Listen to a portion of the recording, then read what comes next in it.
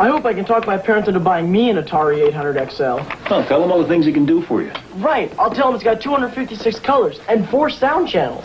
I don't know, that's a little technical. Why don't you tell them it'll help you learn music and art? Oh, and there's integrated software for word processing, spreadsheets, forecasting. No, tell them it'll help you write term papers. I'll tell them it's expandable with serial link peripherals like modems and disk drives. Tell them it's your birthday.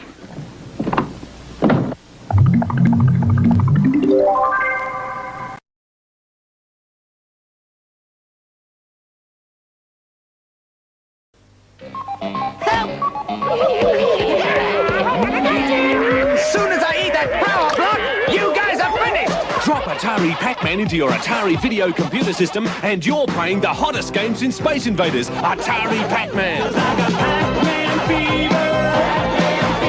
It's driving me crazy. I said Pac-Man fever. I'm going out of my... Hate to eat and run! Pac-Man by Atari.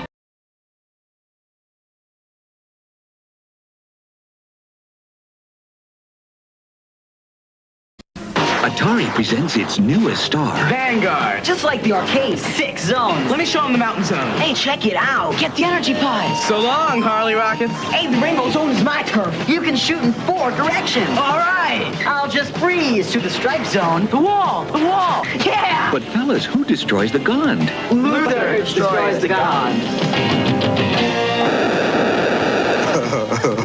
Vanguard is here, only from Atari.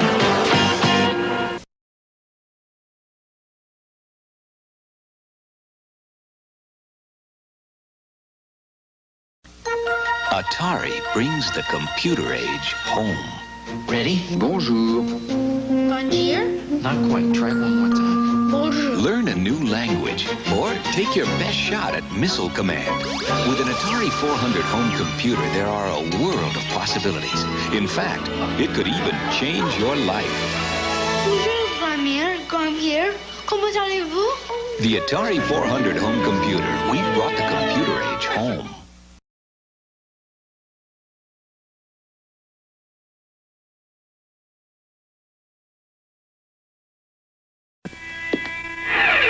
The world's in danger. Only you can save. Take skill, speed, there's a seal. It takes mega force. The enemy is everywhere. So take the cycle through the air. Rocket, fire, thunder. No momentum, better. Mega force. And when you do, you won't be the same. Cause of Mega Force. Megaforce for your Atari VCS. One of the new games of the century from 20th Century Fox.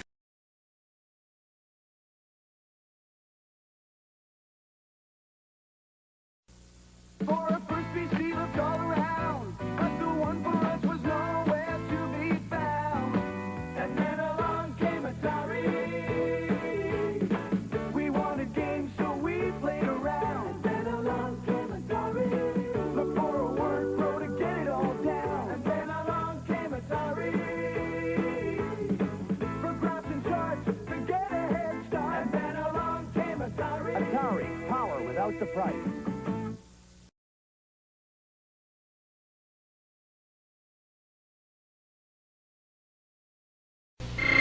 Attention shoppers, the new Atari cartridge game is in. Excuse me. Uh-oh, George again. Atari's ASC battle. It comes with 27 games, but that's just for starters.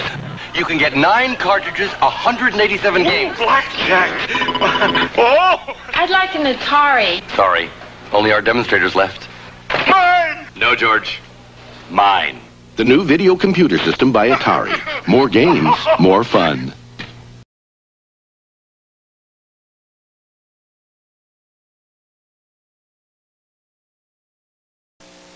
About face! Suck it in, Shorty! Yes, sir! What's that? Yes, sir! Smash! If you've got the guts, we've got the game. Chopper Command by Activision for the Atari Video Computer System. Command firing! Give it to him! Look out! Attack! Watch your radar! Retreat! Oh! You men got the guts? Yes, sir! Well, get your own game. Chopper Command by Activision.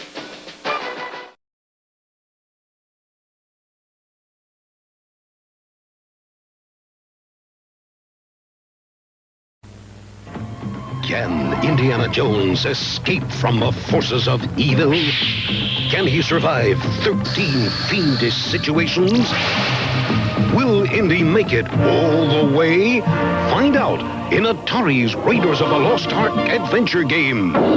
It's diabolically difficult. It's mysterious. It's never the same twice. And it's only from Atari.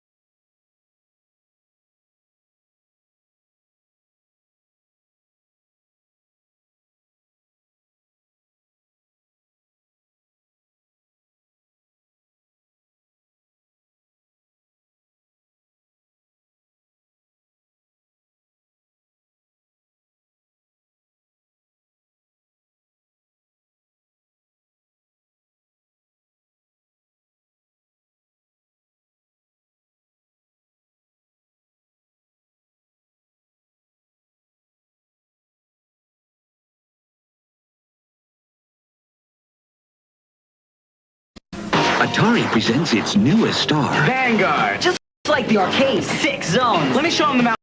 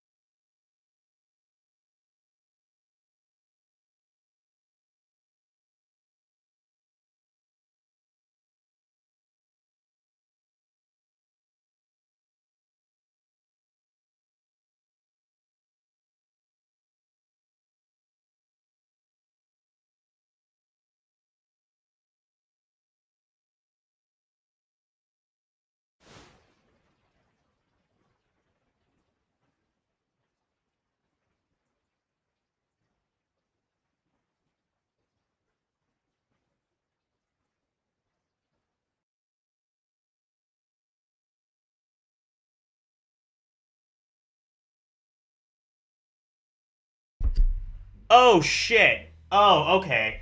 I see what happened. I pressed the mute button on my microphone by mistake. That's what happened. Okay.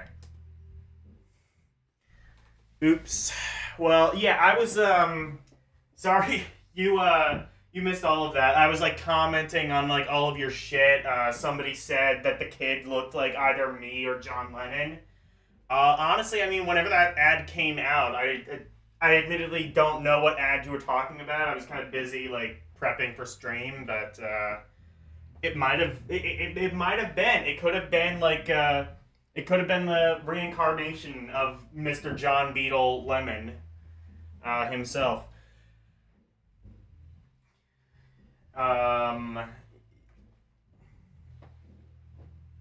Yeah, but, anyways, hello, everyone! I, fucked up.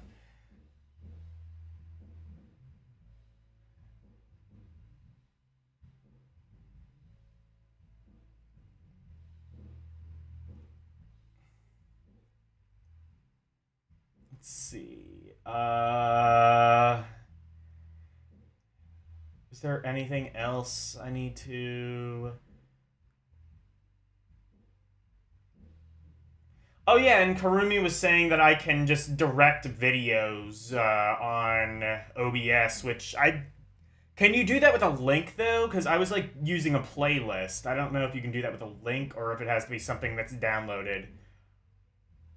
Anyway, yeah, I was, oh, yeah, the other thing I was responding to was, Zombie's thing about Sword Quest.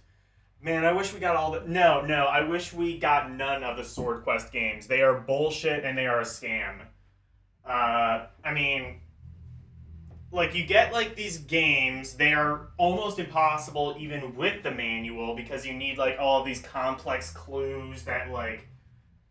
You gotta use, like, this, like, really warped, like, oh, well, these colors represent the Zodiac, and if you look at page 33, panel 4 of the comic that I'm sure you didn't immediately throw away, then, you know... It's just, I aggressively do not... That's why I didn't even rank all the Sword Quest games. I just ranked them all as one, because I'm just like, I don't want to play the other ones. You know? Hey, Nicholas W. Alright. Indiana Jones supremacy? No.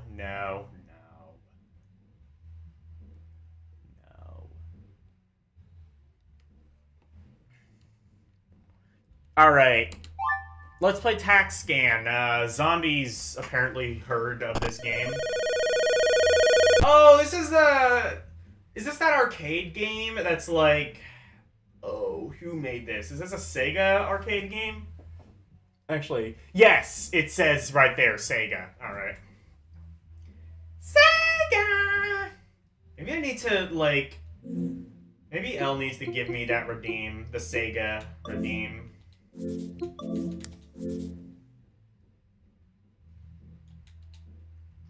Hey. Start. Pretty please.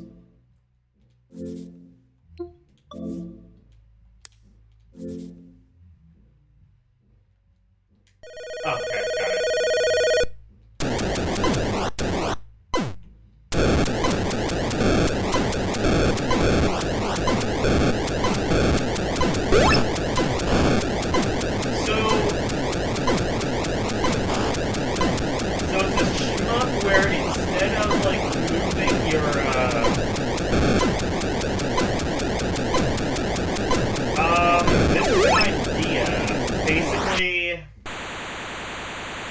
Probably an arcade game. I should probably play that. See how it compares. This is bizarre. Unless, do you even move the ships, or can you just aim? Can you move with, like, the second controller? No.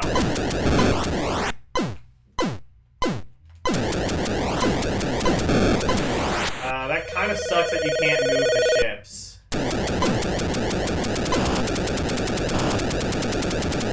Yeah!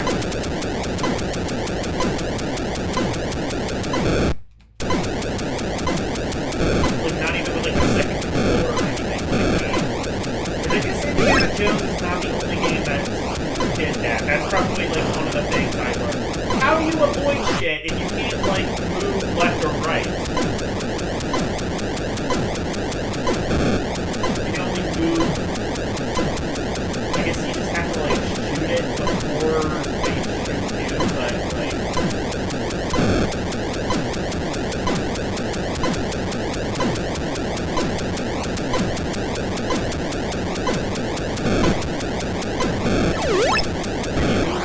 arcade version? Or not? Hey, Jeremiah Thomas. This is a paddle game. Only one axis.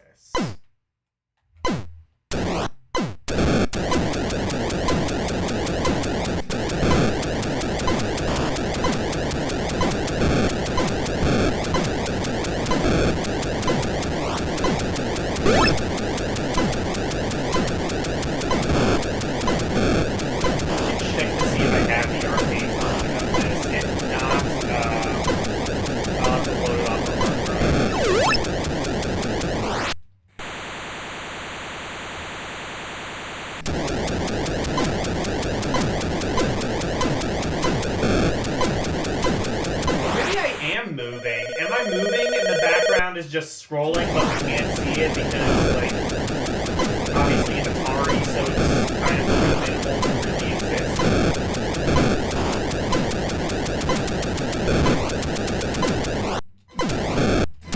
I swear the paddle had 2 buttons, but, like, one of them was just never used. Am I crazy? Oh yeah, there were, like, 2 buttons on, like, the side, right? This is kind of fun. Like that you can't really move. It's kind of, you can't really move to avoid projectiles. If something hits you, you're just kind of like, oh, well, I guess.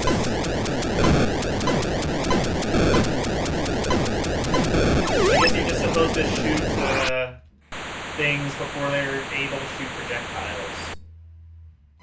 Only 1 button on the paddle. I must be misremembering things. I could have sworn there were like 2 buttons on the left side, I think.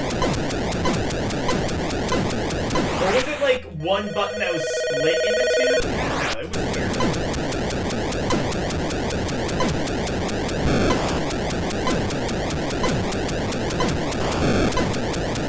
definitely misremembering something. Like I said, I used to have an original Atari. It was, I don't know if it was the Heavy Sixer or the, like the later 600 model. I want to say Heavy Six because, like, well, one of the games you came with was combat, but also, like, it wasn't, no, I didn't think it was heavy, but also I didn't really have anything to compare it to at the time.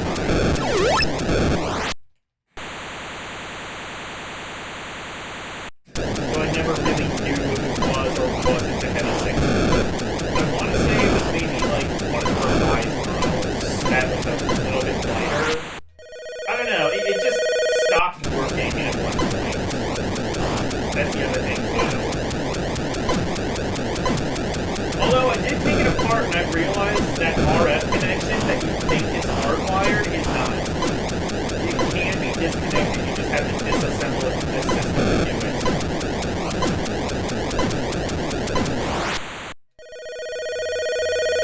And that was like the highlight. It was just like, wait, you actually can replace this? You just have to open up the console and do it? That is Atari brain logic right there.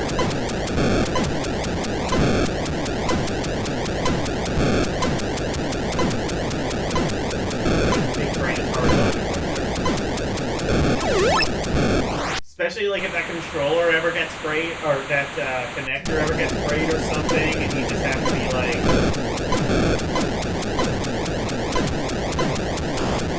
You have to buy a whole other console because you just assume it's hardwired in.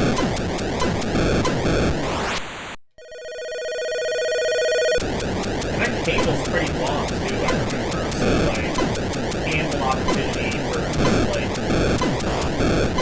it to get frayed or something to go wrong.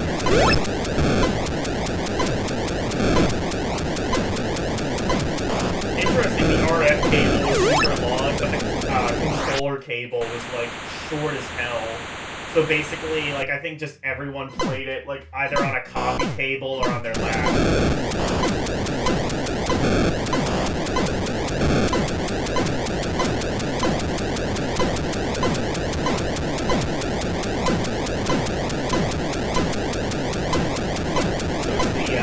NES Classic Edition in that case.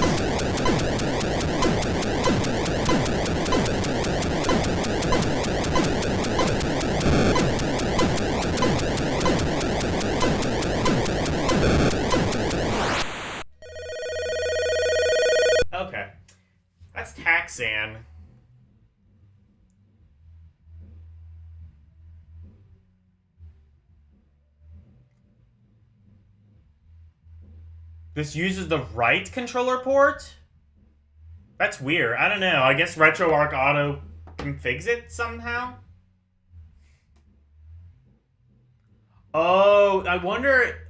Oh, because I did, like, swap the controller ports. Maybe I'm going to have to do that again on the next thing. But anyway, I want to see some... I want to see, if I have the...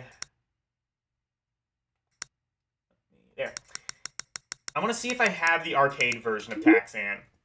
If we can play that.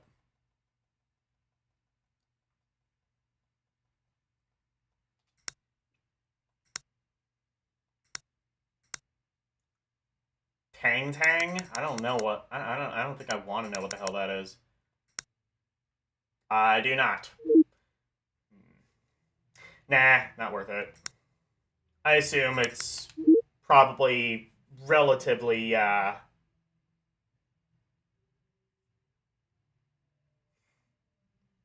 similar.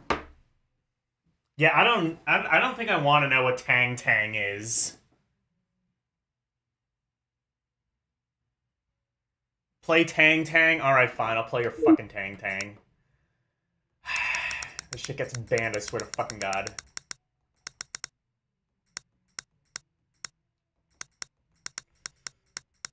Well, first of all, let me, before I even do that, let me rank that game. So, TaxScan. It's an interesting idea that I'm not really sure. I think it's an idea that worked pretty well, that sounded really good on paper.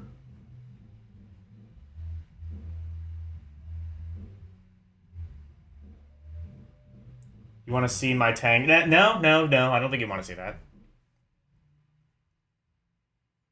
Is it a Konami arcade game? We'll see. Tax Cam. Yeah. Was it ass? I don't think it's ass. I think it's an idea that's really good on paper, but not so much in execution. Let's say... I say it's fun. Could have been worse. I can see how someone could have some fun with that, but I just don't really like the idea of, like, you can't move in the shooter. Oh.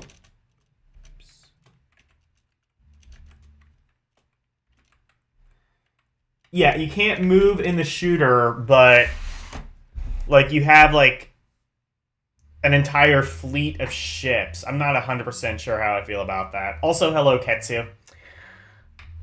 Okay.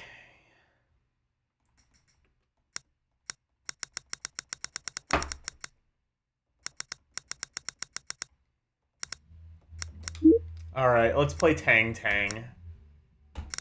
Oh, we do have... Actually, real quick. Yeah, no. Alright, what the hell is Tang Tang? It sounds like a Korean gay stripper game. I'm a little bit afraid that that's entirely what that is. ESD? What the fuck? Oh, is this Bubble Bobble?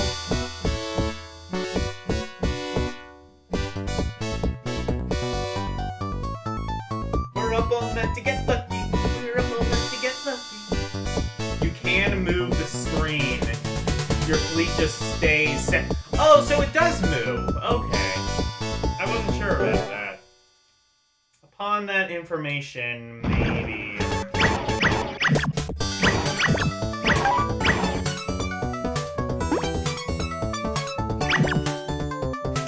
Astley? Oh, okay. This is like Solomon's Key. Yeah, we're taking a break from the Atari, because... by popular demand.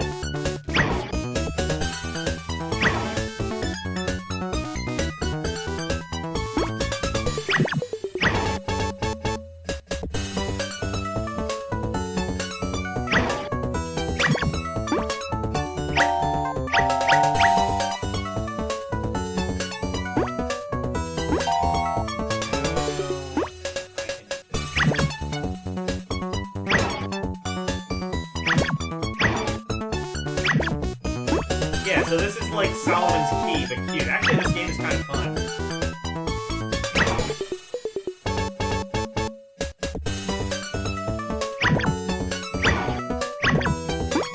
And it's called Tang Tang. I mean, what more could you ask for?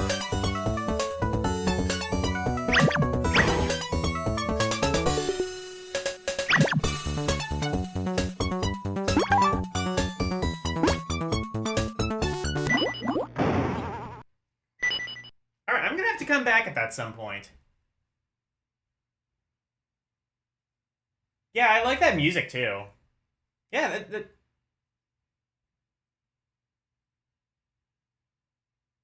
you could remember Solomon's Key, but I mean, Fire and Ice. I mean, Fire and Ice is the sequel to Solomon's Key, but yeah. Alright.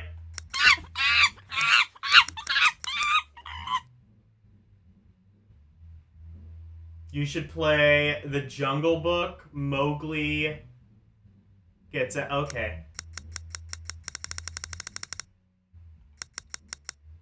Yeah, we will definitely be playing that. Just gonna. Oh, hold on. Yeah, I'm getting a note from Mr. John YouTube. No, we will not be playing that. We will not be playing that Jungle Book game.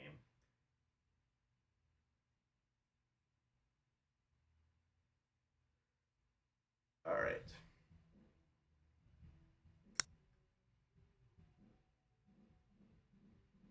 Hey, Sir Jacob. Also, bye, Nicholas.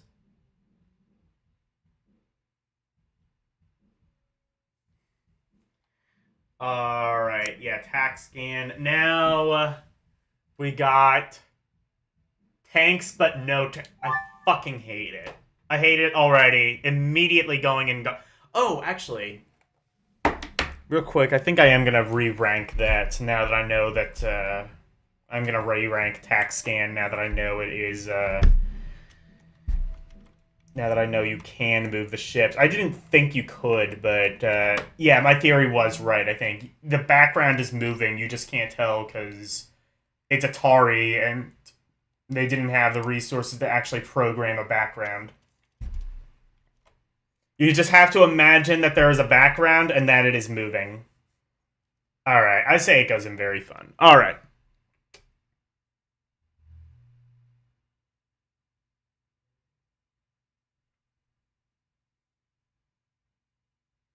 Woody as in the...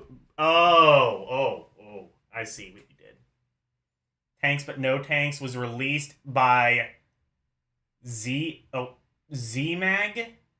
Panda also released it as Tank Brigade. Phantom Tank was a PAL name. Let me see if... I want to check that now. Because if I ranked it under Phantom Tank... Wait.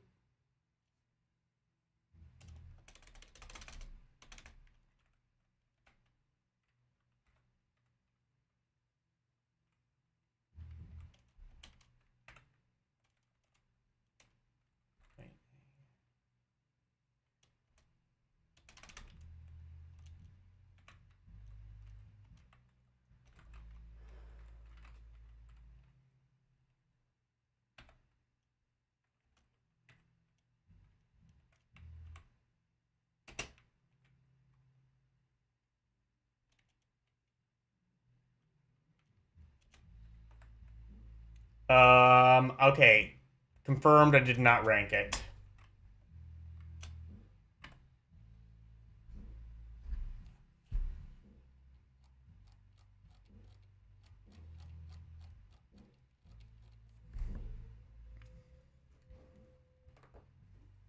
I guess you must have already, I guess you must have told me it was never released in the US as Phantom Tank, and you do not remember me playing it, but who knows? Okay, yeah. So, is this gonna be Battle City?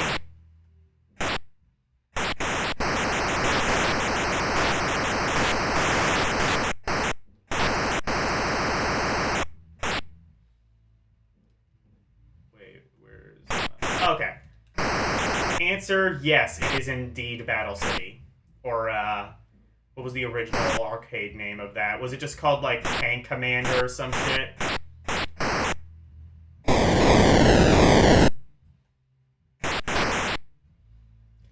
It's fairly generous with the lives. It gives you 5 of them.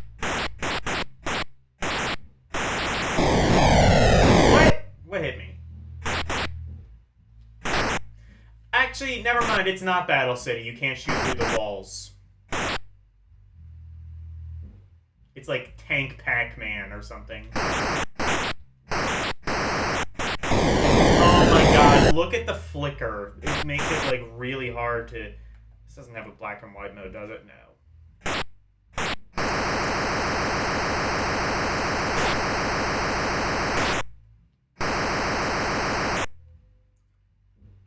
So you have auto fire, but it doesn't work. Now I see why they give you so many lives.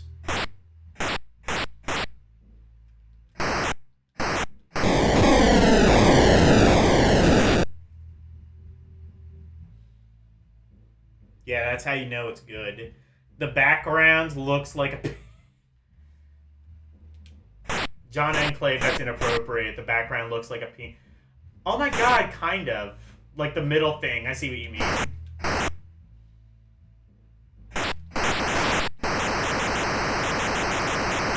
my god, it's like the laser gun in Contra. The minute you shoot something, it just cancels out the thing. The minute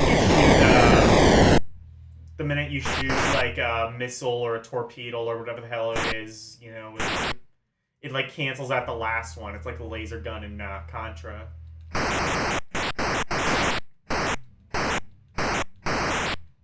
guess that prevents you from auto-fire.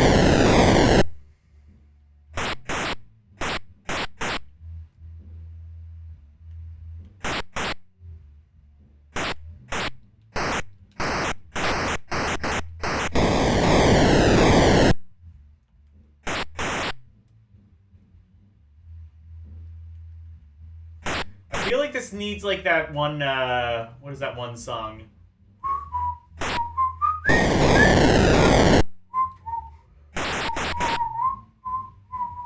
I don't know, it's just like whatever that one like song is from like old British war films. I don't know.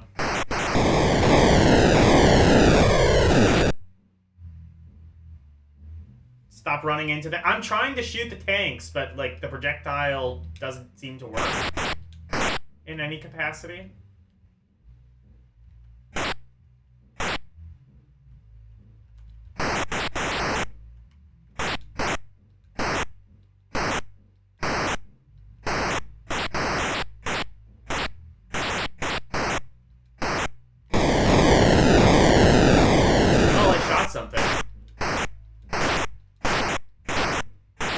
Is there an objective to this? Do I have to shoot all the tanks? Is there an exit? Or do I just have to shoot everything? I think I just have to shoot everything. That is easier said than done. Especially because, again, like, everything kind of blends together. It's one of those games. That's an issue I didn't really foresee. I didn't really foresee that being an issue going into this. Definitely when I get to Atari Lynx, that won't be a problem. Yeah, I definitely never played this one, though. As tanks, but no tanks, or as Phantom Tank. Honestly, Phantom Tank, I think, is probably a better name, because the tanks are almost invisible.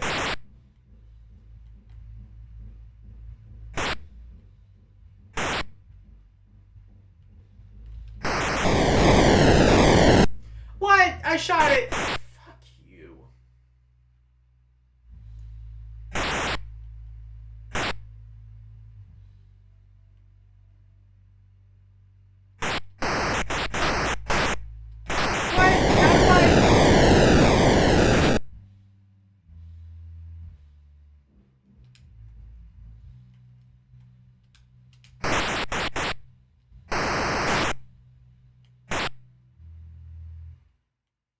Game is programmed like shit. I just want to shoot a tank. Is that too much to ask? Actually, I guess I must have done something, because I have 20 points somehow. Despite the fact that I don't think I've done anything.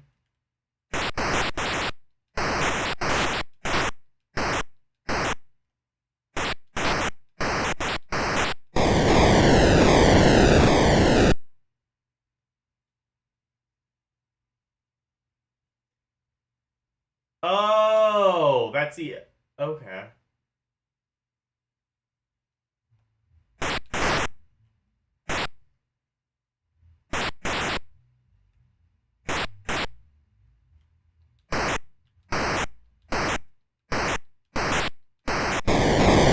Oh, so that's how the... That's how you, like, game over. Okay. So I assume you just, like, prevent tanks from getting to your base and do that until you reach the screen.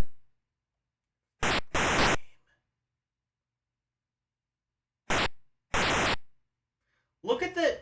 People complain about the flickering in, like, Atari Pac-Man, and that is very bad. I suck. I mean, yes, I do, but also this game sucks. People complain about, like, the flickering in Atari Pac-Man, and that is bad, but at least, like, the ghost sort of contrasts the background somewhat. Fuck this game.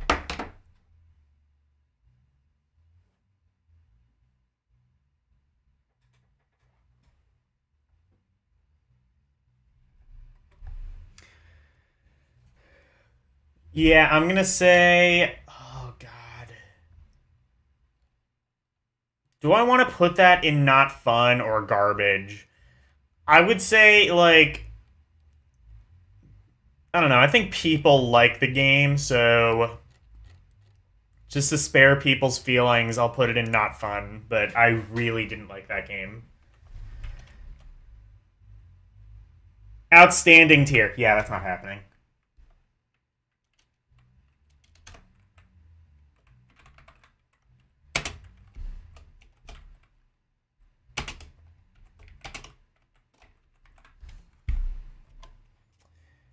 Tanks, but no tanks. My thoughts exactly.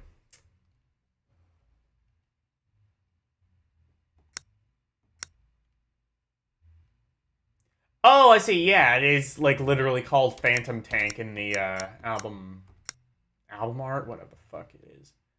Actually, let me just see, like, this other version. I wonder if wait, does the background look a little bit different? The colors look a bit different.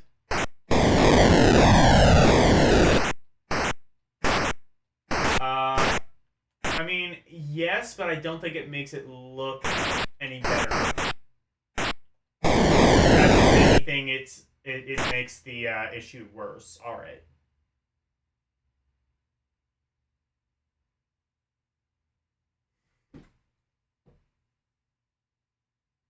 It is a crazy name. I was going to say, maybe that's also partially why I kept it out of garbage, is because it does at least have an interesting name. Tapeworm? I'd rather eat a tapeworm than play this shitload of fuck. Let's fucking go. Oh. Hey. I'm sorry, did that say Spanky? Beely? Hang on. I want to see... Did that say Spanky? Oh, Slinky? Oh, Spanley. Okay. Beely? Beetle? Okay. What is this?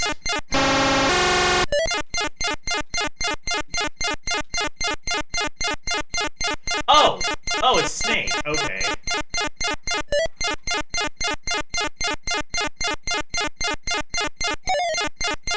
Is this homebrew?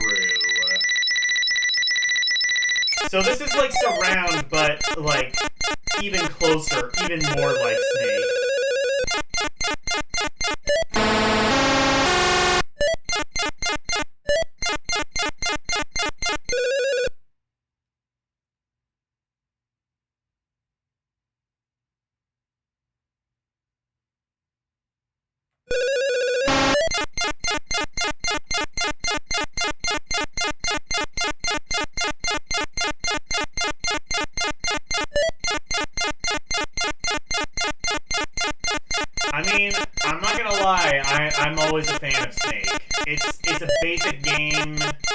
and it's been, like, unofficially ported to just about everything, but... What? Oh, there's an enemy! There are enemies in this. Okay. That's an addition, I don't think, like, Nokia traditional Nokia has.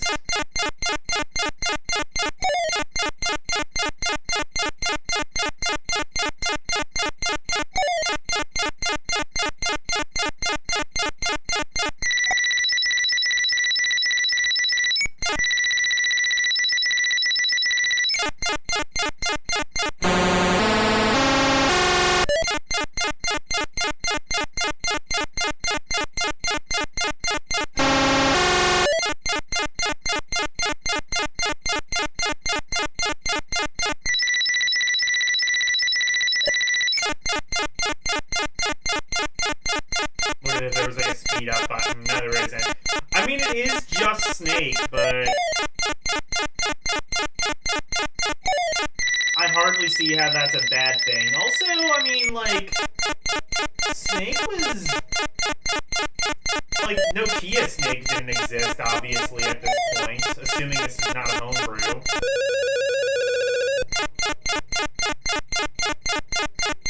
It is kind of hard to see the enemies, though, I will say.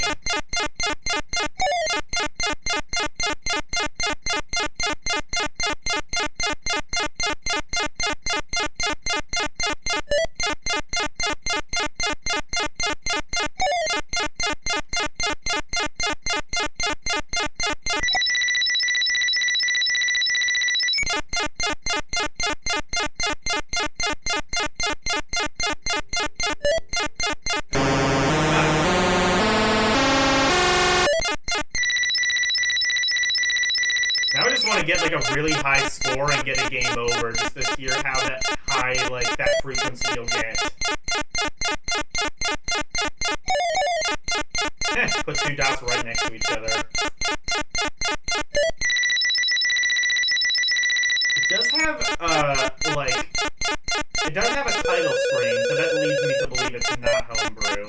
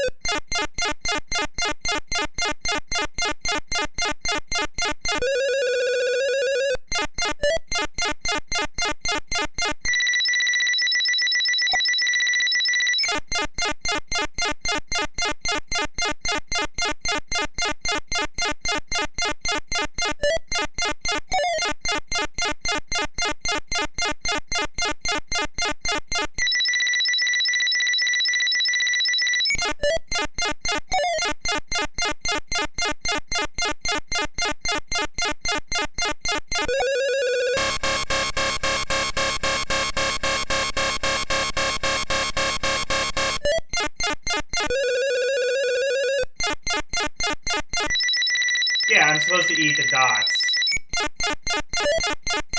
Again, it is just Snake.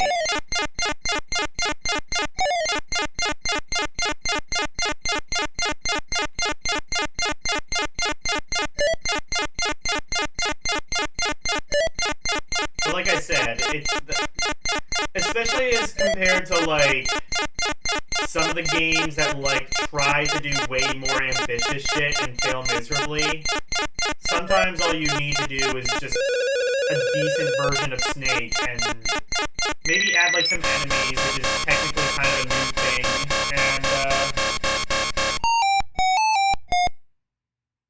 your ears are violated. Oh, shit, is it loud? I'm sorry.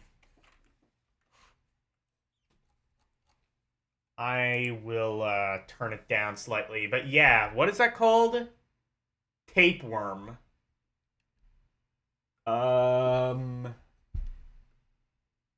What When did that come out? It says 1982 by Spectravision. Okay, so legit game. And a pretty fun one, too. You know, I'm going to put it in outstanding. I mean, it is Snake, but it's a perfectly playable version of Snake. It's something that I could conceivably see myself playing later. And I like it. Good on you. Oh, if you don't have the... Oh, okay, I see. It's not that it's loud, it's just the wonderful sounds of Atari. Oh, okay. Oh, the bug at the bottom is a timer, so it's not an enemy. Oh, okay.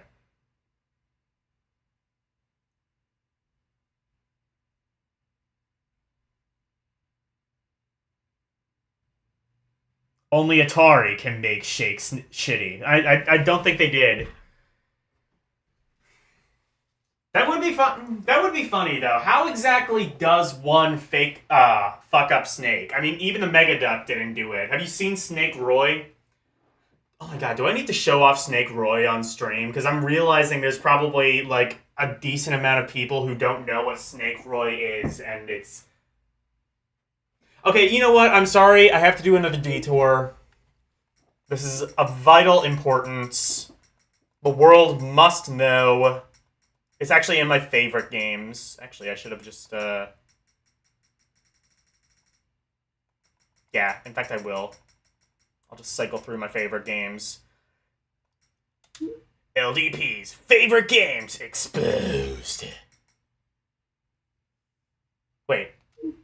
Oh yeah, that's right. Karate Kid is in my favorite games. Cool. I might actually get rid of that. I don't mind the Karate Kid, but I wouldn't say it's one of my favorites. Yeah, I gotta show off Snake Roy real quick, since we're on the subject.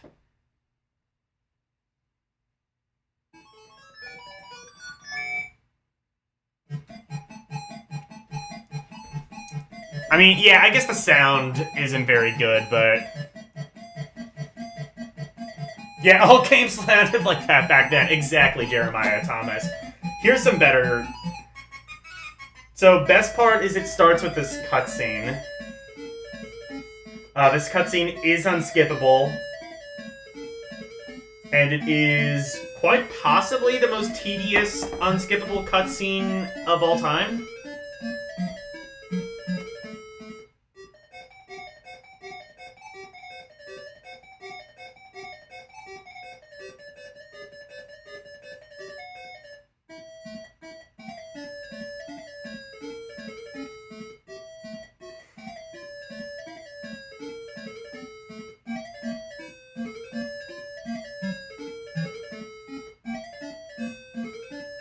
You want me to say the thing you say I always say? I actually don't know what you're talking about. Who are you? This, by the way, was released for a system called the Creatronic Megaduck, which was also released in Brazil under the name the Cougar Boy. And most of the games were done by Sachin, who did such classic AVGN fodder as Little Red Hood and Master Chew and the Drunkard Who. They also did a game called Pyramid, which I've dubbed before as Bullshit Tetris. It is called the Cougar Boy, yes. Hey, Asilla. We're taking a slight break. You can't see the game. Oh, shit. Okay, I'm sorry. I have to... I'll fast forward through the intro, but I have to show you, like...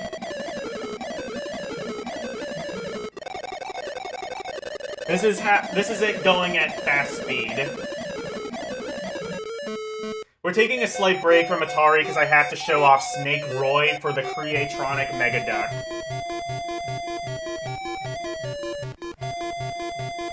And it's absolutely ludicrous and absurdly drawn out cutscene.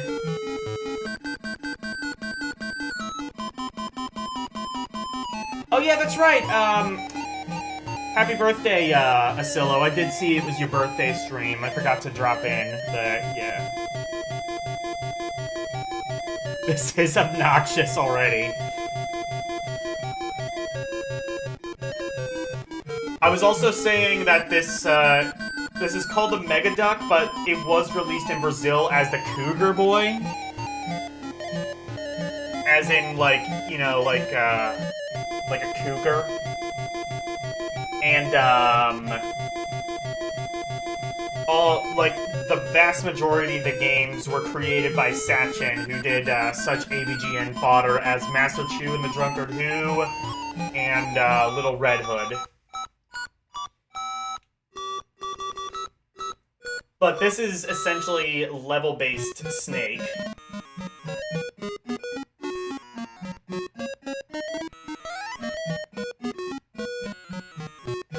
I'll just show off the first level. I think later on there are enemies.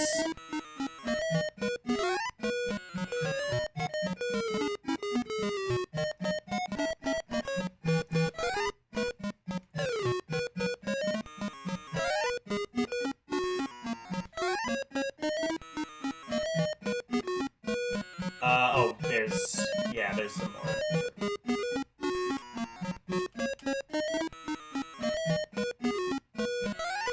I think this had about the same specs as the Game Boy, but it was never really taken advantage of in the way that it really should have. Is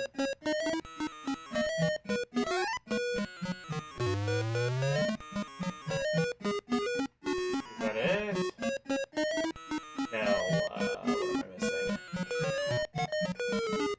Oh, there.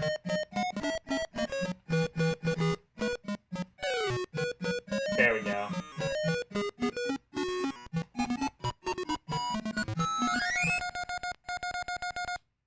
Okay. But yeah, I just wanted to show off Snake Roy because it is funny. We've done 3 2600 games and 2 others. This is going to be a long stream. Yeah, I know. Ayo. Hello. The intro is peak fiction. Don't hate. Yeah, fair enough. I didn't finish Atari, no. I was just taking a break. Because we were playing a game called Tapeworm, which is Snake, and I just had to, like, take a break and show off Snake Roy. Alright. Tapper? Okay, so Tapper, I'll play this slightly, but I've already actually ranked it. It is outstanding. This is one that somebody requested a while ago. Wait.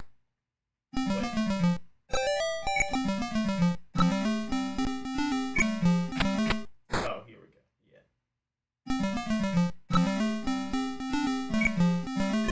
Just to assure everybody, this is...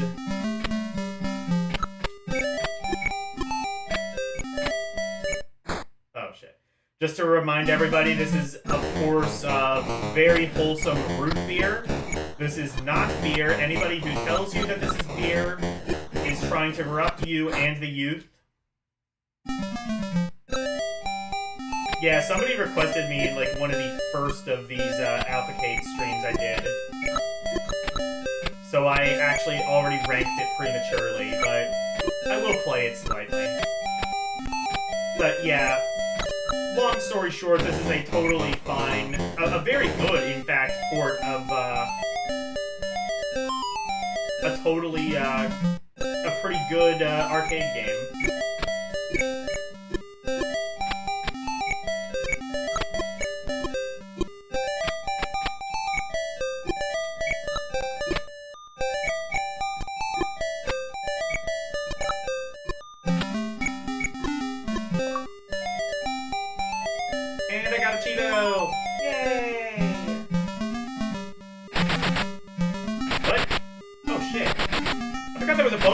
Fuck, what do I do?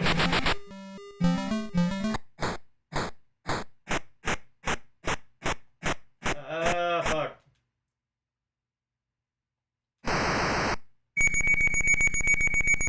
I don't know how to do the bonus level of Tapper.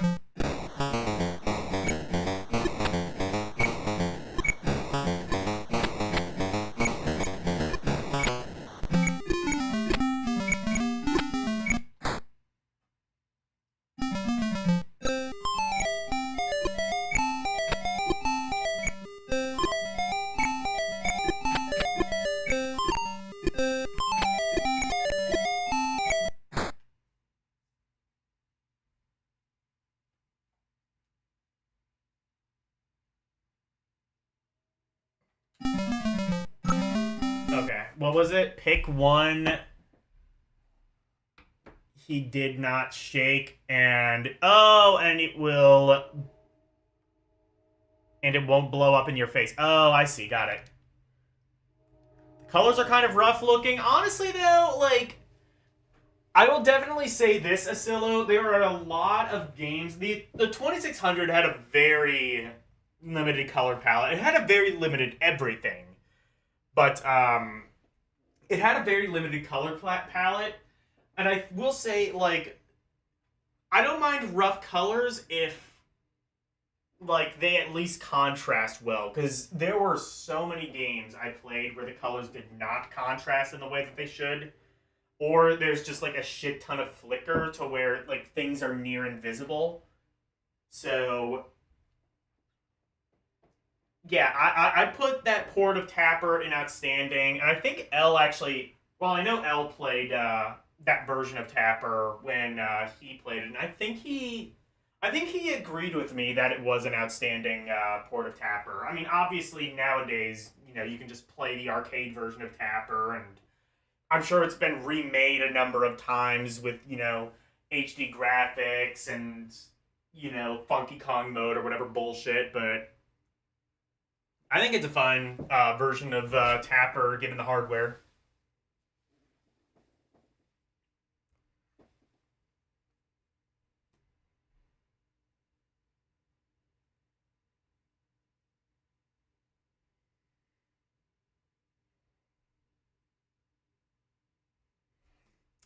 Alright. Well, we played Tapper already, so we're not gonna... Targ? CBS, what? I'm sorry, there's a game called Tax Evaders. I can't... what the hell is that? Is this... What is this? Is this legit? Because it doesn't have a... What?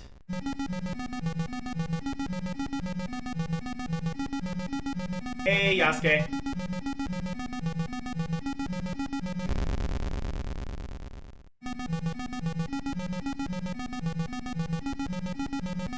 It was unreleased by CBS Electronics, but finished by Telegames as Universal Chaos. Okay, I will,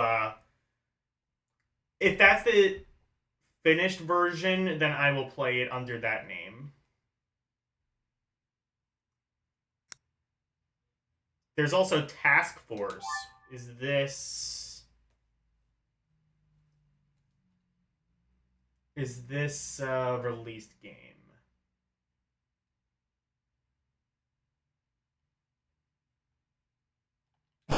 Oh, wait. Oh, it's a gallery shooter.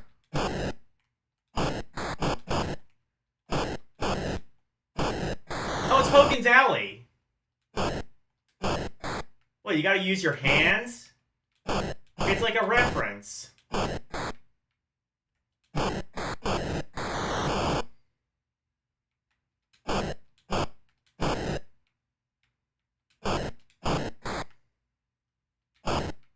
It's like a Back to the Future reference. Oh, wait a minute.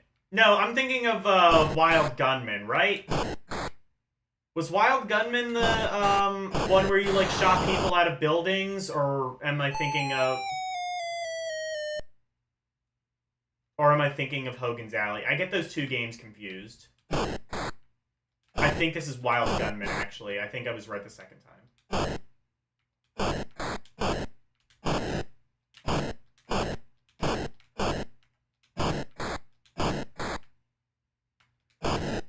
They stay up for a while, so that's pretty good. At least on this first level. Which is good because your crosshair, I don't think, goes as fast as I think I would really like it to. I don't know. If it went much faster, would it really be controllable? What? Oh. Okay. I thought that was something bad, but I think I just beat the level.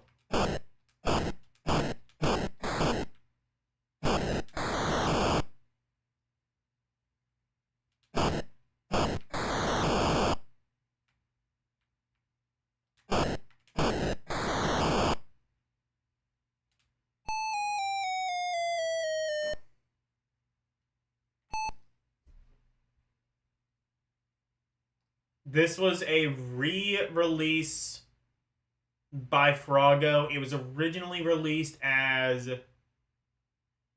by Spectra Video as Gangster Alley. Then I already ranked this one? Okay. Fair enough.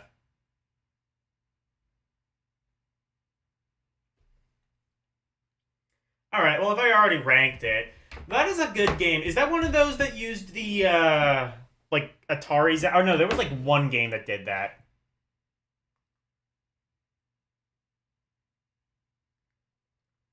I don't know. I don't know what I ranked it, but hopefully I gave it a good rating, because it is a good game. Tax Evaders! Oh, a lot of people love playing this game. A lot of people are saying Tax Evaders! And Dunhill Electronic? What, like, the record label Dunhill? American video game. Okay. Has anybody been auditing ABC Dunhill, the record label? Nah, it was a joystick game, okay. This is the only game ever released by American Video Games. And it is Tax Evaders. Alright. I wonder why they didn't make any more games. Were they Is this Porky's?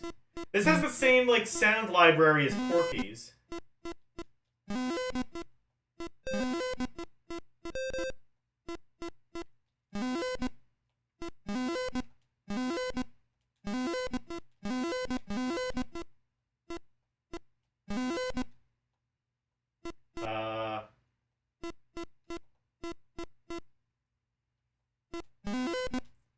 Is it possible to get onto the other platform?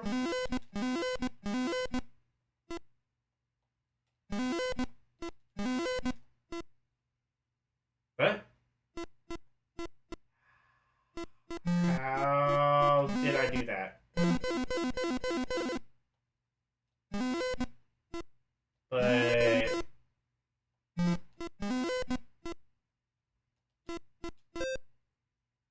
I have many questions. Why is it changing color? What the hell? What is anything? Stand in the middle and... Oh, is that an elevator? I didn't see that. Yeah, it has the same, like, sound library as Porky's. Coincidence? Probably not. Again, there were only so many sounds you could do on Atari. Oh, wait! So it's elevator action, but you don't have a gun. It's shitty elevator action. Cool.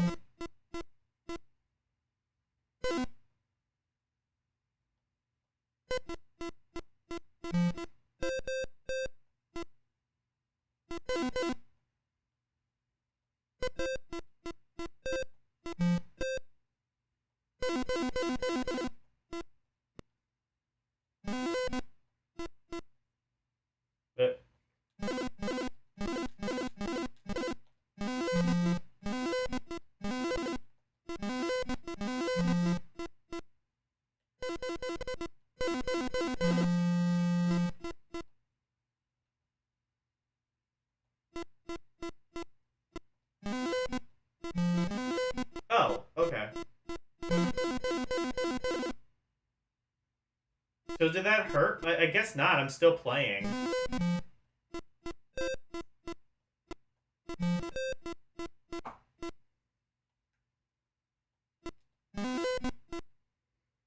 You know, I was gonna say I didn't know what to expect of a game called Tax Evaders, but I think I did expect something, and it wasn't this.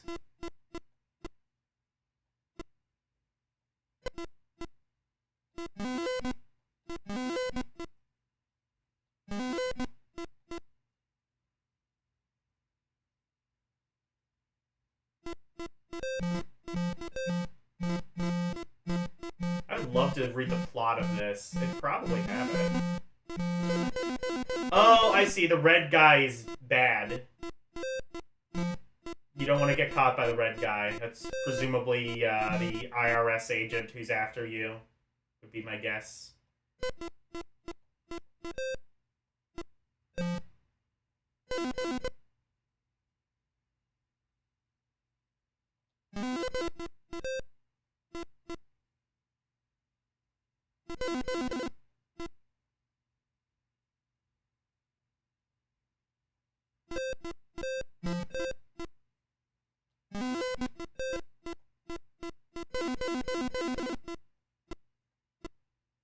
And then it just takes you to the next screen whenever the fuck it feels like. What the hell is going on? Unless, did I, like, get all of the things? I need to look up, like, a plot synopsis of this, because it has to be... If it's even a fraction as batshit as this game, it has got to be, like, a gold mine.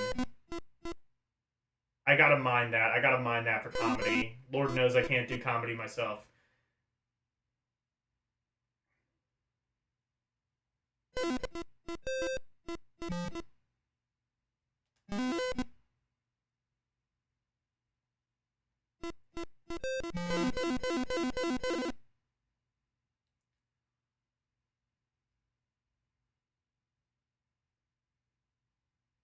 Band pull tax.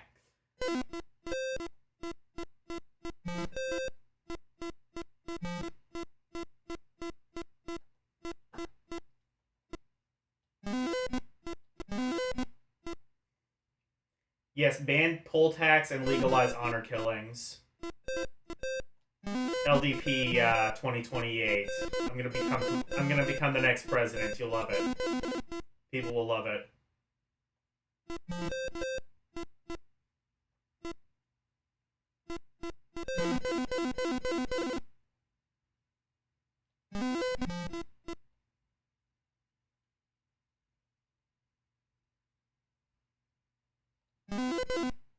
I can't tell if this is another...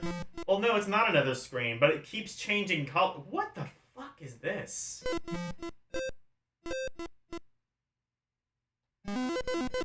Tax evaders, apparently.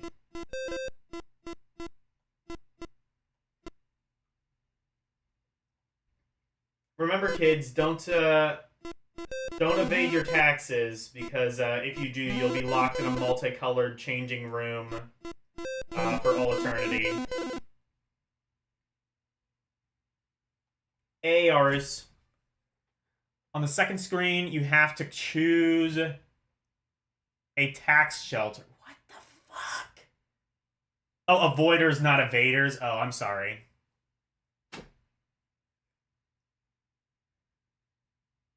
You thought you were seeing double for a sec. This... You know, here's the thing. Oh, is it buffering?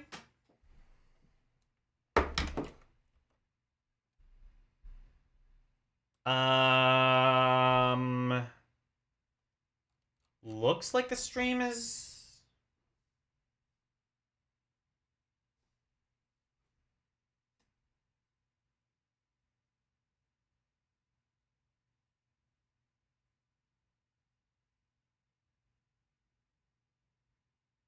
It's not a good game, but it's playable. Yeah, I would say the same thing.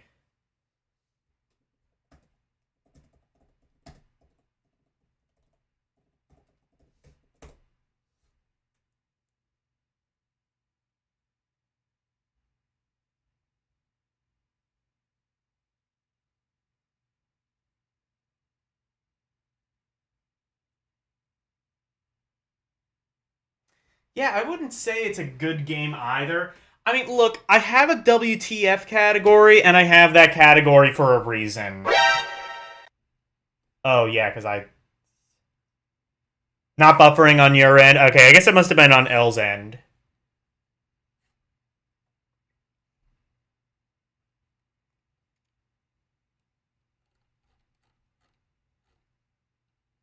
Yeah, I have the WTF category for a reason, because...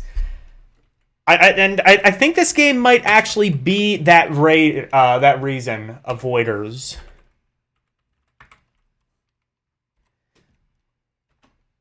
What the actual fuck was that? I gotta... Hang on. Oops. Oh, no, I didn't want to... Oops. I didn't want the,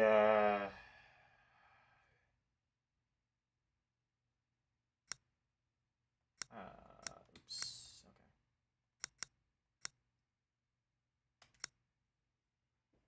Does it have the manual? Can I... It does, but it's... Wait, actually. Back of the box. Does the back of the box have a story? I want to see how they justify this shit.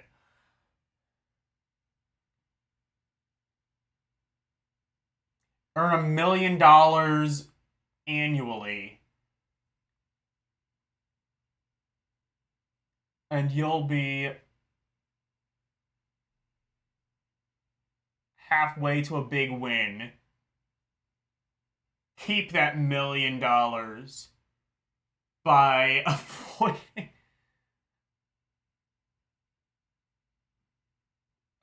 avoiding audits, taxes. What the fuck? Who asked for this and who wanted it? Answer: me and me. But I digress. Also, hello. I'm not even going to try and pronounce that. I'm going to have to at the end, though. That'll be fun.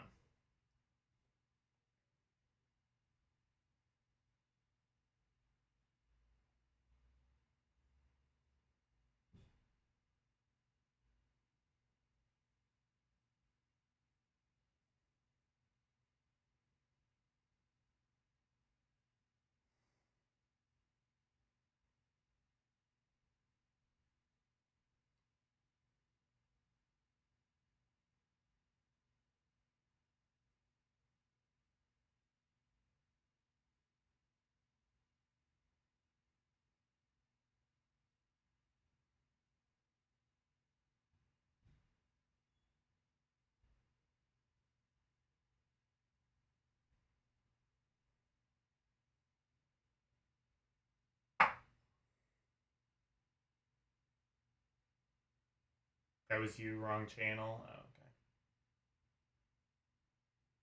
Yeah.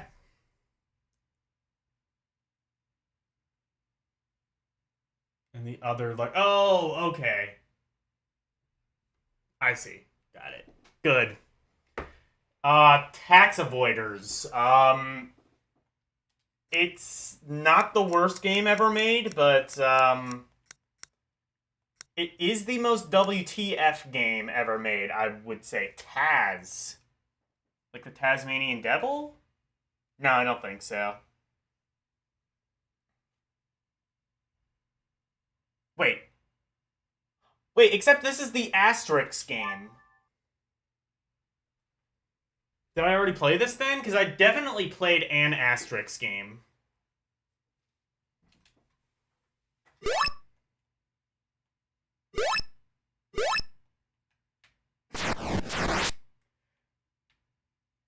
This is not the Asterix game I thought it was.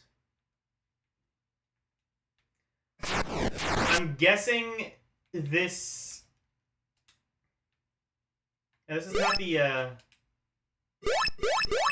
Oh, I think this is Tasmanian Devil, actually, though.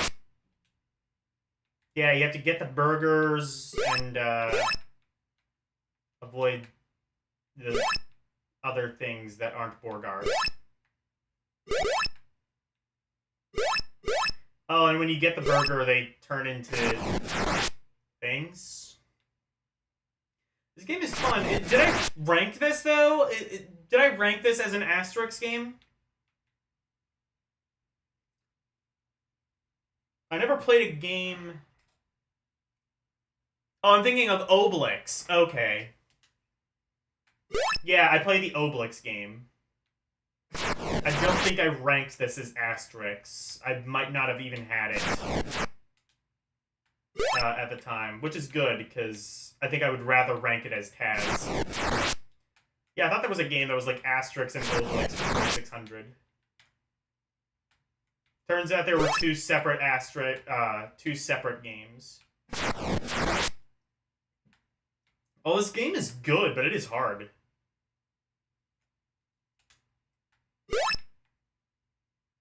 That said, I very much acknowledge it is skill issue.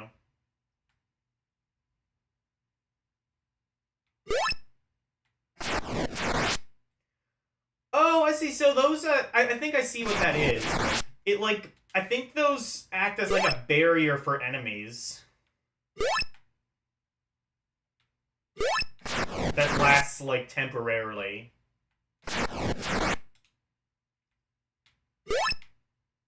Am I wrong about that?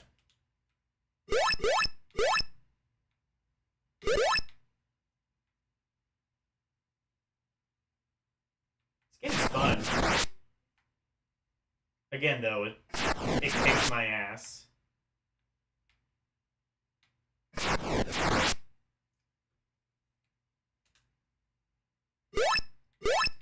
Borgar. Since nobody's doing the redeem, I guess I have to.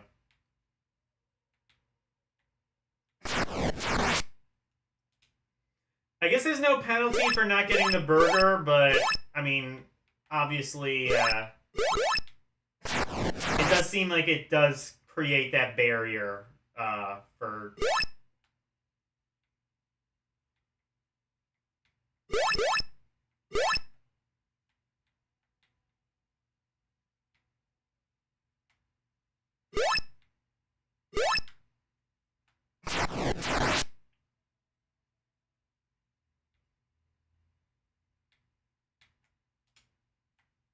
This is fun. And also, I think this is... Yeah, this is definitely the Tasmanian Devil.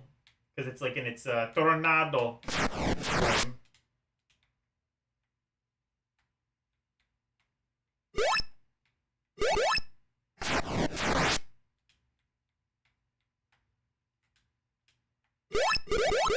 Ooh, nice.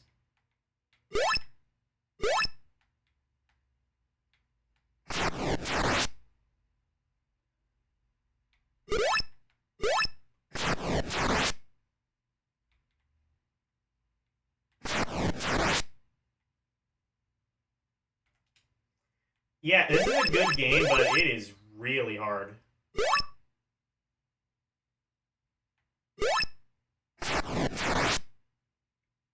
Also, hello, Renee, if I didn't say that. I think I might have, actually, but hello again.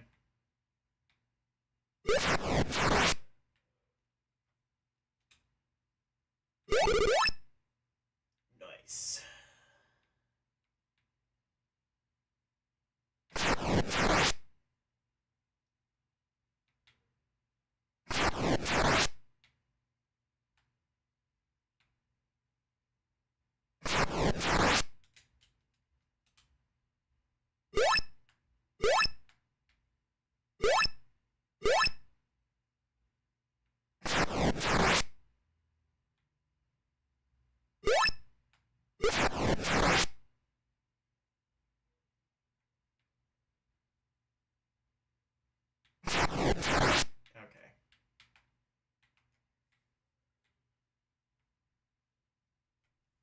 You know, the Atari had a pretty good track record of...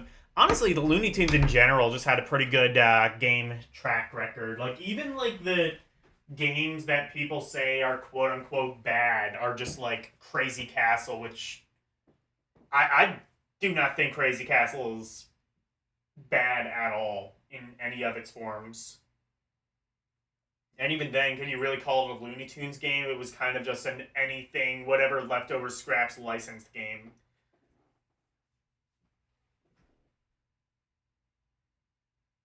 It's Toho practice. Yes. It's Toho practice.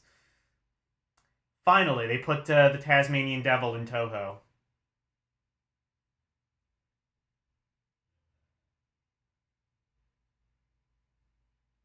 A very limited release in North America. I don't think I did. But I will rank this, and I will rank it pretty positively. I'm going to say very fun. I think it would maybe be outstanding if it was not as extremely difficult, but it's like on the cusp of outstanding, I would say.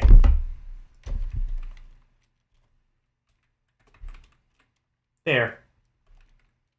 Oh, never mind. I was about to say even I can spell Taz. Apparently not.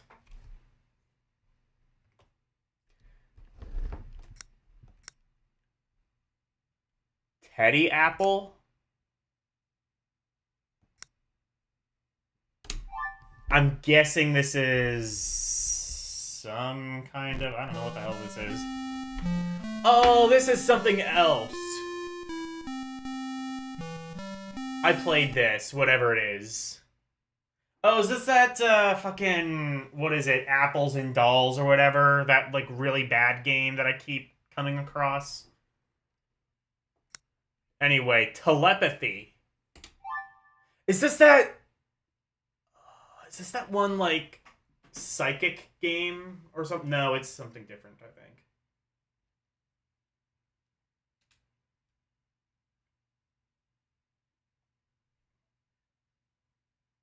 Telepathy. What? Oh, okay, never mind. Now I can... What? Oh. What? I beg your pardon?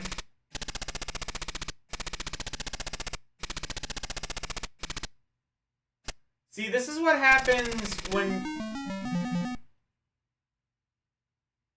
This is what happens when, like, you have, like, multiple levels on a game without, like, the ability to do cutscenes. You just have, like, these abrupt transitions where you're just like, oh, finally, you get, like... Fuck you, you figure it out. And do so in, like, 20 seconds. Or 20... What am I thinking? In, like, 2 seconds.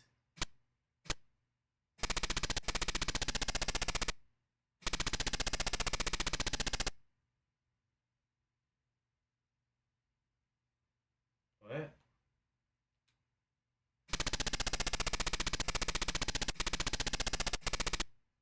Where am I?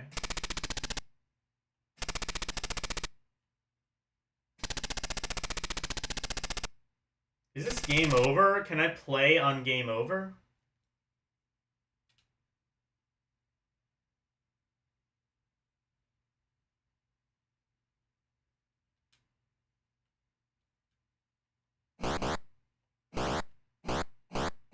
So it starts out as Kaboom.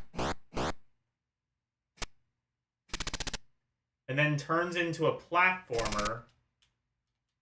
See, the button doesn't do anything.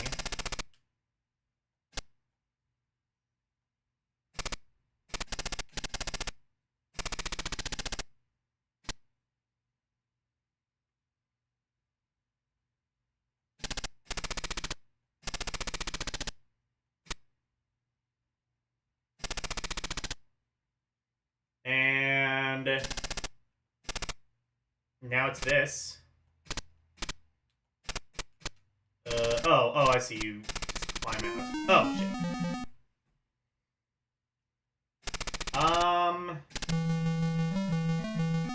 Okay, fourth screen.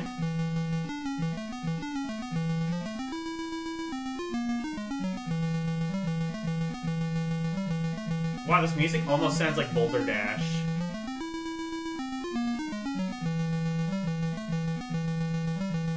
Granted, it is a random assortment of notes, so it could just sound like anything.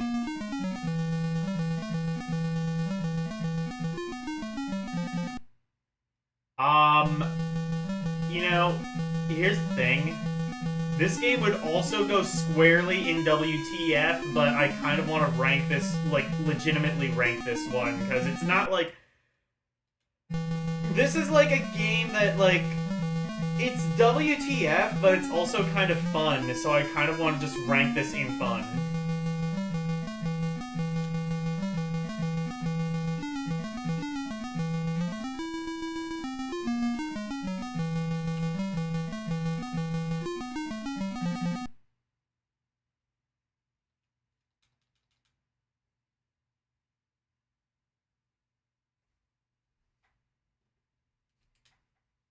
I kind of like this.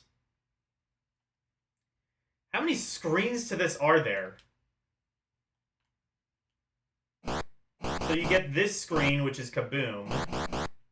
You get this next screen, which is like Donkey Kong, question mark.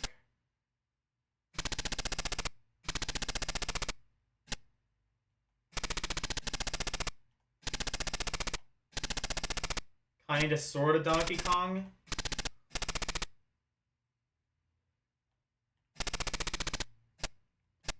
And then this, which is not really anything.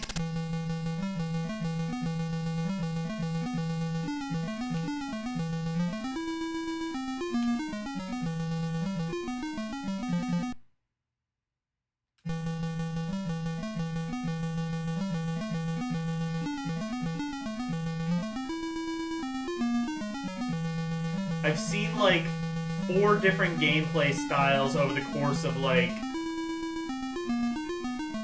Yeah, I've seen 4 different gameplay styles over the course of about 20 seconds. So that's pretty cool.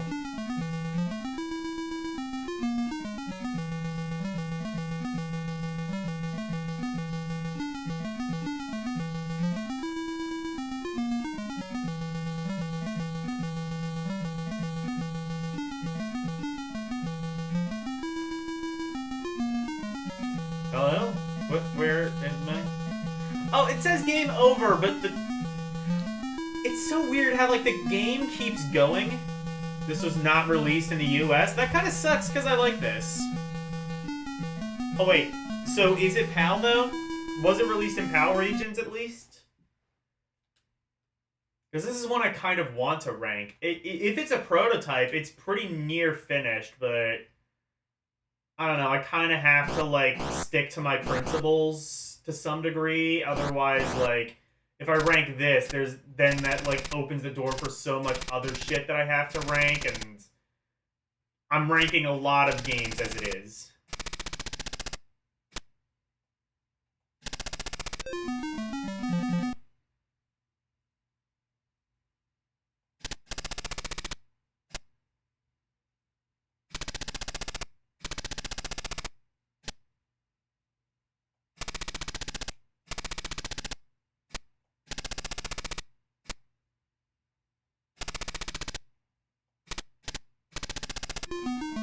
Oh, shit.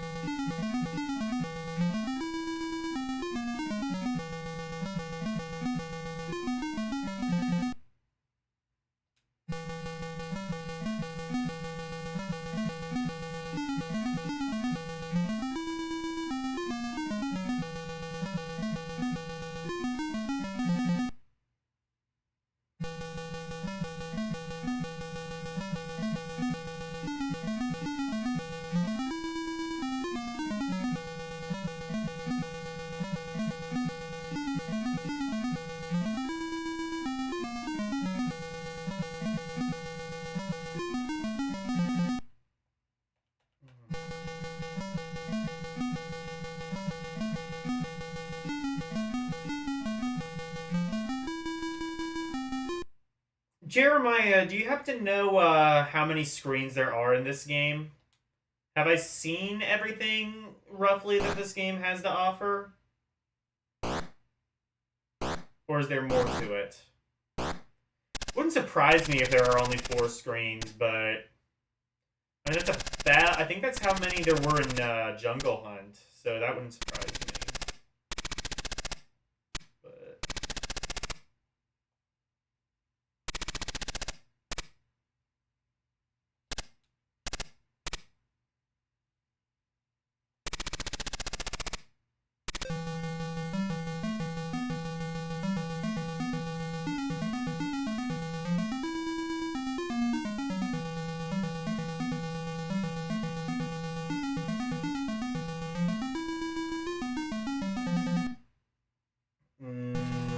sure how I feel about that, but... I'm not sure how I feel about this screen, but everything else is pretty decent.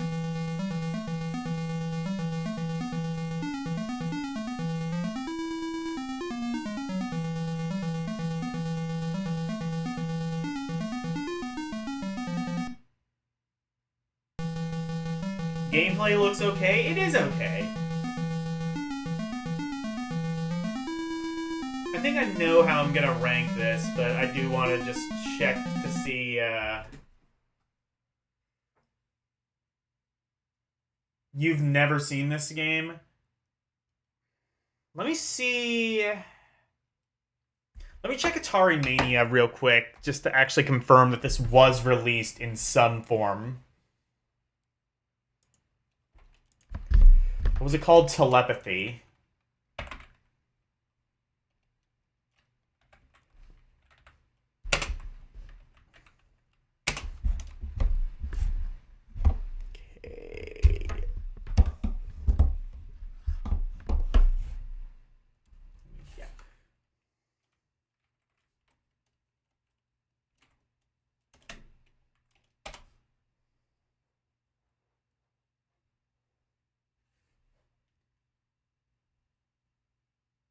All your protos.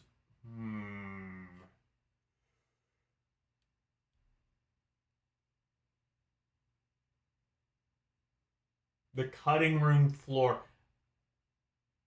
This looks like it was not released. That's a shame. I did the BRB screen. Oops. Yeah, I'm seeing shit called All Your Protos Are Belong to Us and The Cutting Room Floor. That leads me to believe this just plain was never released. Which is, admittedly, a bit of a shame, because I think I would have ranked that pretty positively. It is pretty complete, it does seem. So, yeah, I probably would have ranked that pretty well, but... I'm not going to do that. Tempest! Here's a game. Here's a game that humans may have actually heard of and indeed played. I think this one was released. We don't need to ask if this one was released. I think we know for an absolute fact that it wasn't.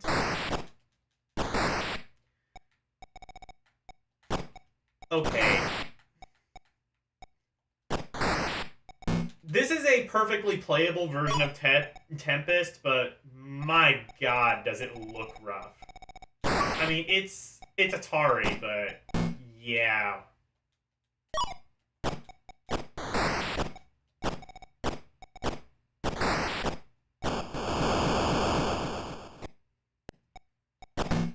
Anyone ever play Tempest 2000? Actually, LCX, next time, actually, you need to play Tempest 2000. Play that on the Atari... Oh, no! Actually, not the Atari Jaguar. What was it called on the PlayStation? Was, Tempest X3 just the same as Tempest 2000? I think it was. Tempest X3 on the PlayStation. Play that one, because I think that might just be the Jaguar game, but better.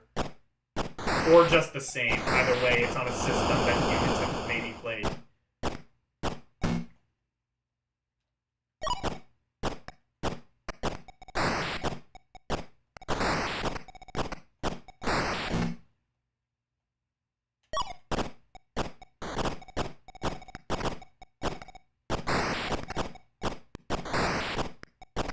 There's also Tempest 3000 on the new one.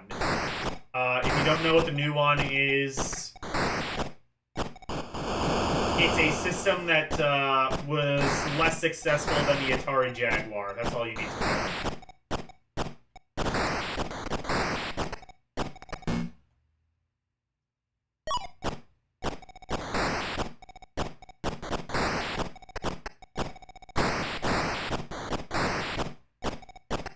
Tempest is a fucking classic, though. Also, I think there was Tempest 4000, which was recently released on Steam. I played a bit of that. That one's pretty fun. Except I think when I tried it on my Steam Deck, the sound didn't work, but otherwise... I'm a little surprised nobody has nobody's released Tempest 3000. I think it just comes down to, like, nobody knows how to emulate the new one. Or somebody has re-released it, though, I think.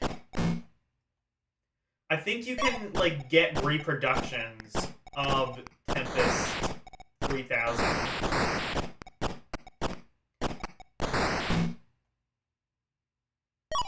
Because I saw John Hancock talking about that, and I was just like, okay, cool, but, like, can you just re-release this on something that humans may have played?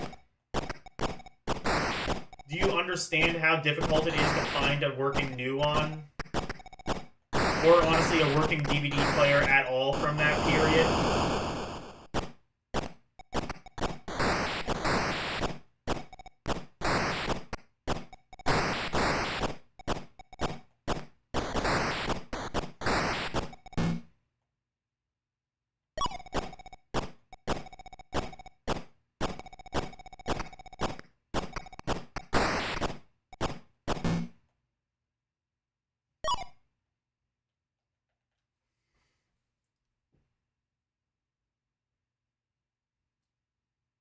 Yeah, okay, yeah, I saw that. I saw somebody re-released Tempest 3000 on the new one.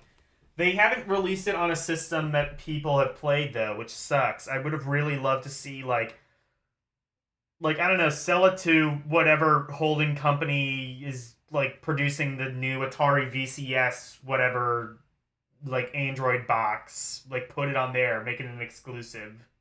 Maybe then you'll actually, like, shift some units. Wait, this is a prototype? You think it was finished and released as a homebrew? Oh, shit. So I can't actually rank this, maybe.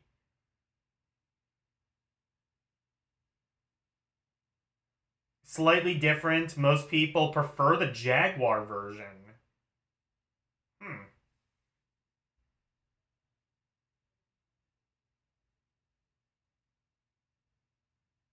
Oh, they've also released two or three other, yeah. All under licenses. Okay, cool. Atari owns it, but they would have to develop an emulator or yeah, that's true, I guess. Is that Tempest or someone's underwear? Ooh, I'm like... there's no turning back now. I'm like, between those two games, I'm like rethinking my my stance on ranking demos, but too late now. I could have sworn that was released. I thought it was. Okay. Tennis! This is Elle's favorite game. Elle's played tennis in real life, apparently. Okay, well, for starters, no clap hands logo at the beginning. 0 out of 10.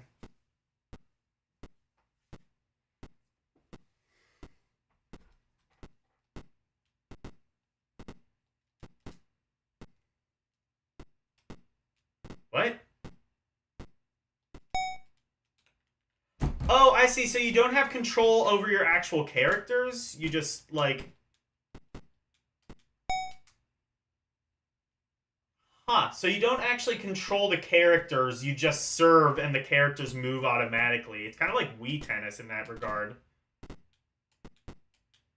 Also, I can, like, barely see the ball, so it's near impossible to serve. Is there a black and white mode? There is! Okay, that helps.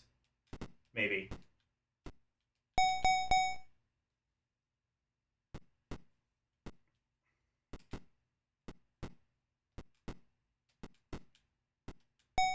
Oh, wait, actually. Oh, wait, never mind. I do control. Okay, I see. I'm not used to a tennis game where you control on the other side.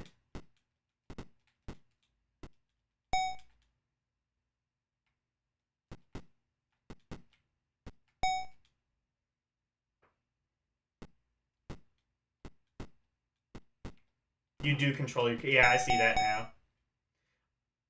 I'm stupid. I thought I controlled the Oh, wait. Oh, so you can control both sides. I see. You change sides. Actually, I think that is, like, regulation in tennis, so I guess that makes sense that they did that.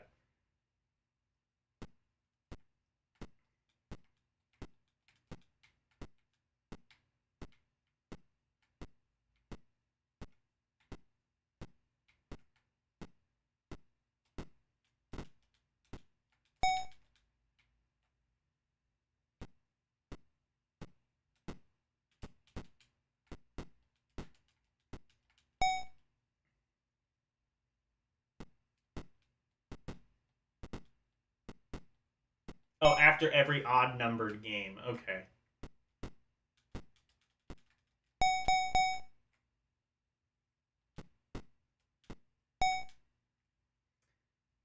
Problem. I'm not good. Oh, it also does have the tennis scoring system, which is pretty good for an early game like this. It's not like Pong scoring. It's actually like the genuine like.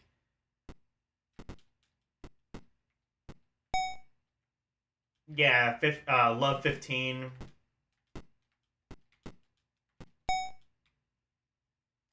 Well, it's tennis. I can't fucking play it at all, but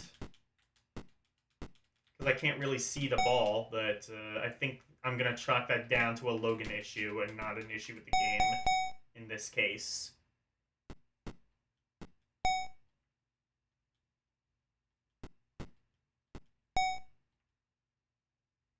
This isn't even tennis. That's not how tennis works. Wait, what's wrong with it?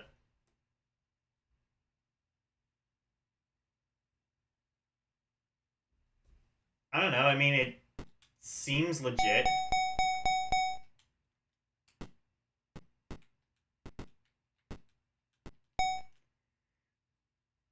Also, it's like best of what? How many rounds are there?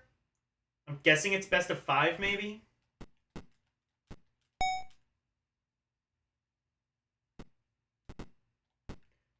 No.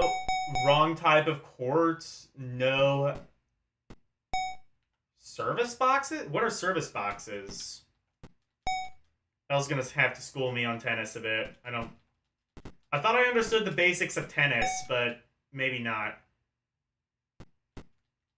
Also, I love how the Atari is so basic that it couldn't even, like... Also, you do totally serve. Look.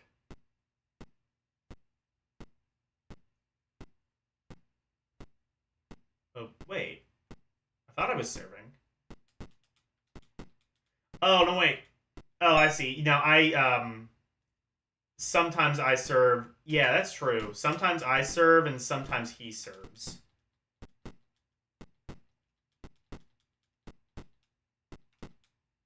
Oh shit, I'm actually getting a decent volley. Oh. I actually got a decent volley going on for a bit.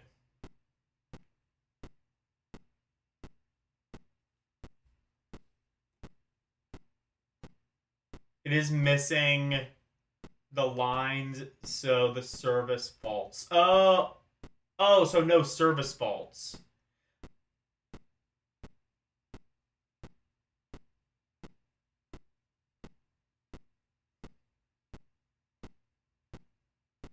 You have to serve from left to right and vice versa. Okay. Am I serving? Oh, yeah, no, I am serving. No, I think Black was serving. Yeah, that's true, though. Yeah, you're right.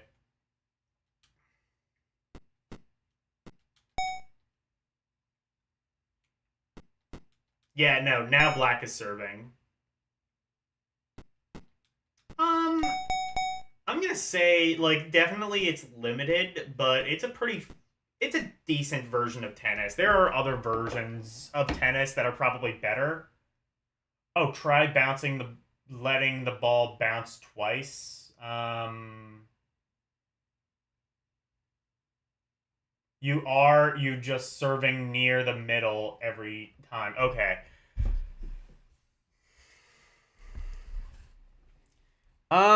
Tennis. I'm gonna say that would be fun if there were not, like, if there were not better tennis games that would come out later on the 2600. There was Real Sports Tennis. Were those the only two tennis games? I mean, obviously Pong, Video Olympics or whatever, but I guess that's technically tennis. Funny thing is, though, I think that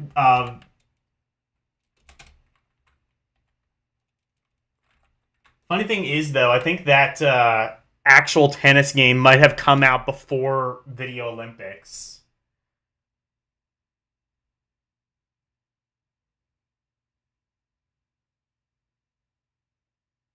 I think the second bounce might always be outside the lines. Okay.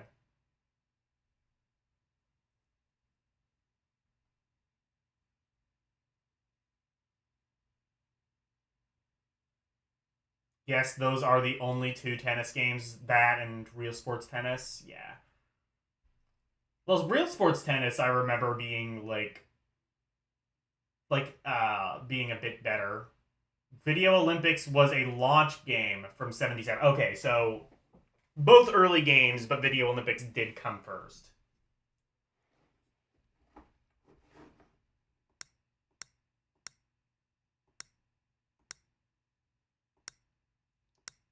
Test card.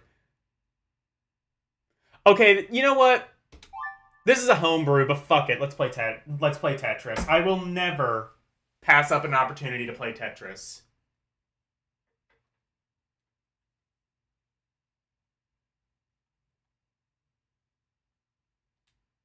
Maybe I might want to pass this one up. So no sound. It is a playable is there a sound when I clear a line? I think I've actually played this already, and I want to say no, there isn't. I mean, it's just a stupid homebrew. Not gonna rank this, but I mean, it is Tetris, so I would be remiss if I didn't look at it. Oh shit. Oh god, this goes very fast. Okay, let me restart. Hang on. Does it not randomize? Is it the same thing each time?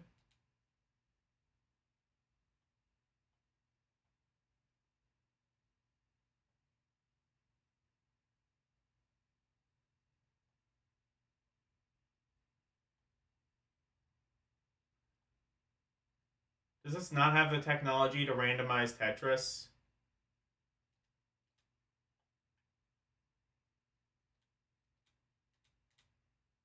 Or more likely, whoever homebrewed it?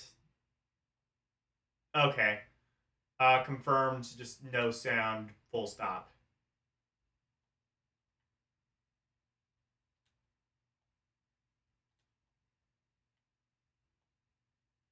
Ding. Ding. I guess we have to make our own sounds.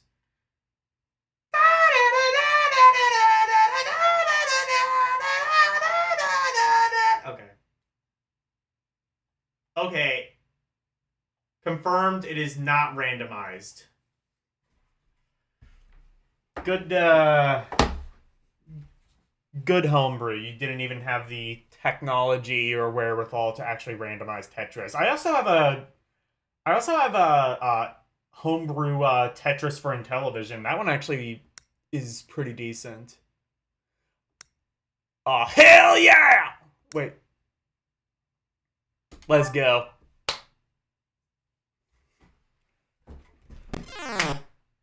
Let's fucking go! Texas Chainsaw Massacre.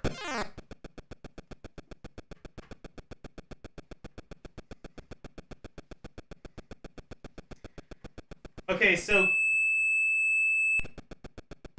Shut the fuck up. That's the sound of a scream, by the way. That's not my smoke detector going off.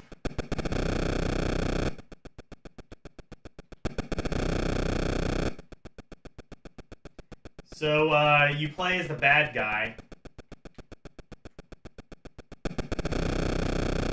Leatherface. I don't know why I blanked on his name for a second. Leatherface.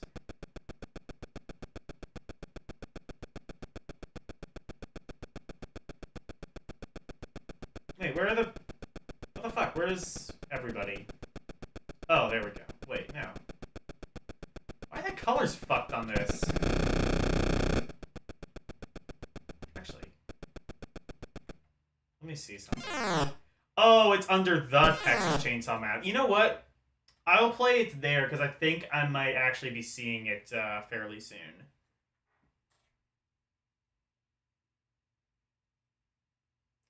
Tetris is boring no matter where you play. Oh shit, Jeremiah Thomas. Do not say that. Oh, I was stuck. Yeah, I think Jeremiah, those are fighting words. You do realize that you best not say shit like that around here or else you're getting banned. No, I'm kidding. You're entitled to your extremely wrong opinion where you say Tetris is boring, but Raiders of the Lost Ark is in some way playable. Okay, some of these games... Okay, so under the things, I think I've actually ranked some of these. I've done Activision Decathlon, Alligator People, I definitely played. Challenge of Nexar? I think I played this. I'm gonna have to look. I think I played... Yeah, I'm pretty sure I played this.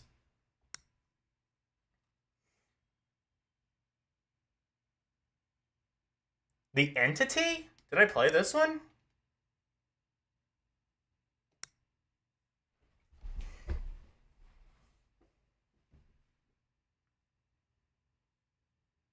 Oh, the Alligator People is a prototype? Ah, then... Clax is better than Tetris? I like Clax, but I'm not saying that. The Entity is a prototype. Okay, then I wouldn't have done that. Lord of the Rings Journey to...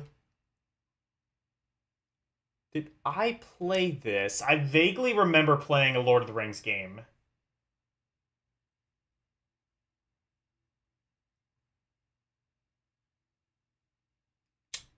Is this a prototype? It says it's a platformer. Parker Brothers. Let me see if I've played this. Oh.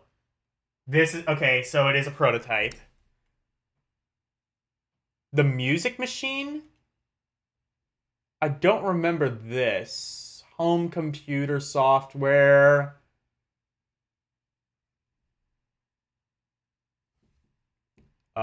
It's under educational. This was released. Did I play this?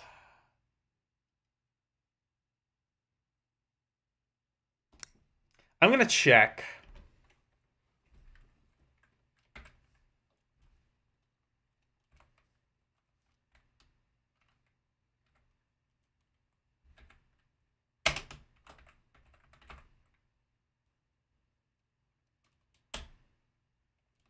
Oh, wait. There we go.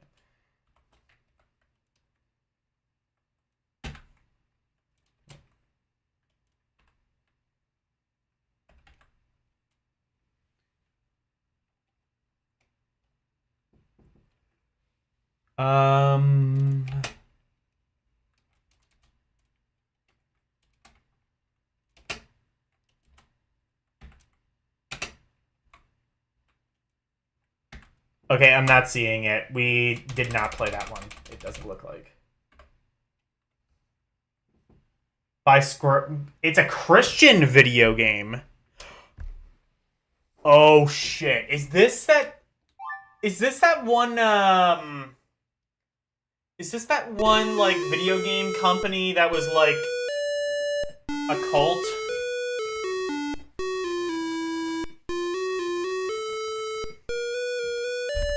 Shit, so the Atari had Bible games and James just never touched that? Because I know that it had, that one game, like, Parting the Red Sea, or whatever? Red Sea Rapscallions, or what? It's fucking Kaboom!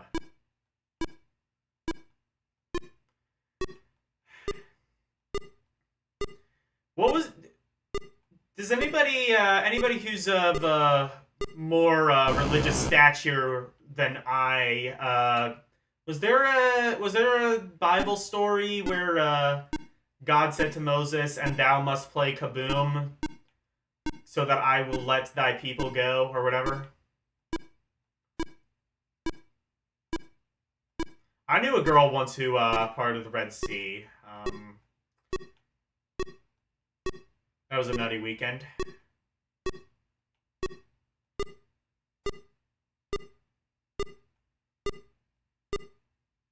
Okay, I take it back. This is not just Kaboom. This is extremely easy and kind of boring Kaboom.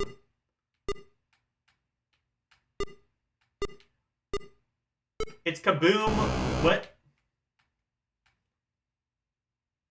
How did I die, though? They are still in business?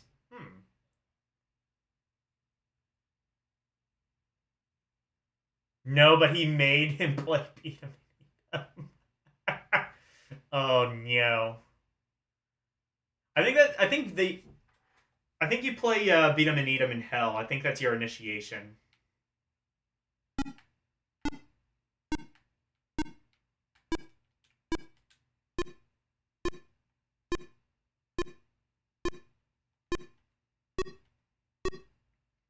What is Sparrow doing now? Just like still more religious shit?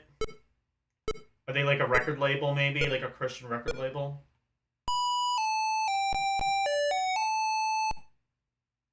Hopefully whatever music they put out nowadays is better than this.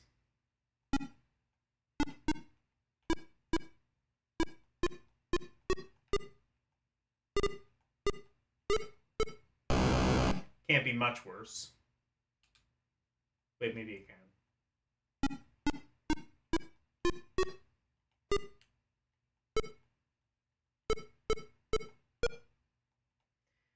Also, I love how... Shut up. I love how this has like no frames of animation. Well, I guess the basket does, but this has like virtually no frames of animation. So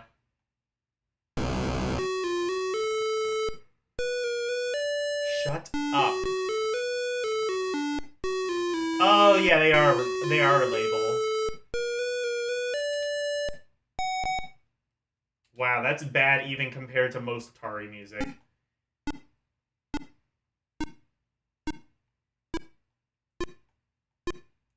Actually, I think that might be the elevator music to go down to hell.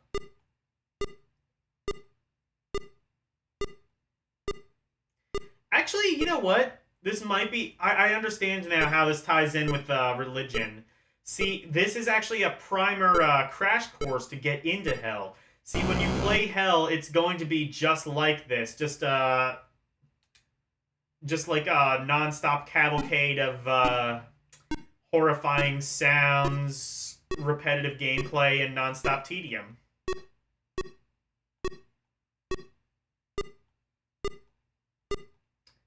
Be good, kids. Read your Bible.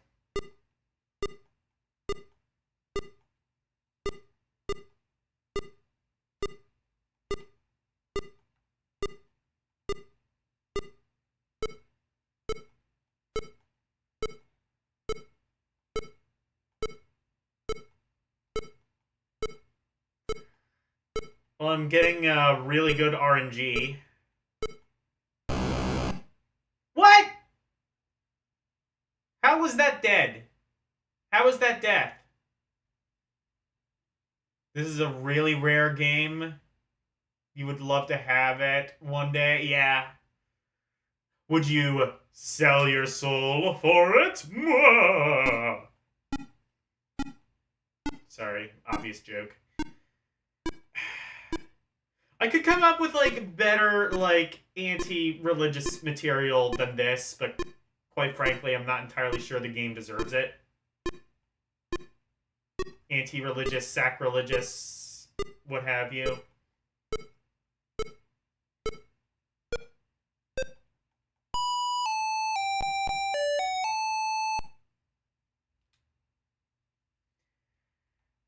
I think we've we've seen all that the game has to offer. Did you hear about the new prototype just discovered last week? I did not. Tell me about that. Anyway, that is the Music Machine. You know what? I think I'd rather listen to Lou Reed's Metal Machine music. I think that actually has better music. Not fun. That is like the definition of not fun. Like, you can play it. It's actually very easy to play. And it's quite it's very easy to understand how to play, and actually also quite easy to play it. The thing is, you wouldn't really want to.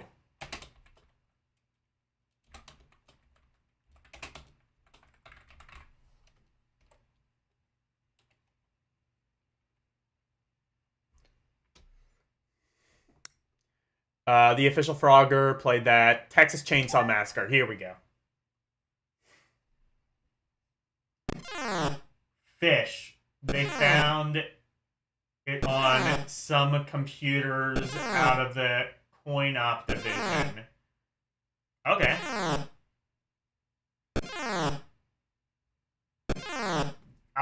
Orc War Chief reviews. Yep. Texas Chainsaw Massacre. Let's go.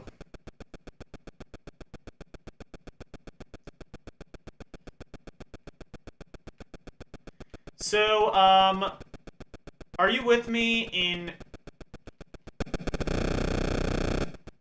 Okay, there we go. I have to...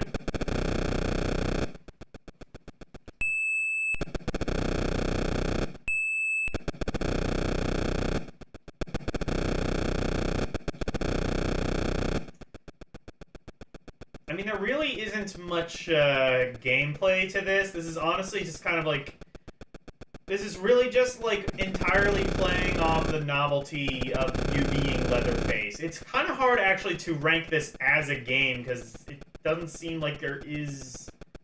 I'm not even entirely sure what the, Oh, no, I think there is a lose state, and I think I just hit it. Can you, like, be captured or something? The Halloween game, I think, at least, like, made more sense as a game than this.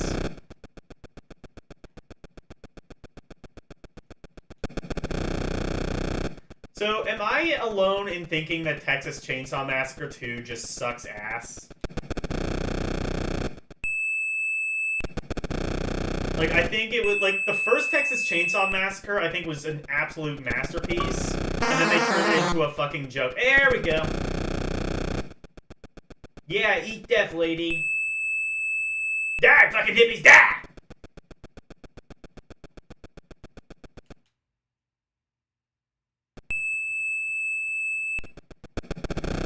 Again, that's supposed to be a scream, according to John Atari. That's either a scream or somebody's dinner is done in the microwave. I cannot tell. It's one of those.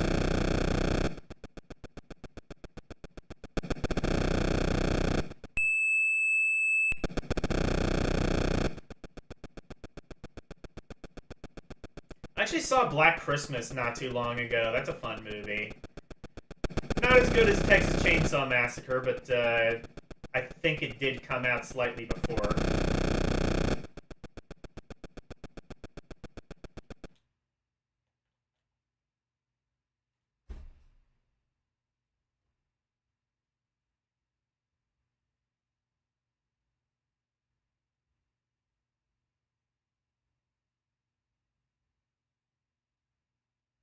It looks to be finished. Oh, cool.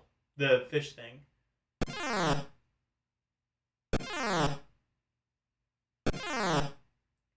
Why do I keep ignoring the kids? I can barely see anything. Oh, your chainsaw can run out of fuel.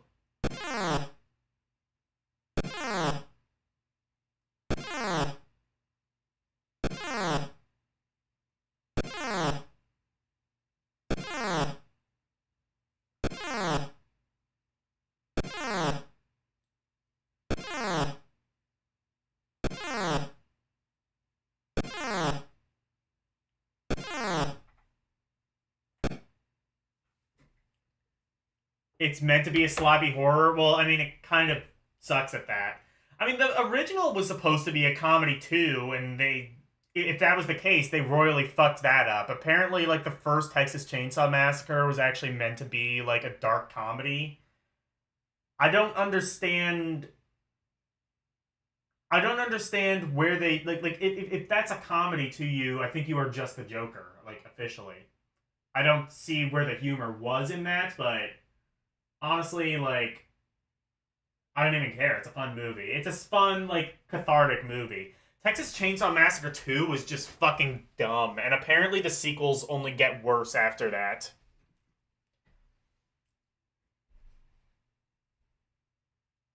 Did I like The Thing?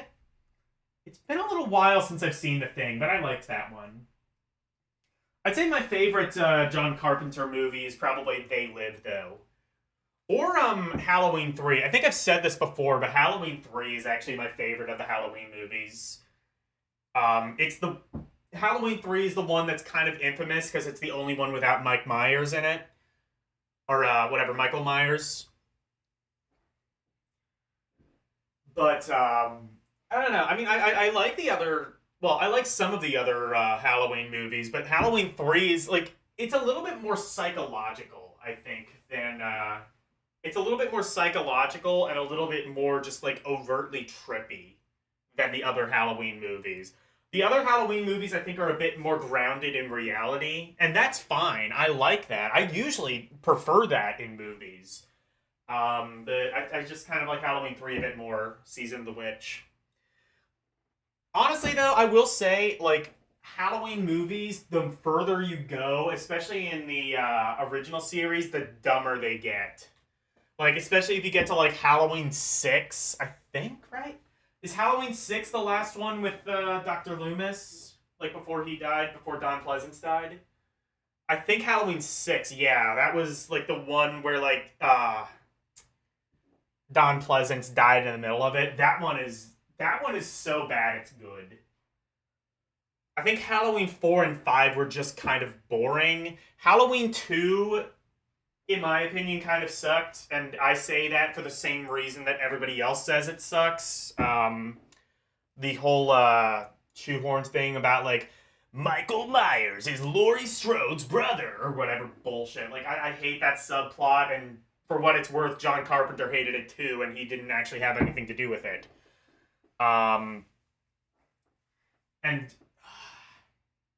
Okay. Can anybody share in the pain with me watching the Rob Zombie Halloween movies? Halloween 2, Halloween 1 at least, like, kind of, like, stuck close to the original format. It's still, like, if Halloween 2 didn't exist, it would probably be the worst of, like, anything bearing the Halloween name. But Halloween 2, Rob Zombie version, is genuinely the worst movie I've ever seen in my entire life. It is a movie that is so bad. Usually, I'm the kind of person who will find something good in even the worst movies. I could find nothing good about it. Every single second that movie was on, it caused me genuine pain and discomfort.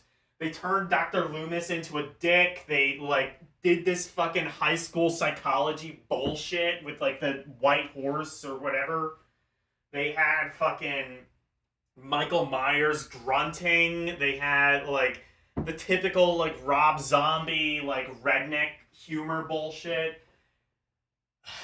Rob Zombie is a fucking hack. I like some of the Rob Zombie's albums. I like, Hellbilly Deluxe, or whatever it is. I like that album, and I like some songs by White Zombie, but just about everything else Rob Zombie has done. The Sinister Urge even fucking sucked. And then he, like, redid... I'm sorry, fuck Rob Zombie. Fuck Rob Zombie and his... apparently he's a pretty nice guy, from what I understand. You know, he's, like... Every account I've seen of him, anybody who's met him says he's just, like, an absolute class act, one of the nicest people you'll ever meet. But goddamn, he is a fucking hack.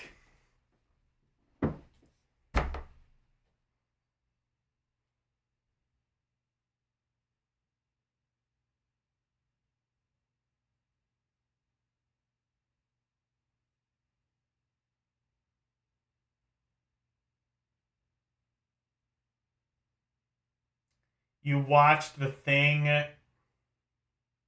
Oh, you watched The Thing for the first time last night. Cool.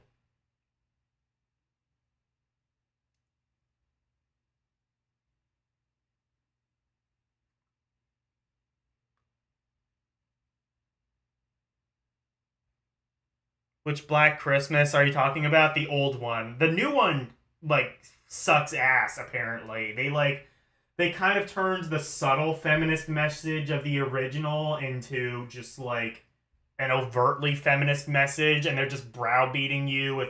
That's what I've heard. I've never seen the movie, but that's my understanding. The first Texas Chainsaw Massacre was not a dark comedy. The second one was, according to the people behind the first Texas Chainsaw Massacre, it was intended as a dark comedy, is how they say it.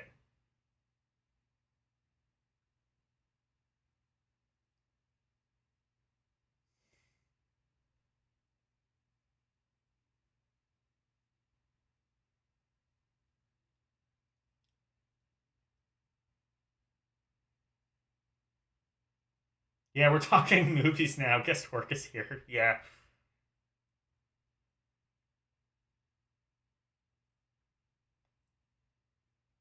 Yeah, I was playing Texas Chainsaw Massacre. It was kind of expected.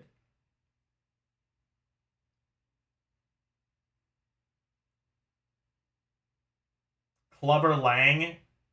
Was there a Clubber Lang movie? I know there was an Apollo movie. I didn't know there was a Clubber Lang movie.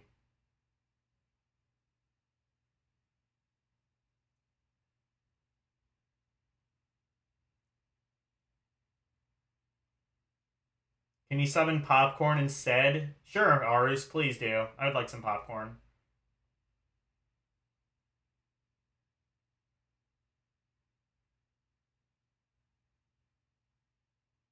You watched a thing with Gora in the members only stream? What do you think, Al? Do you like it?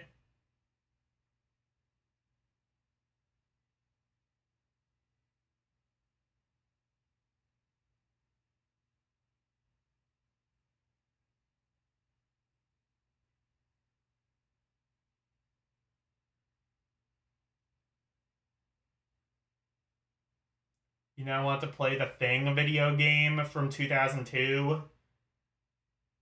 Or maybe the rematch. Oh yeah, I forgot that was a thing. What is that? Like a survival horror, probably?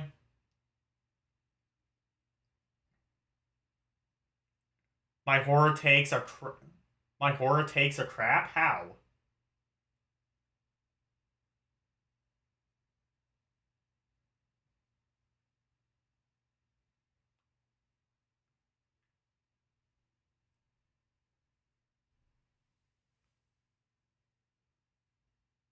Oh, it's a survival tactics shooter. Okay. Yeah, that sounds right. My horror takes are perfect. Also, fuck this game. I don't want to play it anymore. No, I mean, it's okay. I'm gonna say it's fun, like, assassinating people, I guess, but, like, that I don't know. It's kind of a little bit light on the gameplay department beyond just, like, assassinating people. Which, I mean, to be fair, if it was a more competent, if it was like GTA or something, like, with that kind of graphical quality, I think it would be a lot more fun.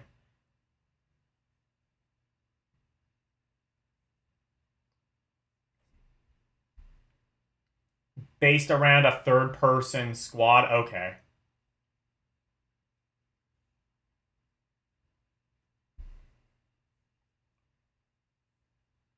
You're going to say the new Fog is better than the original Fog? Fog? Is that a movie? I've never seen either of those. I have no opinion on that. Generally speaking, I would say, like, most horror remakes, I'd say Evil Dead was, like, the only successful remake of a horror movie that I can really think of. Yeah, I'm gonna say that. Apparently, like, Friday the 13th and Nightmare remakes are okay, or, yeah, apparently those are okay. Also, I think they remade Child's Play, and I understand that one was decent, but I haven't seen those. Evil Dead remake, I wouldn't say it's better than the original, but it's not bad. If you've never seen the original Evil Dead, the remake is not terrible. Now, the new Evil Dead, the one where it's like all women, that one kind of sucks. What is it called? Evil Dead Rising or something like that? Evil Dead or Alive? Dead 2 was good, but Army of Darkness was so damn fun. Oh my god. Army of Darkness is my favorite one. I watched, oh man, I was, doing a watch party of... Was it 1 and 3, or was it just 3? It might have been just 3. But, yeah, Army of Darkness. Okay, here's probably, like, my most controversial horror take yet. Evil Dead 1, fantastic movie. Evil Dead 2, or, Evil Dead 3, I would argue the best. I mean, I would say, like, okay, here's the thing with Texas Chainsaw Massacre 2. Texas Chainsaw Massacre 2 was just such a tonal whiplash from the original Texas Chainsaw Massacre that it just... Like, maybe it's a fine movie, like, in its own context, but coming on the heels of the original Texas Chainsaw Massacre, it's a slap in the face. Evil Dead 3 comes on the cusp of, like, a series that never really took itself that seriously to begin with. I mean, like, it has... Like, the original one has, like, a scene where, like, a girl's getting raped by a tree branch. Like, yes, that's shock value, and for what it's worth, Sam Raimi has said, like, he wishes he didn't do that part. But, like, it's, like, kind of desperate shock value-y, but at the same time, it's a tree. Can you really take that seriously? Like, you know, and like, the entire series is just filled with kind of just, like, stupid, like, turn your brain off shit like that. So, like, Army of Darkness kind of works as just, like, a stupid comedy in that regard. But, like, okay, Evil Dead 2, I think, is the worst. I think that it kind of suffers from, like, I think a lot of movies sort of do, just suffer from, like, middle child syndrome. You know, it's kind of like Attack of the Clones. Like, Attack of the Clones existed just to bridge 1 and 3 together, and I feel the same way about Evil Dead 2. You don't really need to watch Evil Dead 2 unless you're, like, super invested in the story, which, fair enough, it's a story that you can get invested in. But I would say, like, 1 and 3 are essential. 2 is essential to bridge 1 and 3 together. And that's about it. 2, I would not say is a great movie. I would say it's a necessary evil.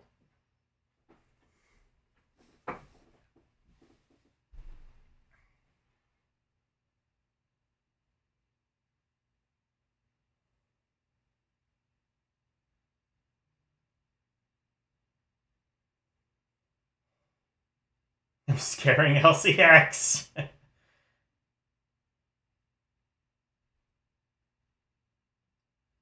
You don't even watch those movies. You watched Army of Darkness with me. You were the one who even requested it. Yeah, Nosferatu. Oh yeah, that's true. Nosferatu. That was apparently a pretty good one. Tyler, like, loves that shit. But Attack of the Clones is the best even-numbered middle of the trilogy. That's what Attack of the... Look, obviously, like, you know, the prequels suck ass, but, like, Attack of the Clones is the worst of them. And I like, and that's because, like, literally nothing happens in Attack of the Clones. You don't really need to watch Attack the Clones, but it's just kind of a necessary evil to bridge 1 and 3 together. 1 was, like, the most offensively bad of the 3, but at least it's offensively bad. Like, at least you have something to say about 1. And 3 was kind of the best of the prequels. 2 was just, like, I'm sure I've seen Attack of the Clones. I'll be damned if I can actually remember anything about it.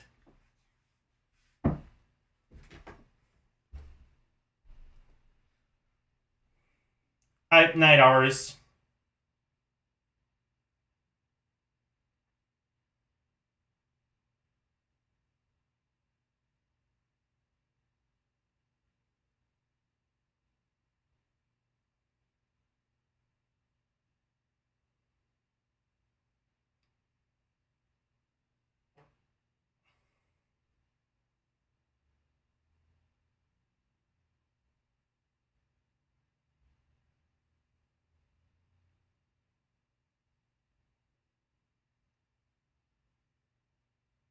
Hang on. What did Orc say? Was he triggered by my Evil Dead 2 opinions? Put me in, coach? No, I'm gonna make you squirm. I'm done. I'm done with this. On the prequels, trilogy improved greatly after the sequel trilogy came out. Fair enough. It's not as bad as the sequel trilogy. Anyway, I guess we have to rank this. Meh. That's what I think of that. Oh yeah, I already put it in meh.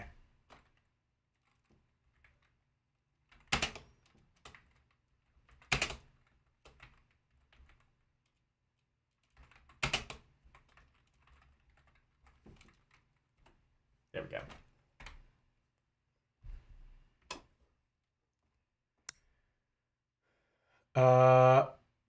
This planet sucks? That's not a real game, is it?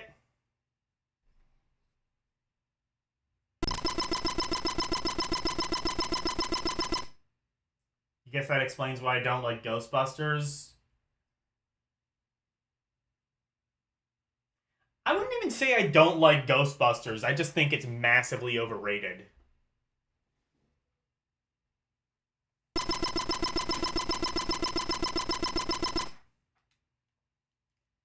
Fuck, is this Canyon Bomber?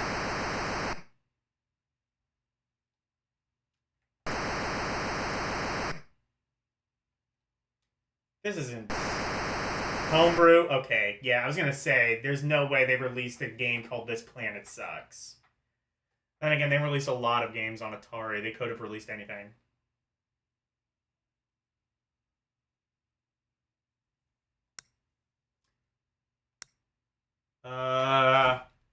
Threshold! What the hell is this?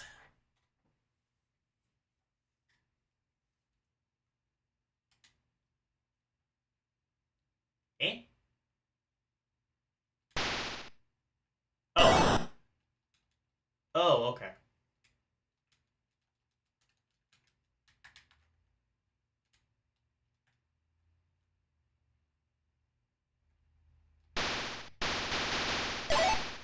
Oh, okay.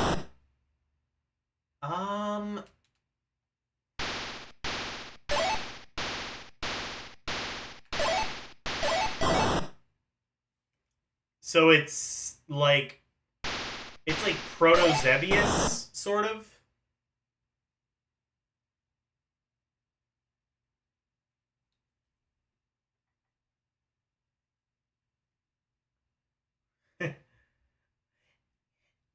Ghostbusters, I feel, has an identity crisis.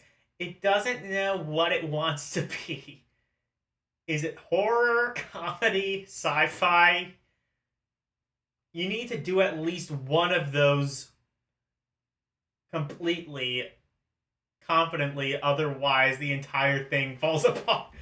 You know, Okay, that's a good one, El. I like that. Also, yes.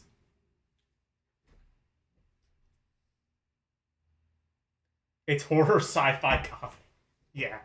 I don't know. I just think that Ghostbusters isn't funny. That's the thing. Like, okay, I would say, like, it's decent enough as a sci-fi, but it's not really that scary, and it's not really that funny. It's... And like, here's the thing, like, I wouldn't even say... No, I would say Blues Brothers had some funny moments, but more so, like, a comedy doesn't necessarily need to be funny. It can be quotable. You know what I mean? Like I would say, like, Office Space, for example, isn't, like, necessarily the most funny thing in the world, but I've seen that movie once, and I can, like, think of so many times that I'm just, like, you know, and I didn't even really like it when I saw Office Space, but I can think of, like, so many times that I've just immediately quoted it. Like, the bit where, like, the guy's name is, fucking, Michael Bolton, and he's like, what, did you ever think of changing your name? Why should I change my name? He's the one who sucks. Like, I think of that, like, all the time. Ghostbusters, I mean, it's quotable, but I think it's just quotable because it was in the zeitgeist, not because the writing was necessarily that clever. I think it was just, like, one of those things, like, you kind of had to be there in order to really appreciate it. But it's one of those, like, you know, lives and dies off of nostalgia. My Castlevania, said Elle, probably.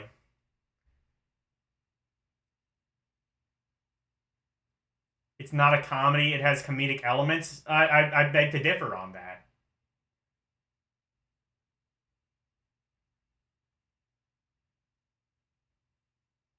It's a movie about corporations? What corporations? The corporations comedy? We're trying to put our own political ideology into Ghostbusters? I mean, to be fair, they tried that in 2016. How did that go?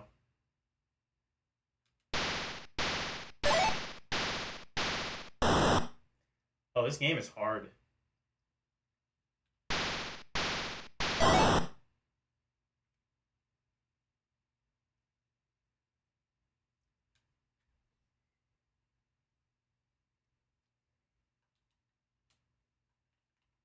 This game is balls hard. Oh, okay, never mind. Don't use the auto fire. You can just, like, mash the button and go way faster. What?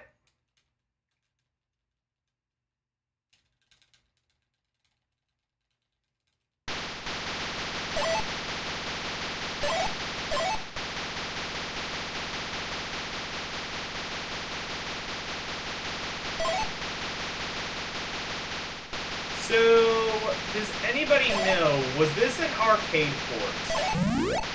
Because that would not surprise me if it was.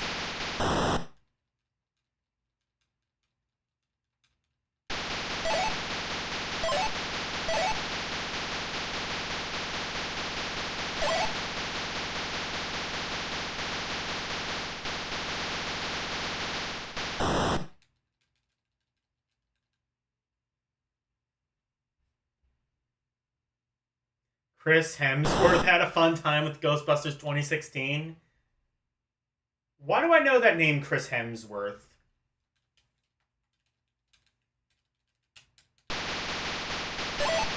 I've definitely heard that name, but I could not tell you who he is or why I should care.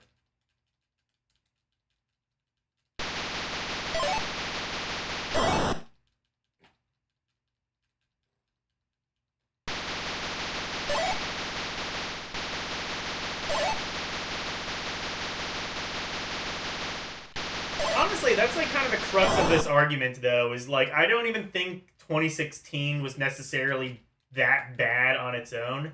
Apparently it was meant to be, like, even more overtly political, but they got rid of a lot of that shit.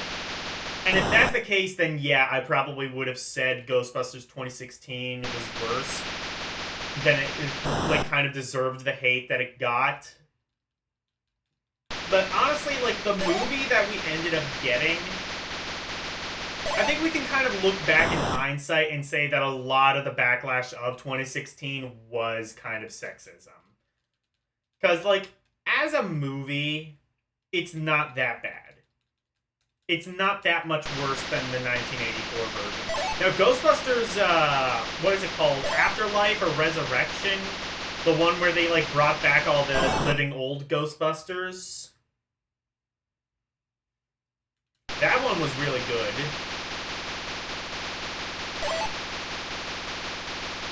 I don't even like... I would actually say that was better than Ghostbusters 84. The, what is that called? Is it called Afterlife, I want to say? The one where it's like they're passing... Like the old Ghostbusters are passing the torch down to the new Ghostbusters. Who I think might have also been all-female, but they kind of handled it better.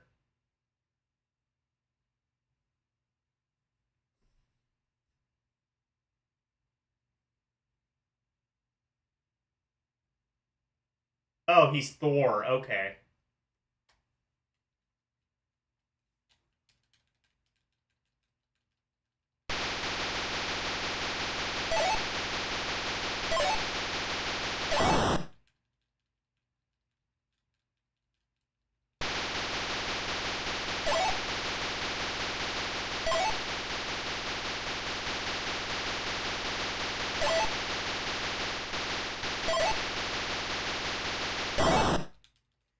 So I guess in a sense, like, some of the negative backlash might have actually been successful in making Ghostbusters 2016 a little bit better than it ultimately would have turned out to be.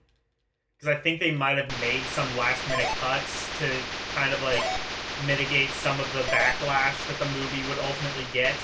It didn't work. The movie ultimately flopped really hard, but I think a lot of that kind of came down to, like, what people expected the movie would be, and ultimately kind of saved the movie from becoming, and two, just overt sexism.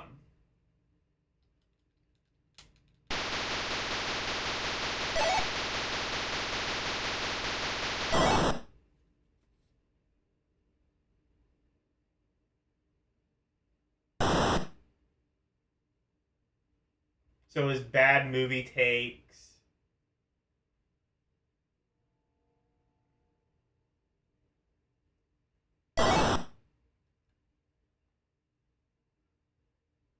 What? Oh, stupid muscle band. Oh, I don't know.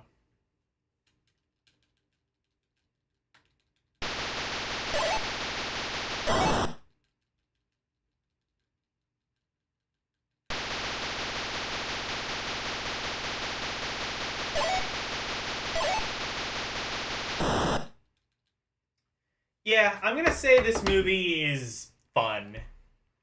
It's hard and it's kind of basic, but I think you can have some fun with it.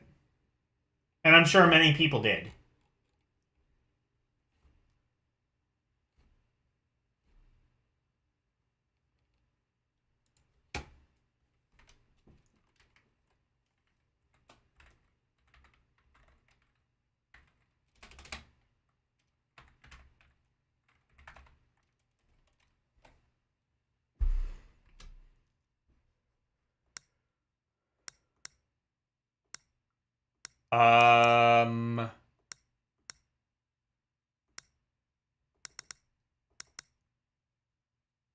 Thrust? Is that a real game?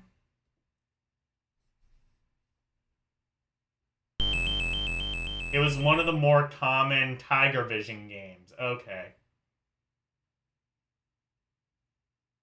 Freddy Got Fingered is Logan's Oscar pick of the week. Would make... Okay. You gonna get me started on Freddy Got Fingered. That movie is not as bad as people want to say it is. I honestly... I'm sorry, that movie's, like, quotable as fuck. I genuinely like Freddy Got Fingered. That movie is quotable as fuck. Tom Green... I think Freddy Got Fingered... I think a lot of the people who, like, violently hate Freddy Got Fingered take it way too seriously. Freddy Got Fingered it's really fucking stupid, but that's the entire point. Like, it's stupid, but it's like, it's like stupid in a Dumb and Dumber way, not stupid in like an Adam Sandler way. You know what I mean? Like, it's stupid in a fun way. If you turn your brain off and you just like, I would even say that movie was kind of innovative in a sense. Like, it kind of predicted like a sort of internet meta humor that would get really big with like, you know, Whitest Kids You Know or Tim and Eric's Show or something like that. I think that kind of like paved the way for something like that. I don't think those people would say that like Freddy Got Fingered was influential to them. I think that really Tom Green was just kind of ahead of his time. But no, like that. Like, it is so fucking stupid, and I enjoy it. I also enjoy the Mike Myers Cat in the Hat, though. So my comedy movie cakes are a little bit on the warm side.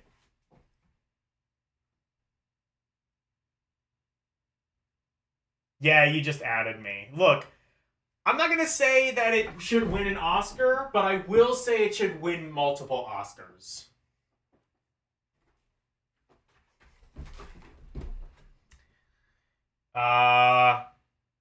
Thrust is a homebrew? Okay.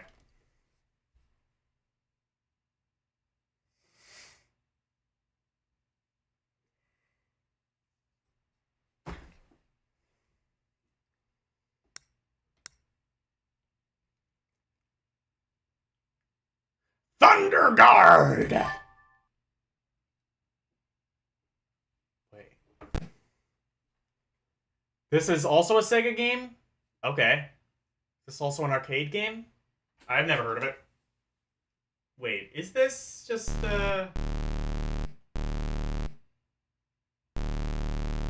Is this Dig Dug for dipshits? Wait. Oh shit, so it's Sega's, like, Mr. Do, almost.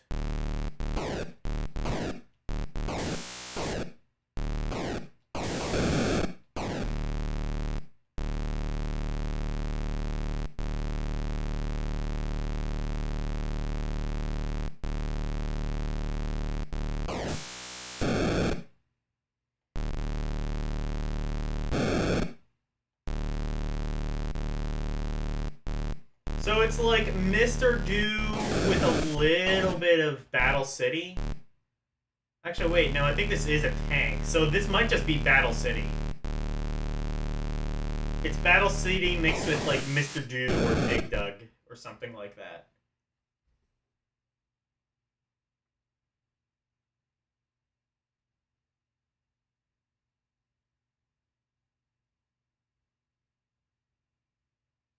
This was based on one screen of an arcade game. You cannot remember the arcade game. Okay.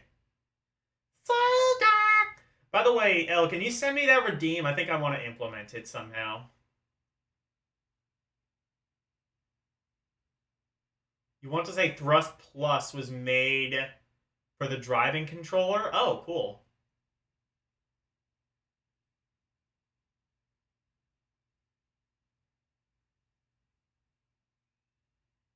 You can send it? Cool.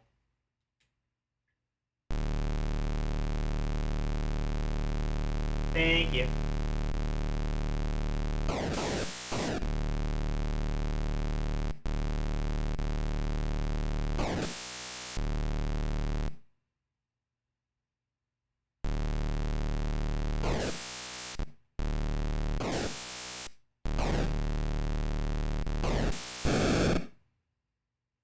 So do they just, like...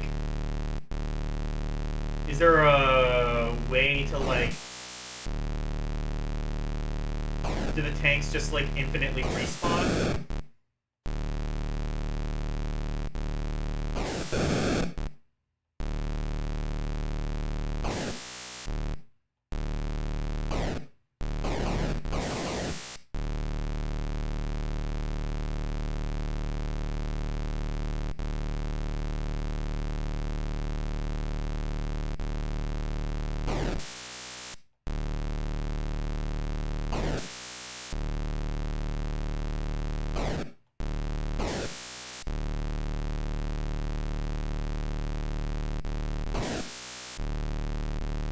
This is...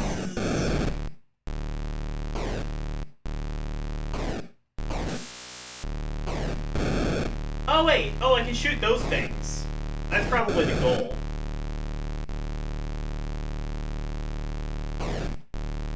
I thought those was just, like, the lives you had or something.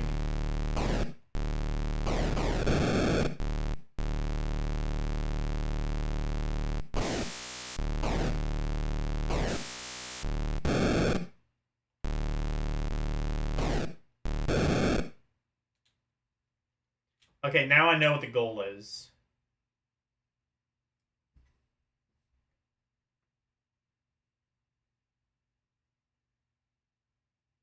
Zombieland, I don't think I've actually seen that movie all the way through. I wasn't that into it, although, I was, like, I think I, like, I think I heard that Woody Harrelson was in that movie, and I got, and I think that, like, gave me expectations that the movie couldn't really live up to, because I love Woody Harrelson as an actor.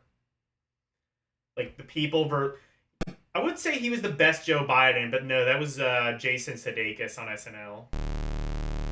That was probably the best Biden impression, Jason Sudeikis. He was the one that was like, Scranton, Pennsylvania, worst place on planet Earth.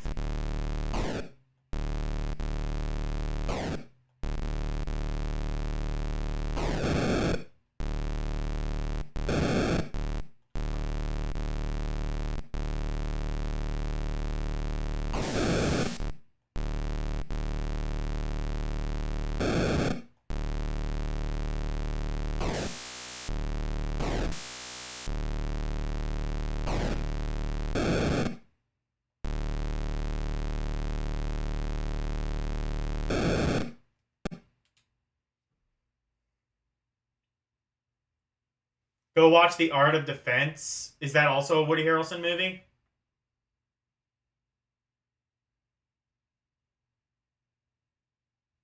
Or is that, you think I'll like John Carpenter movie? Assault on Precinct 16? I've never heard of that one. But if it's John Carpenter, I think I'd like it. What is this? This is the trailer to... Karate is a way of communicating. Ask me a question. What are your plans for the weekend? I'm going to do some grocery shopping and rent a film to watch in the comfort of my home. Did that answer your question? This looks fun. I might have to look for this, see if it's streamable anywhere.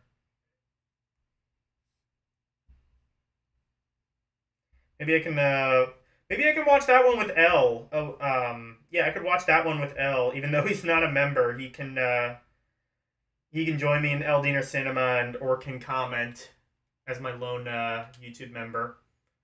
By the way, shit, I should have actually posted this like at the top of the stream, but here's my Google Doc. My Google Doc for the list if you guys want to watch that. If you guys want to look at that while it's live.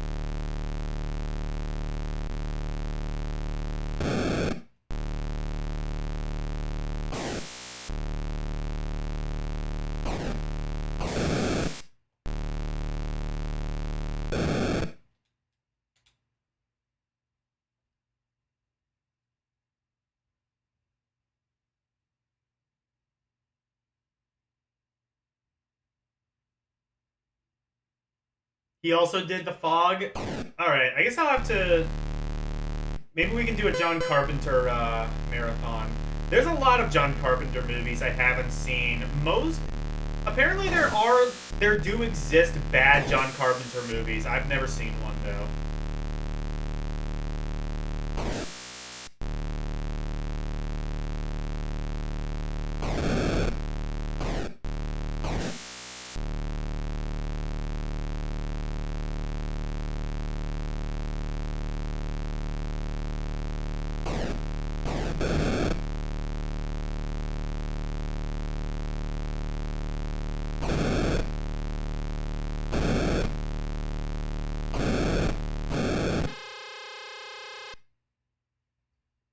And now what?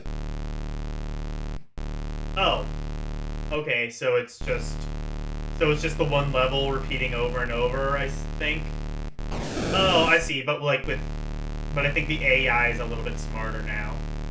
Yeah, now the tanks can dig as well. I think before you were the only one who could do that. Also, I think there's a couple more tanks. There's a couple more tanks now, like on screen.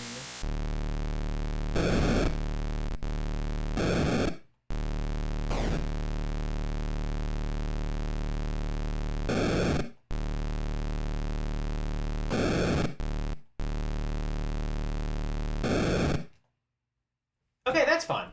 I like that.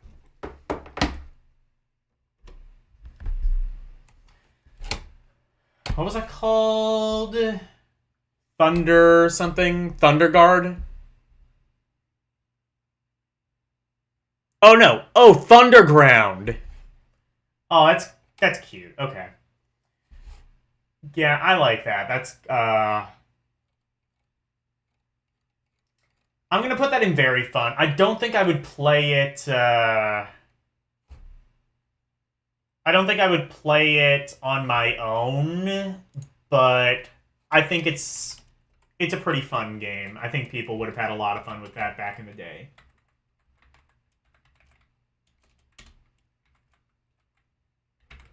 I'm going underground, underground!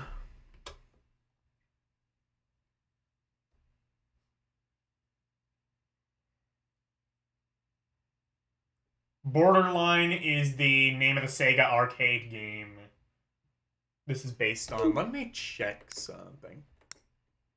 See if I have that.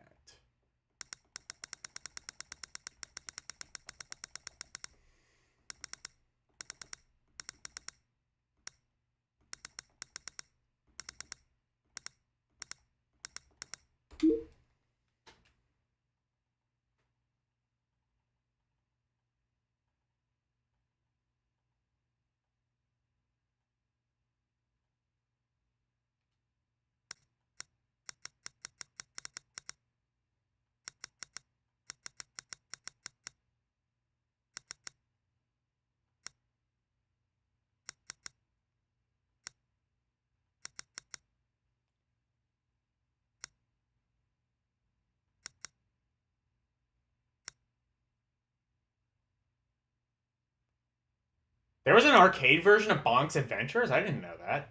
Bongo! Oh my god, Bongo. I fucking Bongo, man. I don't think I have Borderline. Sage.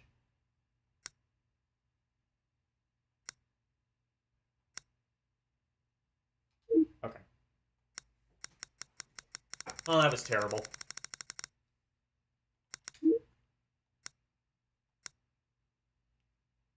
Bringing me down to the underground, underground.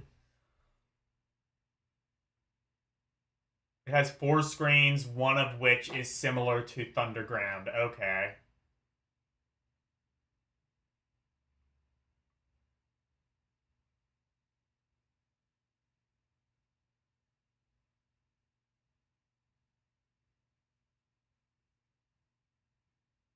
Bomb Jack as opposed to Mighty Bomb. No, Bomb Jack was an arcade game. Mighty Bomb Jack is the sequel.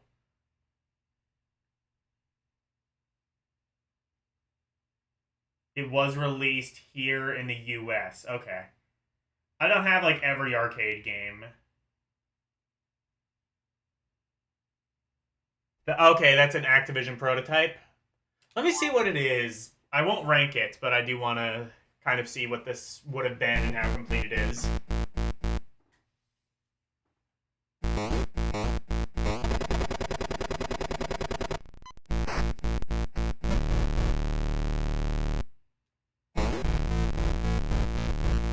What the fuck?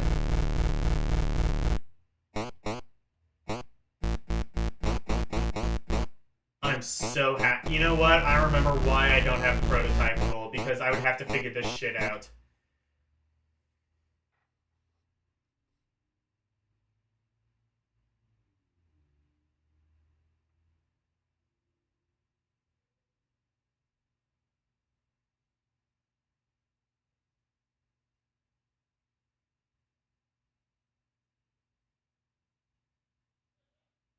Play Cry Thunder. I've never heard of that song.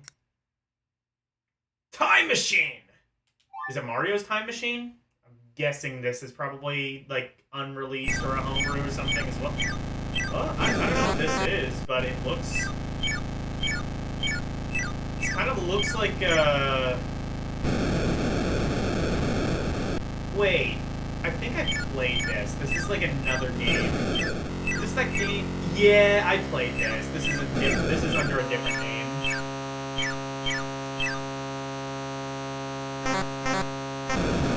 I remember, and then like you can just like go out of bounds and it turns gray. I'm pretty sure I played this. Oh, it's a Dragon Force song. Oh, Tyler knows it then.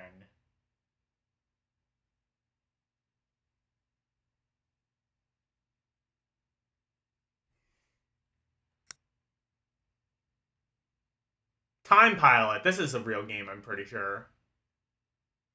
Konami? Yeah. I think this is based on an arcade game.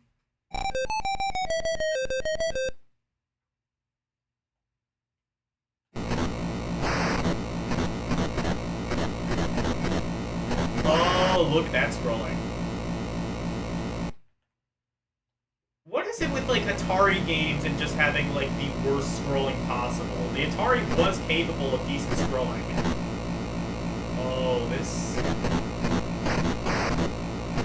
Oh, okay. I guess this is, like... I guess this is, like, four-way scrolling, so I guess I can kind of understand how this wouldn't be super smooth. I think whoever was, like, in charge of porting Konami games to the 2600 just didn't really get the hardware. Because, like, Super Cobra also had this same kind of, like, really janky scrolling. Then again, though, Frogger turned out pretty good. Then again, though, Frogger also didn't need to scroll.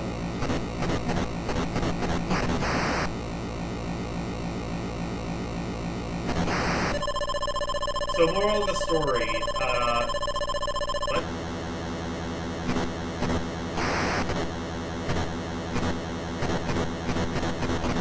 Okay, colors went negative because, A. I guess this is the next level.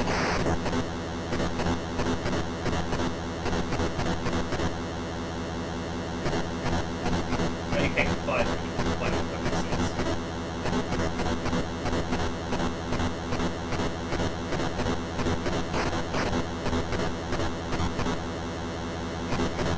Lining up your shots is kind of a pain in the ass, too. I have to assume that whatever arcade this was based off of had probably some sort of rotary system a la Atari Warriors, and I don't think that translated too well to the Atari.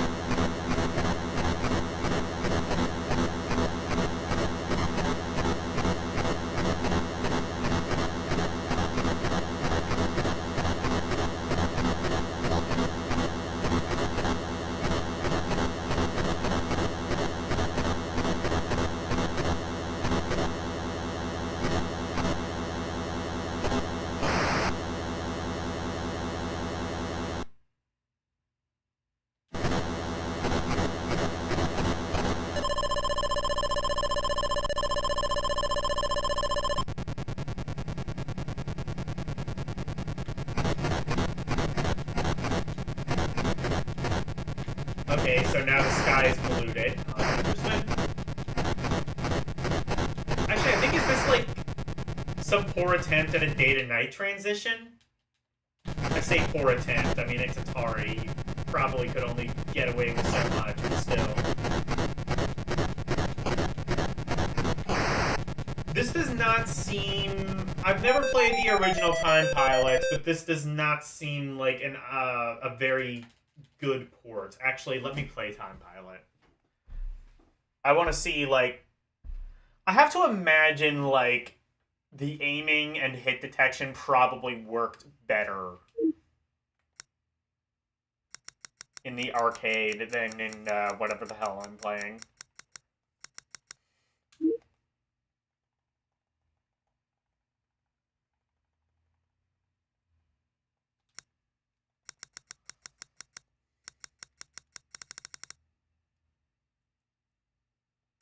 The Amazing Adventures of Mr. F. Lee! What the hell?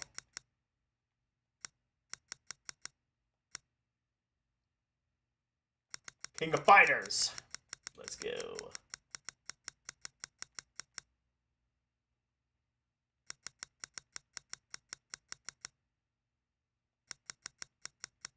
I've never seen the original Time Pilot. How does this look? It had actual boss battles and took multiple hits. The 2600 ports bosses go down in one shot. Oh my god. Yeah, so confirmed. I think the 2600 is just a shitty port. 1982, so this was like the same year as Frogger.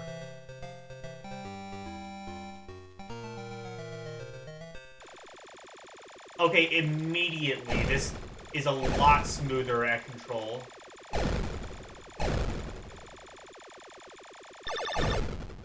Oh, I thought you had auto fire, you didn't.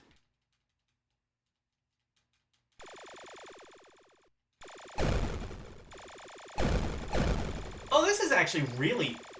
Wow, look at this scrolling for 1982. This is pretty impressive. We were, like, just getting used to Pac-Man, and...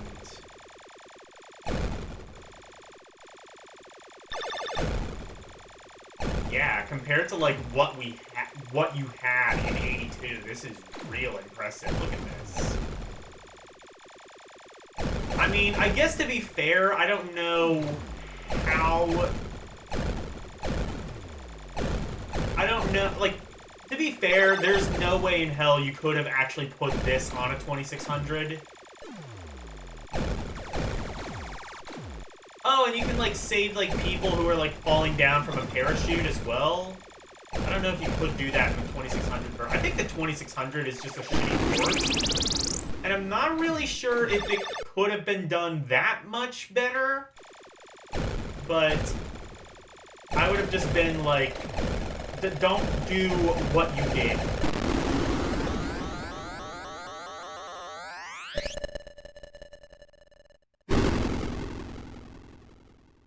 Yeah, it was. I think it was trying to be a day-to-night transition. Now I see what they were trying to do on the 2600 and ultimately sort of failed in doing. Look at this, though. This is a really... Kind of sucks that, like, people don't really talk about this one as much. I think because, like, I was gonna say at the time, like, shooters weren't really as big in the arcade in America, but, I mean, Galaga was massive, so... What the fuck? Why didn't you play Time Pilot? People born in the 1980s. Jeremiah, why weren't you, like, playing Time Pilot in the arcade? And telling all of the... And telling everybody that it's the greatest game since sliced bread.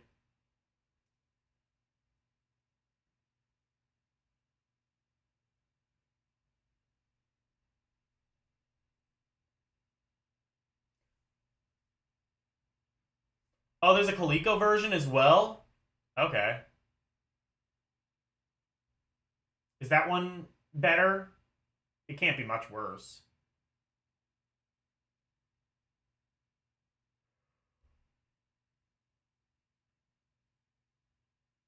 It's better on Coleco, most likely, much like any game that had both 2600 and Coleco? Yeah.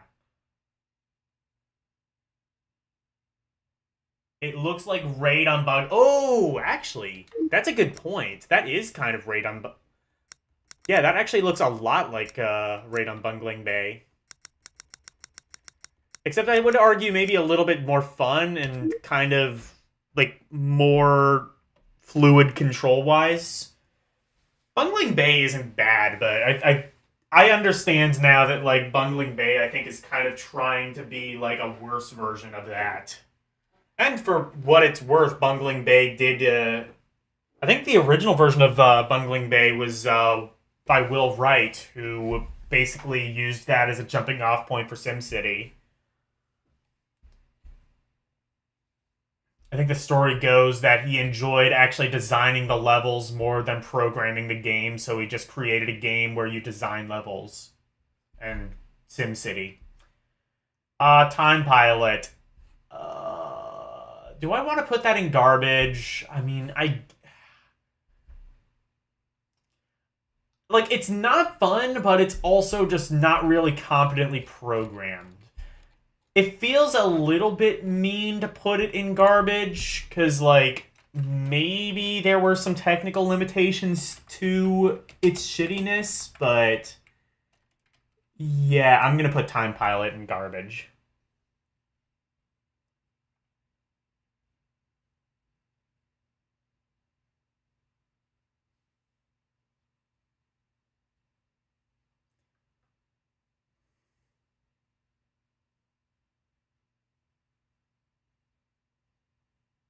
Wait, hang on.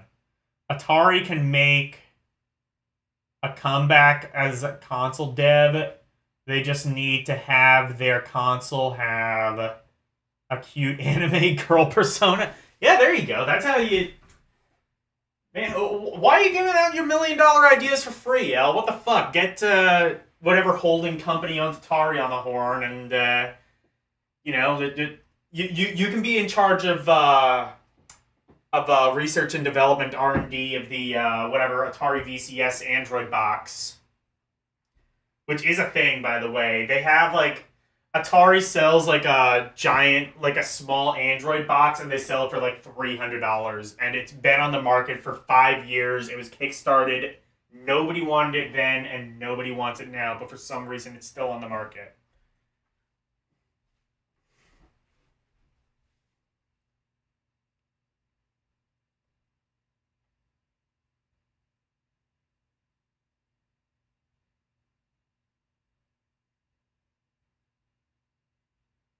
Play Time Gal instead, yeah.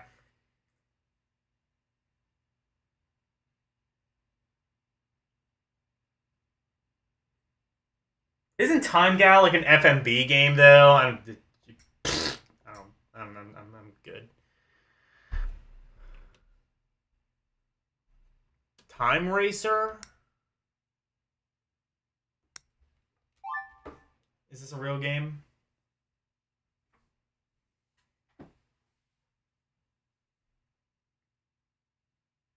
Yes, it is. Then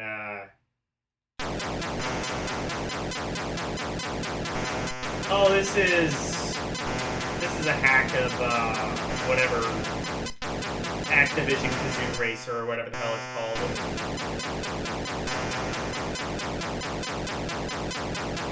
Or is it?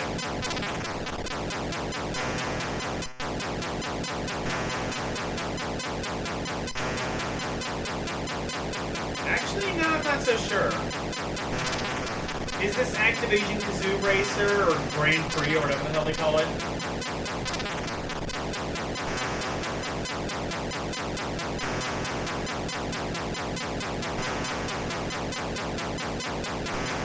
It's made for perverts? Cool. You know what, perverts? You know what? Perverts have money too. Perverts have money too, and they can help stimulate the economy. As long as they aren't stimulating other things, I think we should encourage that.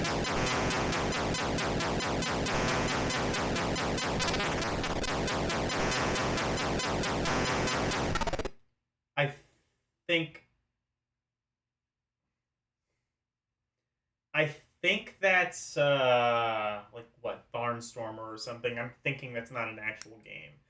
Let's do the time warp again. Dun, dun, dun, dun, dun, dun, dun. Oh man, I wish this was based on Rocky Horror Picture Show.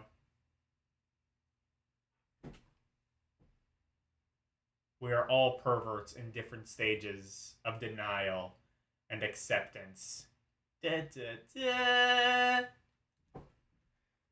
Well, I mean, Kurumi's the ultimate, whoa! Oh shit, your shit moves fast. Gotta go fast.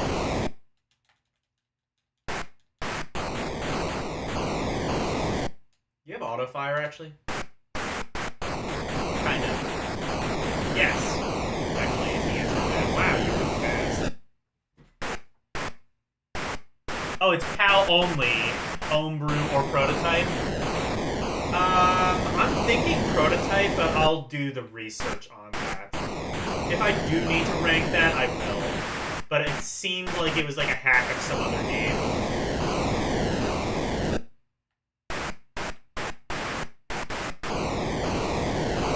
This, on the other hand, it's hard as hell, but it looks fun.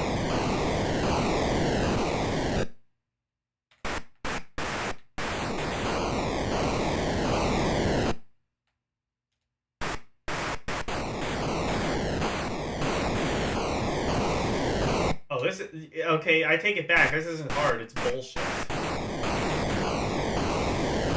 Actually, yeah, I think that might be, like, partially skilled.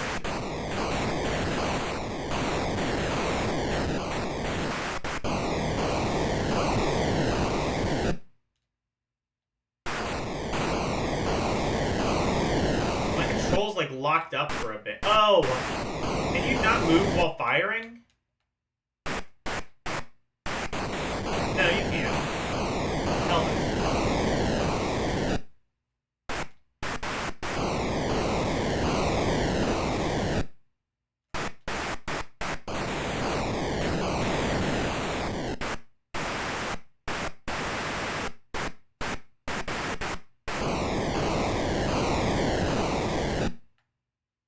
Again, why did the controls lock up on me?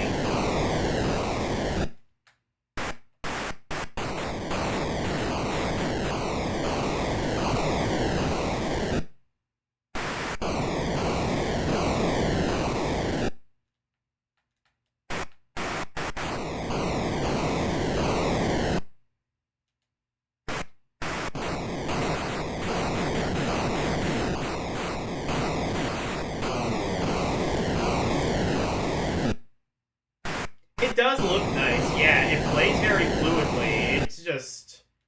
It is pretty difficult. And again, the controls seem to lock up on occasion. I don't know if it's just like... If that's a game mechanic, or...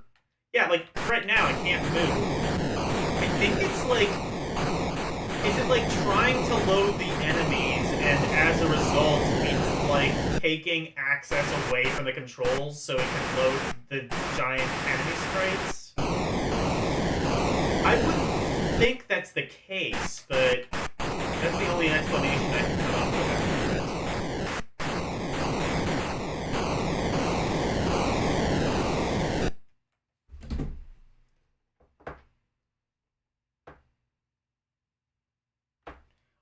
Oh, this is the other Zellers only game. Oh, okay. You believe Time Warp was one of the 2 games sold by Zellers in Canada? Yeah.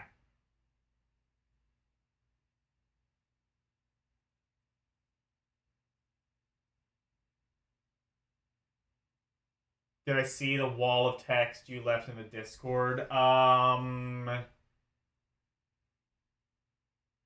I think so. I forget what it was, though.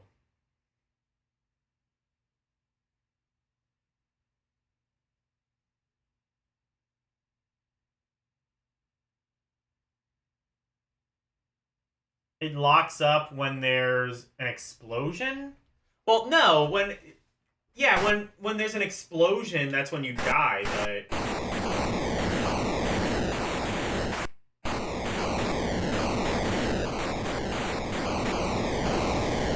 like, it locks up there. Like, yeah, like, because he died, but...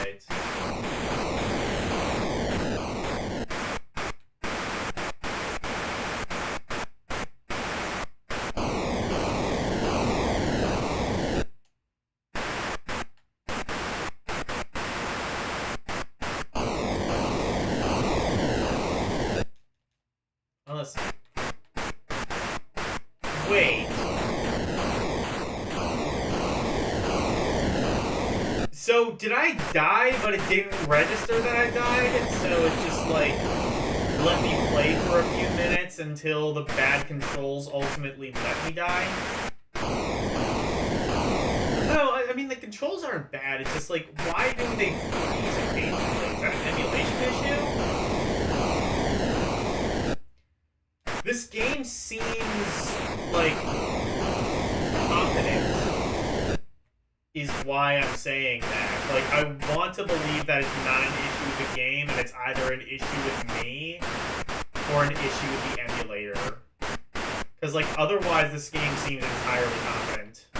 In fact, very confident. Again, like, really fluid movement.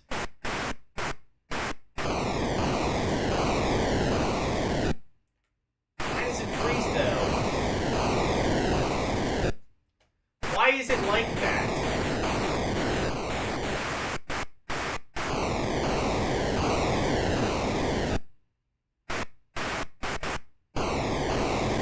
Okay, the music died. He was singing, yeah.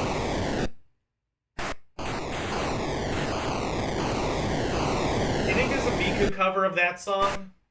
If not, there should be. Actually, no, maybe there shouldn't be. Miku's not even American. Probably doesn't even talk to American people.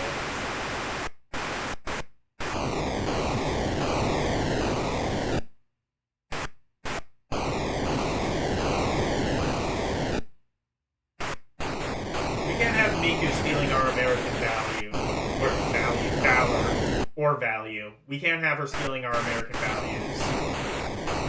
She's a part of the Rebel Alliance.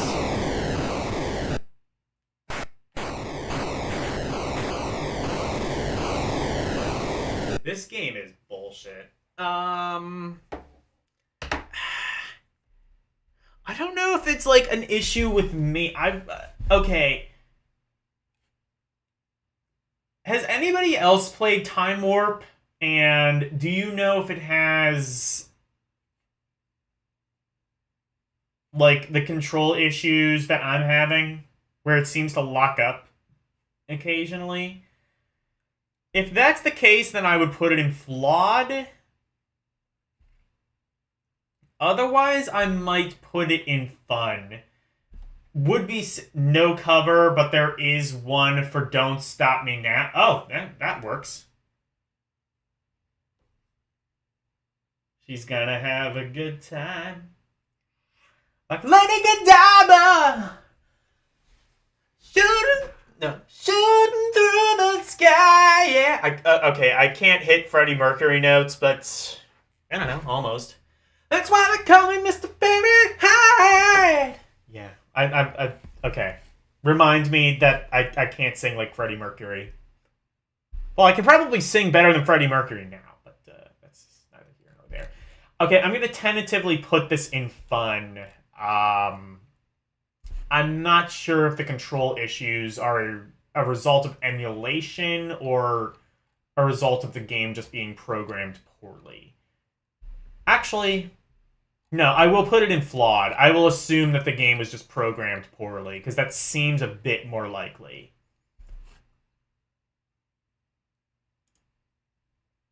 That's a shame, though. The game looks really nice. It's just a weird glitch where it'll just freeze up randomly. Let's not try Freddie Mercury highs. Okay. Please, por favor. Yes. Do a duet with Miku. Okay. No, I can't sing like Freddie Mercury.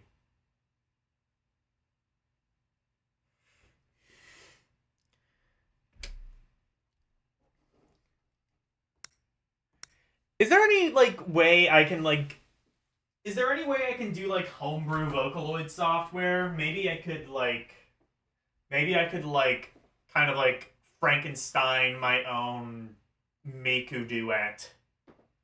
Do, like, Don't Stop Believing or some bullshit like that.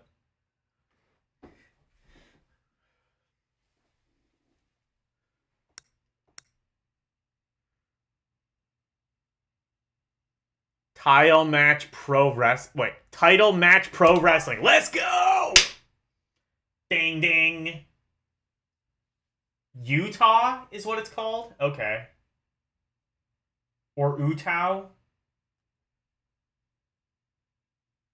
Miku is 19,200 yen. Wait, you can just like do your own shit in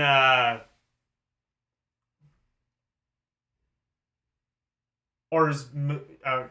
I was gonna say, can you just do it in the game? It just seems like the boxing game.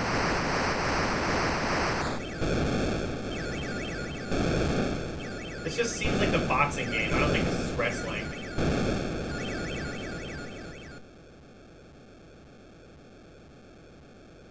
Oh, that's what Mika was made for? I thought it was just like a rhythm game. I meant like, do your own shit.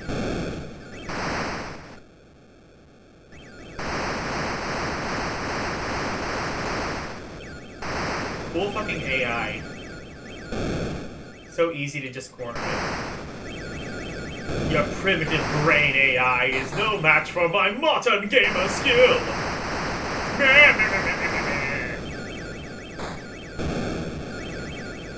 Eat shit.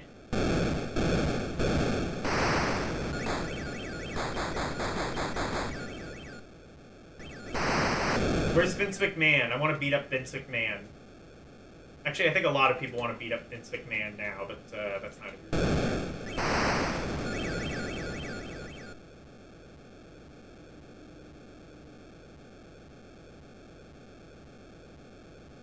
Most Miku songs are made by independent artists. It's a synthesizer software from Yamaha. Really? So it was like a thing before the games?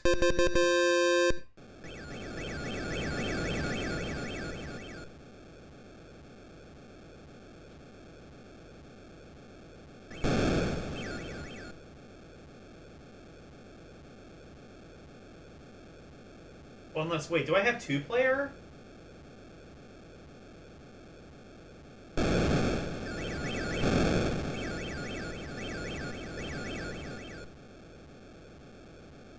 Wait. Oh, I have it set to...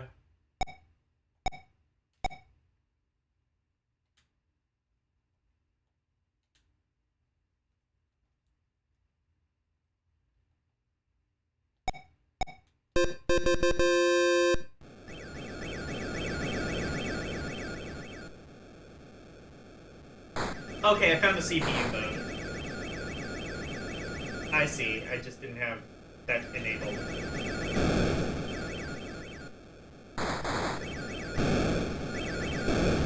Oh, I think this might be...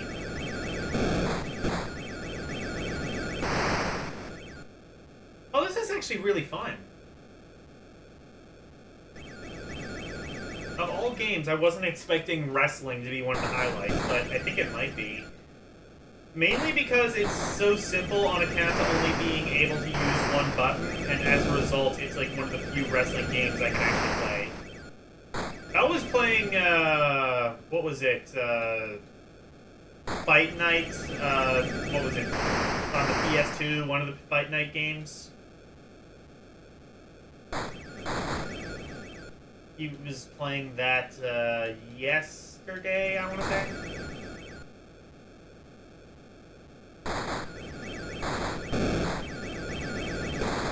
I think the graphics are a little bit better in that game, but not by much.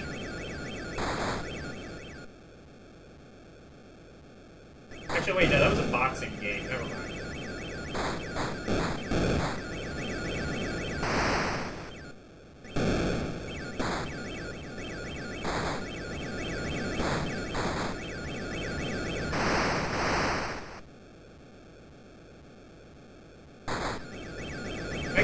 GBCL. You should play WWE Betrayal. That's an interesting one. It's a WWE game, but it's a beat 'em up, not a wrestling game. Or actually, I think it's WWF Betrayal. I think it was before they switched to WWE. But like, it has like all the classic wrestlers, but it's a beat 'em up, not. And it's a pretty good one too. It's got like all the wrestling style lore, storylines, and soap opera bullshit that I don't like, but everyone else does.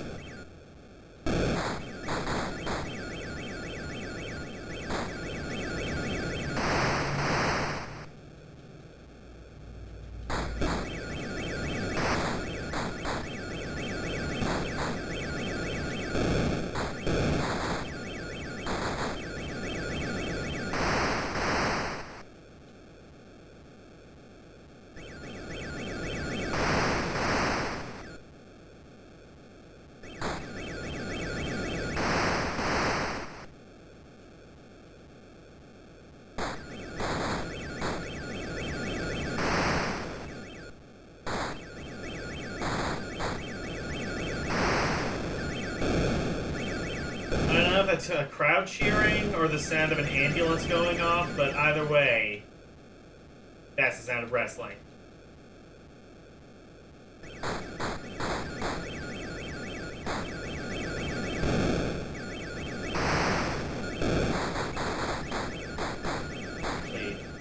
how do I hit? I don't know if I've ever actually done that on purpose.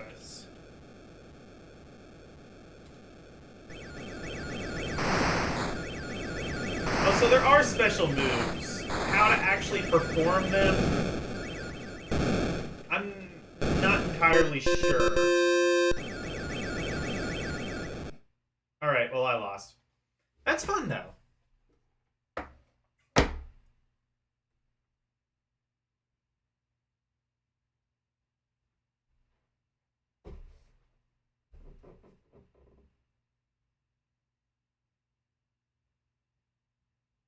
Yes. Oh, okay.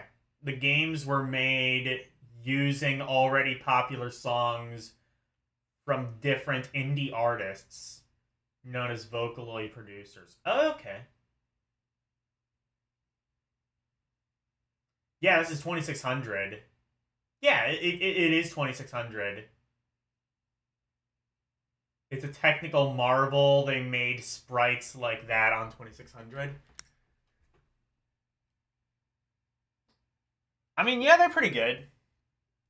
I mean, still kind of blocky, but definitely, like, it's... I would have to think it's one of the... In fact, yes, it is. It's 1987, so it is one of the later 2600 games. It's a pretty good one, too.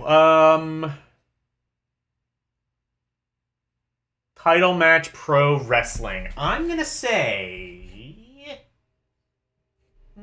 very fun.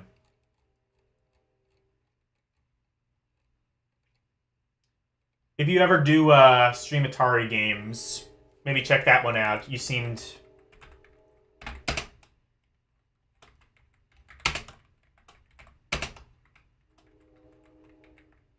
somewhat enamored by it.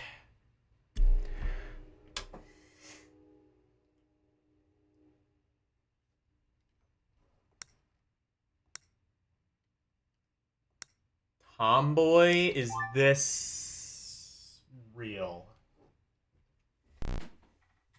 It's Pitfall.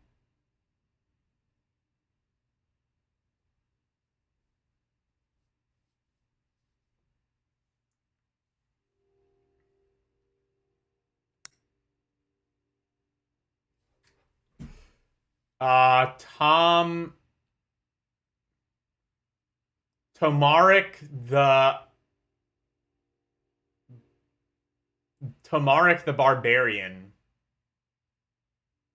Yes. By Connex. Oh, I know them. They were joystick manufacturers.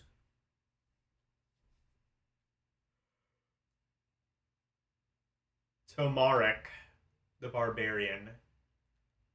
We've never even heard of Conan. What are you talking about? Platformer.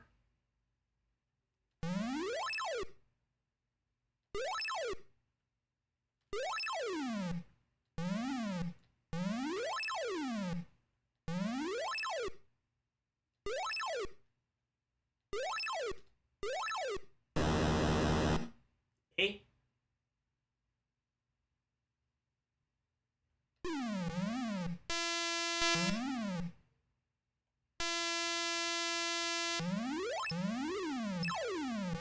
Oh, so you can jump like this. What? Oh, cool. Okay, so you can... What?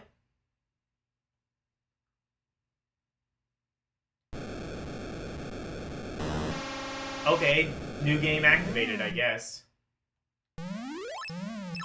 What?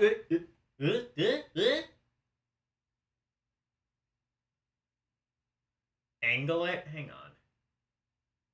You have... Okay.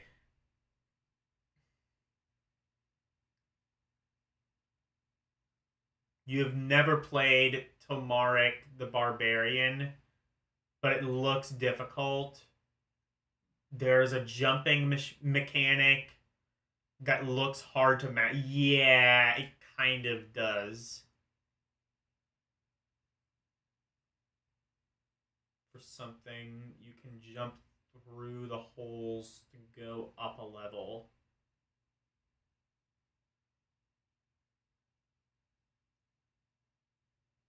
LDP approved moon jump, yes.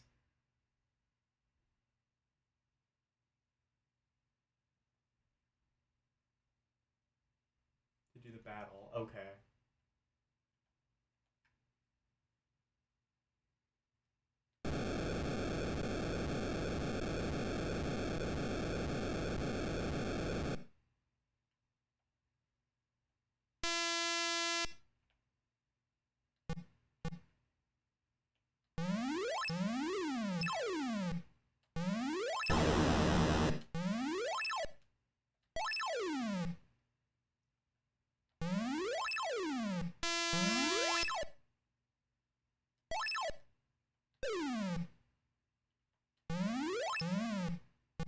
Ah!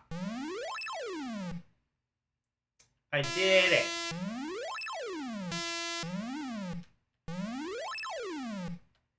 Oh my god. L, you've done a lot of you've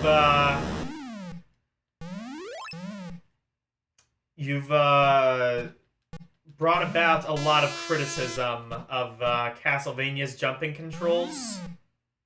I want to see you play this and tell me Castlevania is still bad.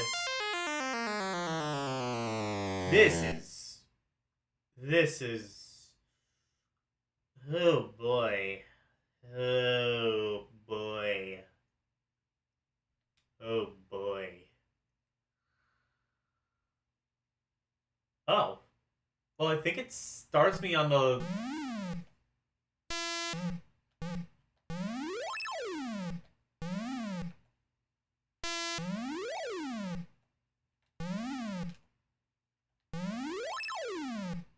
You would think that a,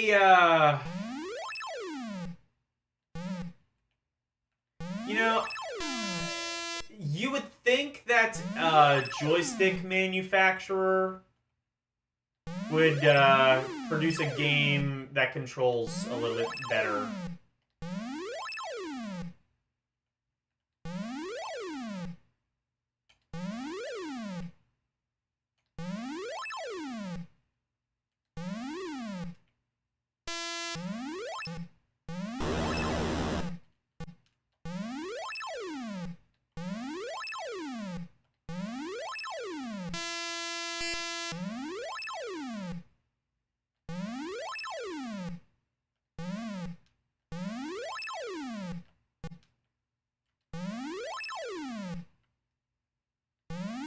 It's like every jump is like a pole vault.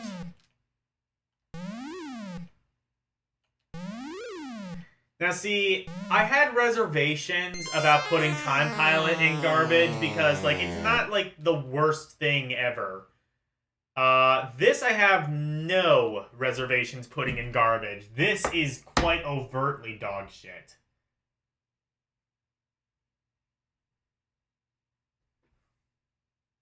Watch me make this work. Good luck, bitch.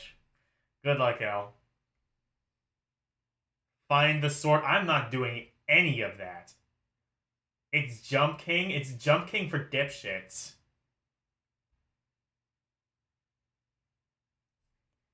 I'm sure Jump King controls a hell of a lot better than that. What the fuck was that called?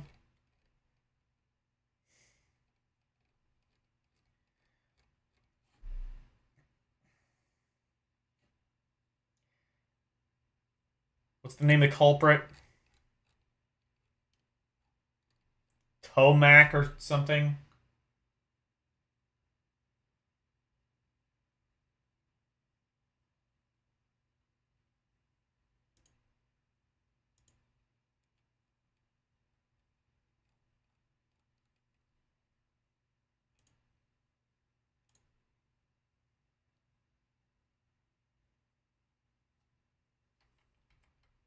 Okay, garbage. It is Tomark.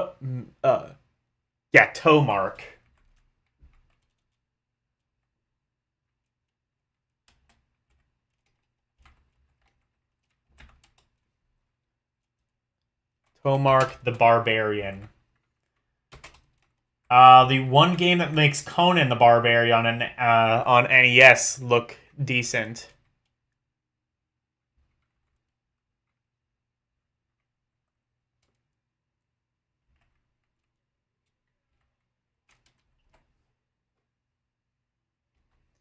Well,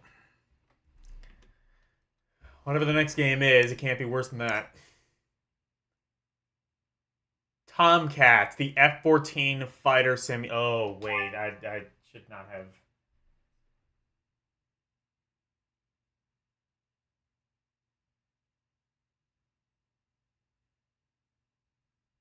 Pirate it and see.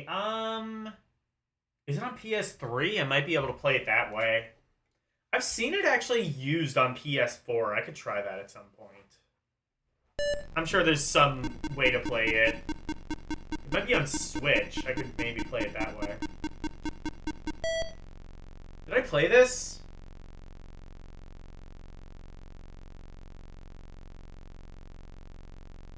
These real games that came out. But you can't help me play this one? Oh, well, fuck.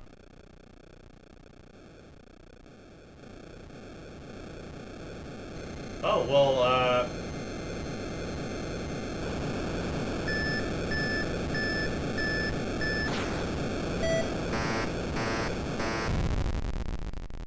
yeah, that's about how I expected that would go.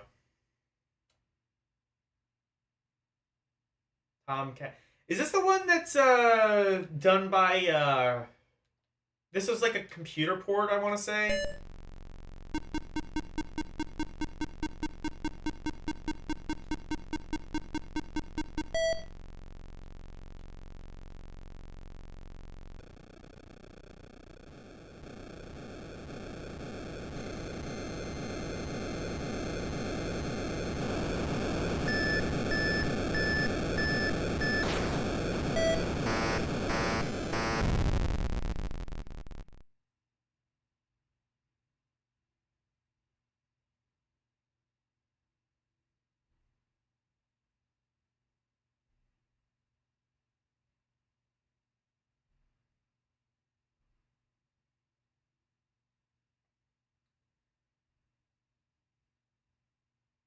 I pulled up too fast? Okay.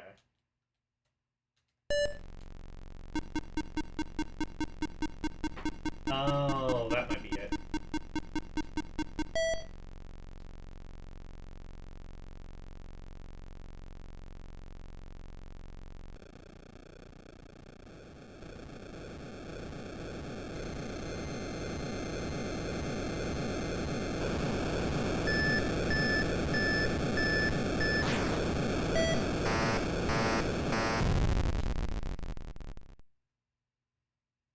Don't pull up immediately.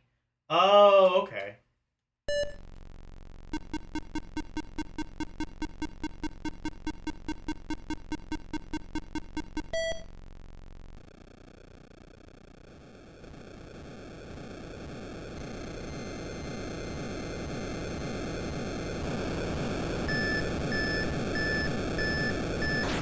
Glad LCX can parse this shit. I didn't even use the length of the small runway. Oh, see the length of the small before rising. I wonder actually. Oh, wait. I wonder if the fire button might be.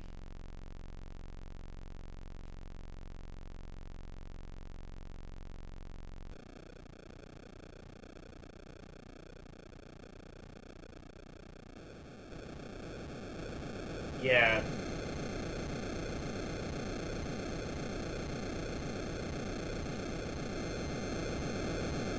Okay, so fire button.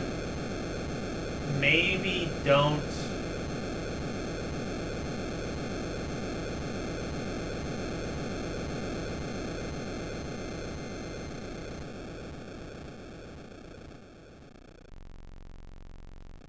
Okay, I see. So the up and down buttons seem to control your throttle, and I think I'm doing it at like too much throttle.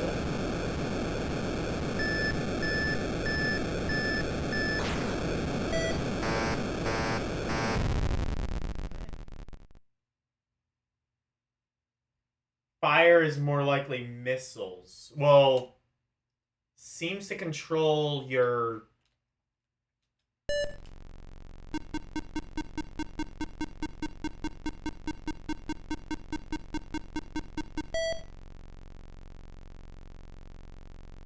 Oh, center...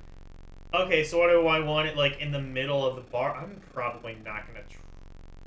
I might have to come back later to this.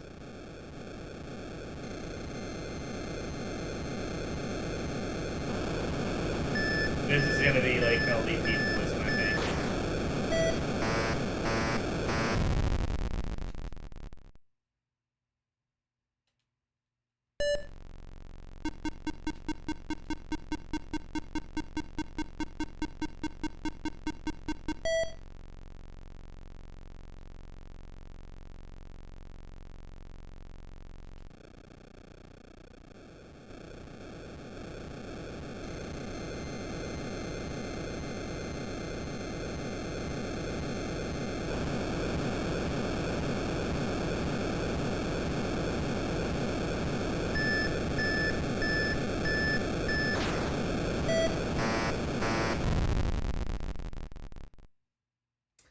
Well, it turned out exactly as I expected it would. I think I might come back to that one later.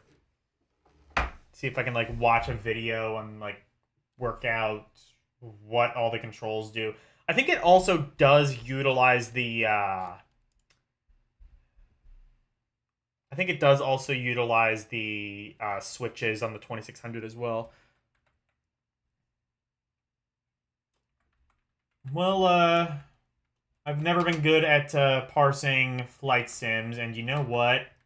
I'm still not any good at parsing flight sims. The F-14 fighter simulation. Or simulator, rather.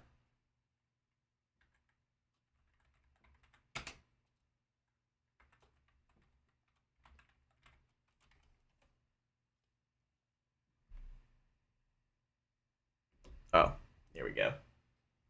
Yep, I'm coming back to it later. If it at least use... Oh my god, you have to fucking land this thing too? Oh my god, that's gonna make Top Gun look like... Tooth Protect... Is this just Plaque Attack?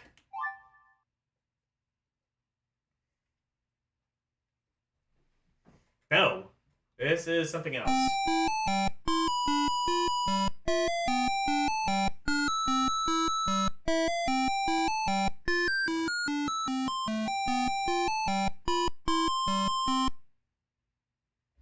fucking music. Let's go.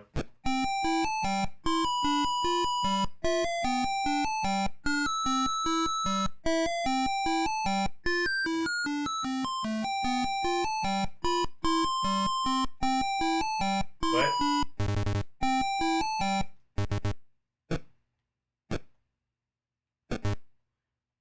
Oh, wait a minute. Oh, it's just Kaboom. Okay. Well, wait a minute. Oh, so you have to...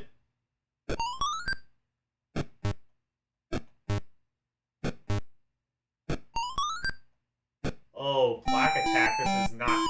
So this fire button just resets you?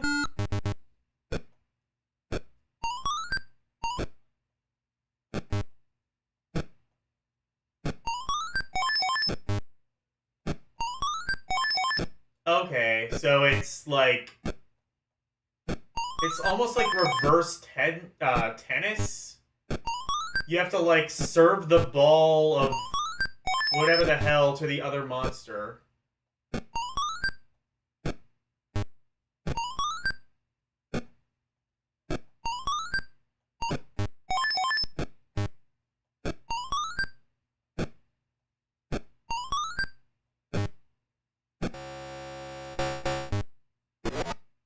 What? I beg your pardon? How?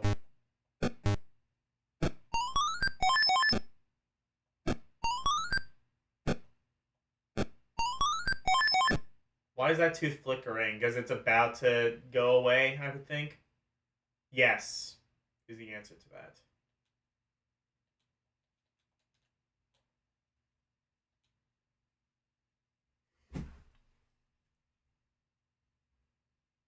Do not hit the button.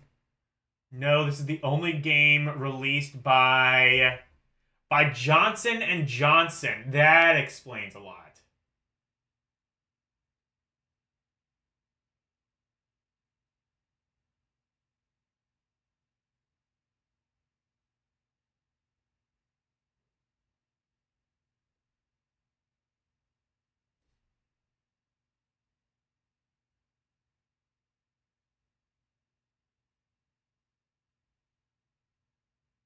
Oh, it brings out the toothbrush when you're in trouble of losing a tooth. Oh, okay. When a tooth is flashing, hit the button. Oh, okay.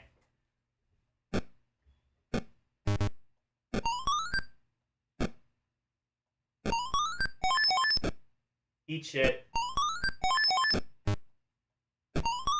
Eat cavity.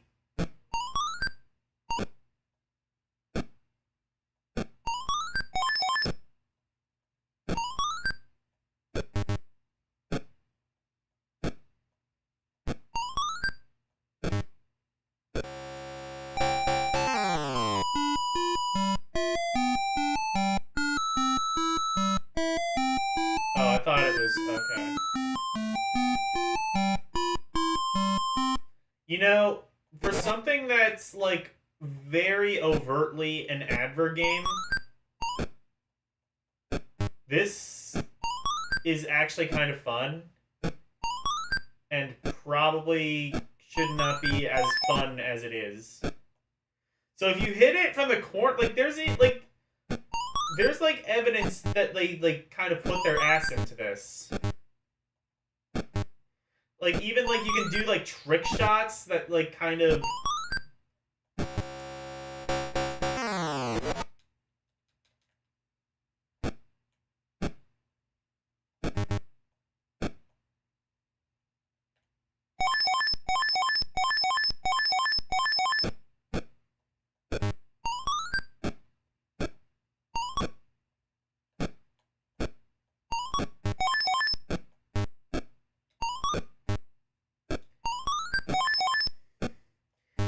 You know, it's kind of funny how, like, people talk about, like, Chase the Chuck Wagon and, like, Aber games like that, and, like, those games... Well, I guess, like, the Quaker Oats games weren't really Aber games because they were kind of good.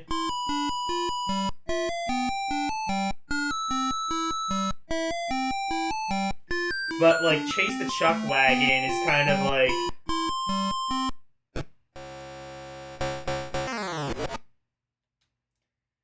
Like, it's, you know, like, Which is interesting because I never actually saw that game in the list, which makes me wonder if... Is the game over? Like... Oh, I'm right. Out of lives, I guess. It's weird that, like, one of these Atari Abra games is actually decent. I guess there's also that Kool-Aid game, though. It has the manual, very rare.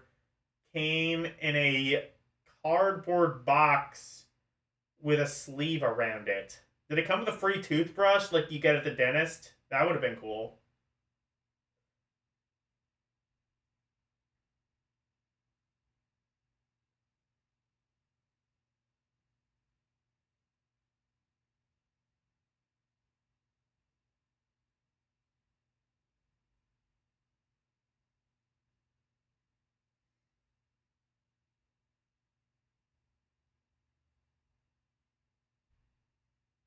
You're supposed to get major points for deflecting a shot into a shot coming down.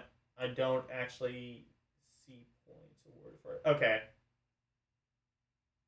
Chase the Chuck Wagon was released. You should have played. Yeah, I didn't see it in my... You know what? I might have to... At the end, I'm going to play Chase the Chuck Wagon, because I did... Like, since I've gone through the seas, I added another ROM collection. And I wonder if that one has Chase the Chuck Wagon. That's one I probably should rank just for completion purposes.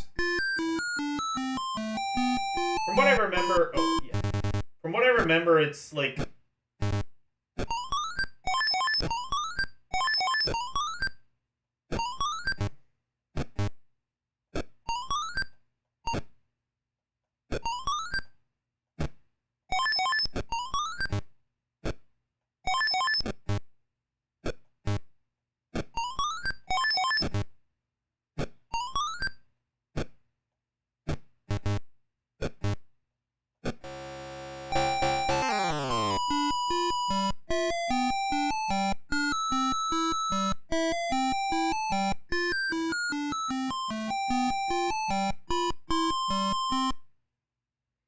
I love the little tune it does, too. That's cute.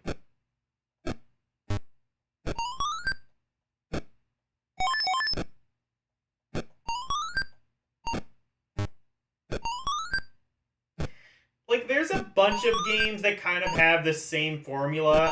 Kaboom, obviously, but also, like, even a number of games that we've seen. There's, like, that one Christian game we just played. I already forget the name of it because it was bad and sucked.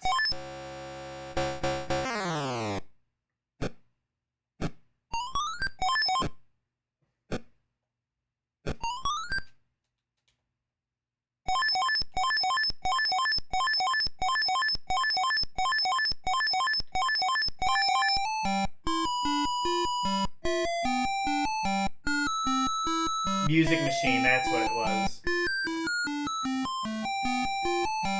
But there's a bunch of games that do kind of a similar thing to this. Except, in Kaboom, I don't think you're supposed to, like, throw the things back. So this is a slightly different take on the formula that's already pretty popular.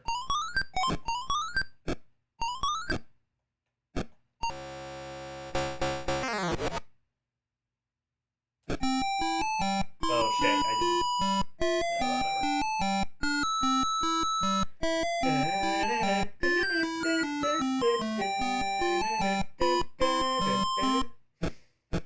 Oh my god, this game just oozes charm. This oozes charm like a tube of toothpaste. I love it.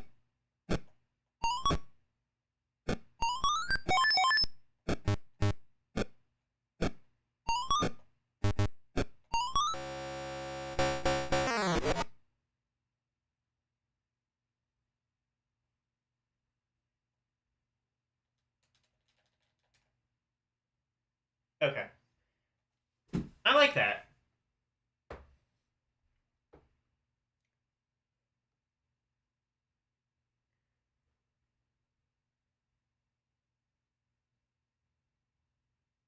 You'd prefer egg Egomania for Kaboom. I think I must have played Egomania. I forget that one. Presumably it's like Kaboom. That actually goes in outstanding. I'm not gonna lie. I would not have expected like an overtly advert game like that to go in there, but oh, it's also by wait, Care-a-Lot?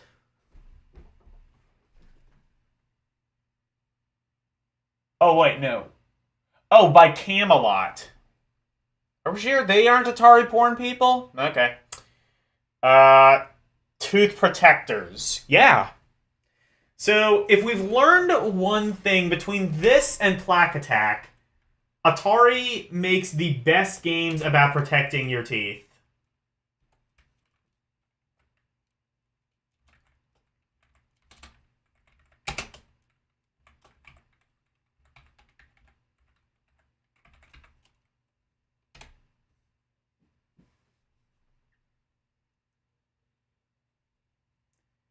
DSD Camelot programmed the game. Johnson & Johnson published it. Fair enough.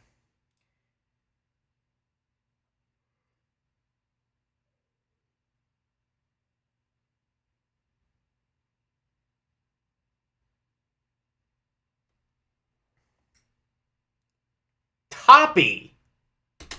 I'm Toppy. I am Toppy. I'm Toppy. I'm Toppy. I'm sorry. Everybody here is too old. You're not going to get that reference.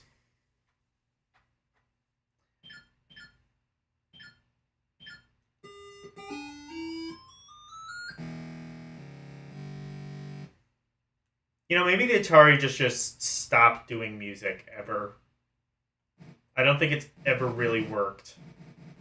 Well, actually, no, I take that back. Mr. Do had some good... not Mr. Do. Mr. Do's Castle. That's like the best Atari music. And Pitfall too. Okay, I take back my previous statement. Atari music can work. It just, like, very rarely does. Also, what the hell am I doing?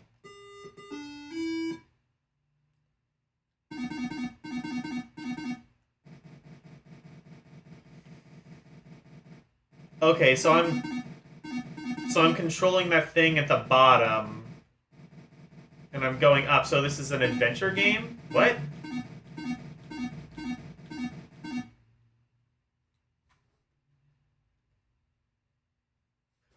Oh shit, sorry.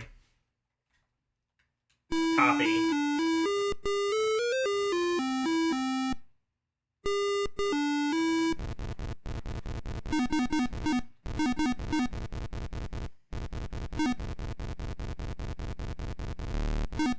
I'm Toppy. I am Toppy.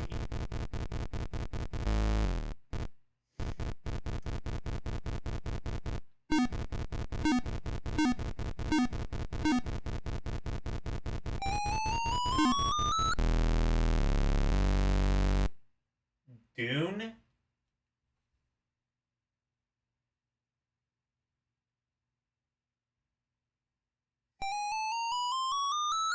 You don't know what I'm playing? Toppy is what this is. How only, hack, prototype, or homebrew. Night, Renee. Let me look at what this is. I'm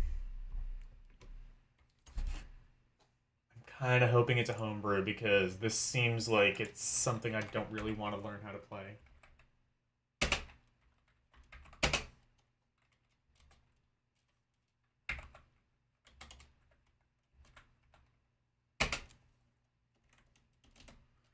You know what? When I get to Atari Lynx, I'm not really going to have to worry about this whole prototype business. It's also called Mole Hunter. Ooh. Did I rank it under that name?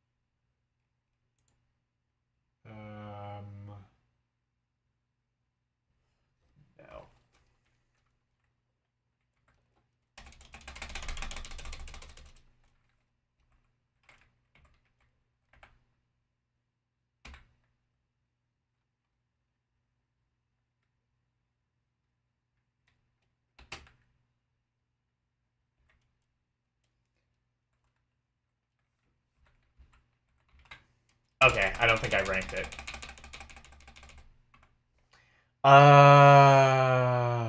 Look. And let's see.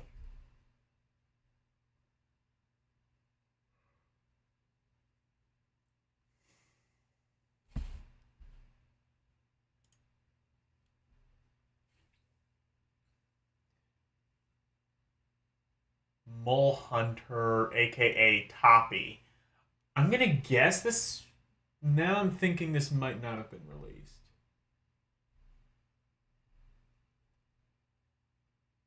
The basic premise is that you whack the mole. Oh, so it's whack-a-mole when they come out. Okay. Members.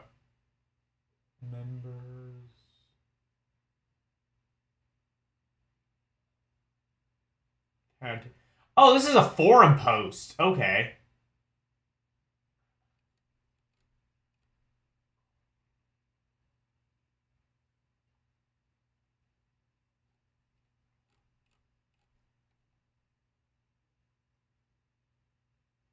Well, it has instructions.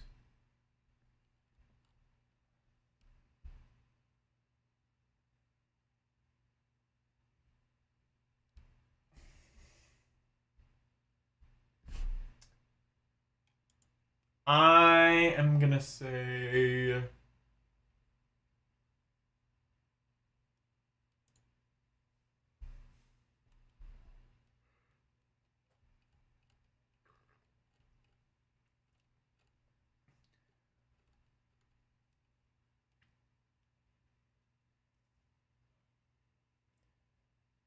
I think it was PAL only. That's what I'm getting. That's the info I'm getting. So it's whack-a-mole, basically.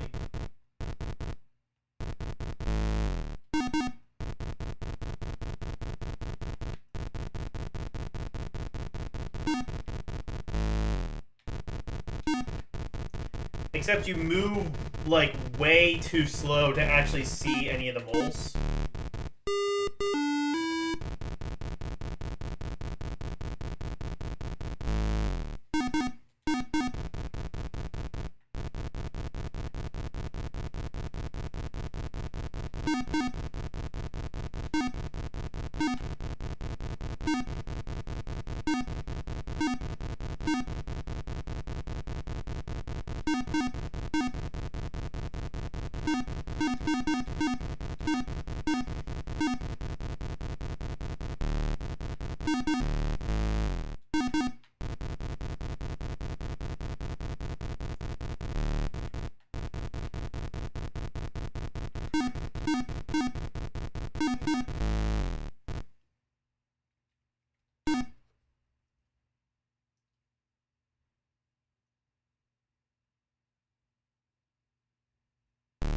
Yes, that was the link to my current rankings.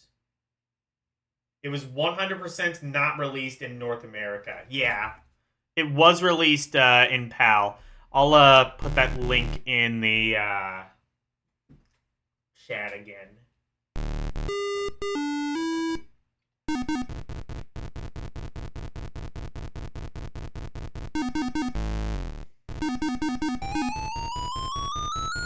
I don't think this should have been released anywhere. This just plain isn't good.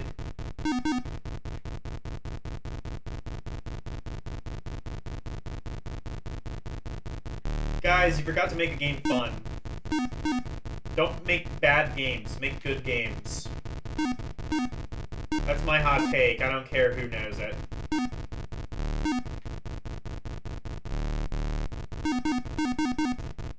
I think bad games are bad.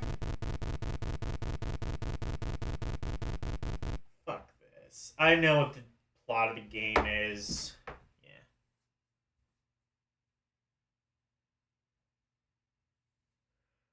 If I missed anything. Oh, yes, thank you. That would be... Because I was thinking of, like, doing a stream...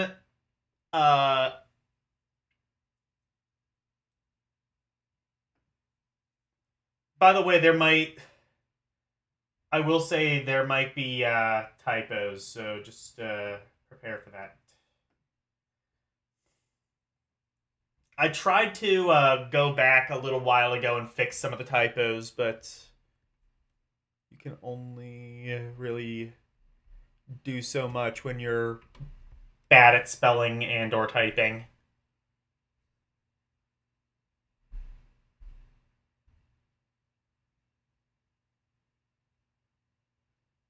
Raiders of the Lost Ark or Indy 500. I am not sure you know what a good game would be. Right back at you. You correct. Yeah, you correct them when you go through them, but like, I also kind of went back and tried to correct the ones that I saw, and I think I got most of them, but you know. Anyway, Toppy. More like Crappie.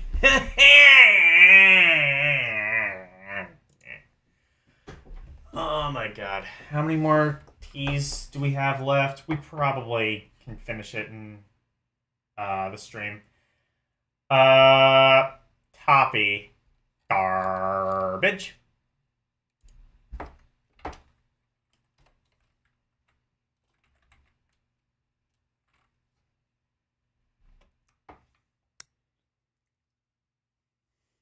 Towering Inferno! Oh, yeah. By US Games and Western Technologies. Let's go. It wasn't released. It was released in PAL territories, though. I ranked games that were released in PAL territories. I've been doing that.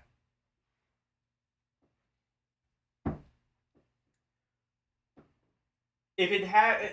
That's my thing. If it had a commercial release, if you could, in any place in the world, go to a store or order it via mail order and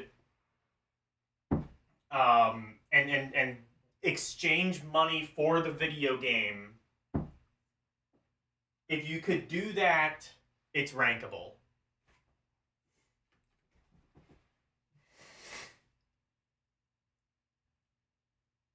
It's a 20th Century Fox movie where the game was not released by 20th Century Fox.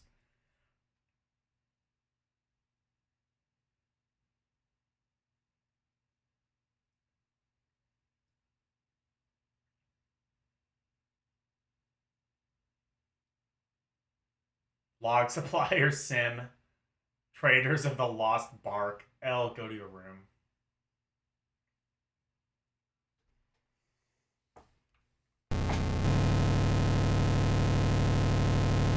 Is this gonna be Rampage? No.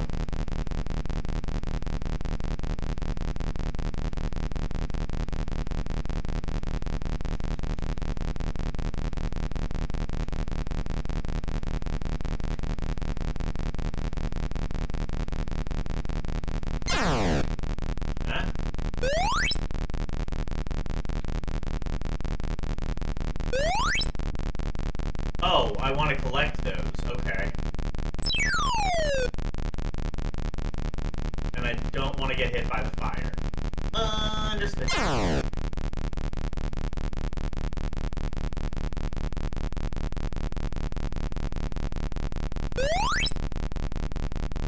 Oh. Oh, wait. So you can shoot, I think.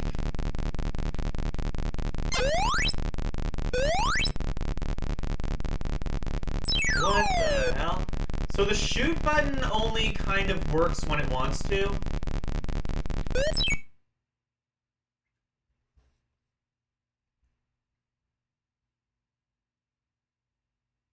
Go to the white door on the top. Put out fires when needed. Okay.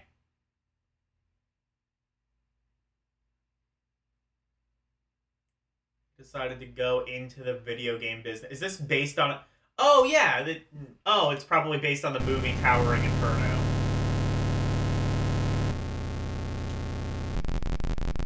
Has anybody ever seen this movie? Has anybody ever even heard of this movie?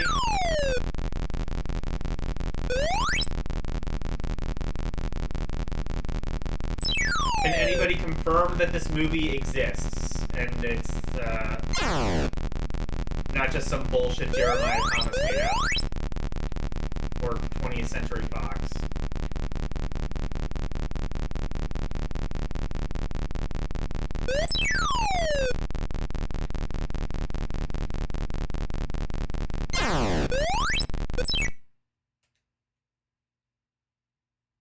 Steve McQueen and Paul Newman or Robert Redford, you think? Okay. Orc probably knows what the hell this is.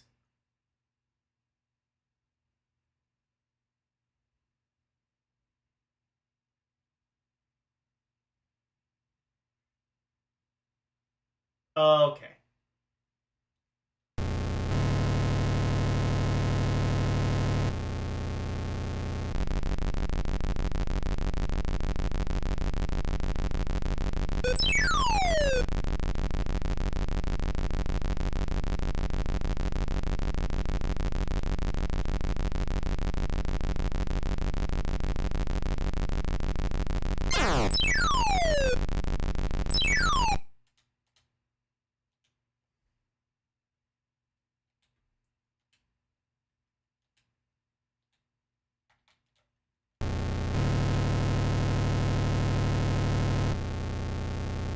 It's got a nice presentation, I will say that.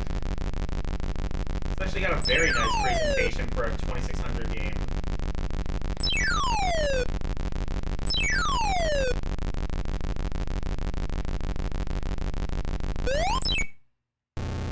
Why does shooting not work a lot of the time? This was big for design. Oh, okay.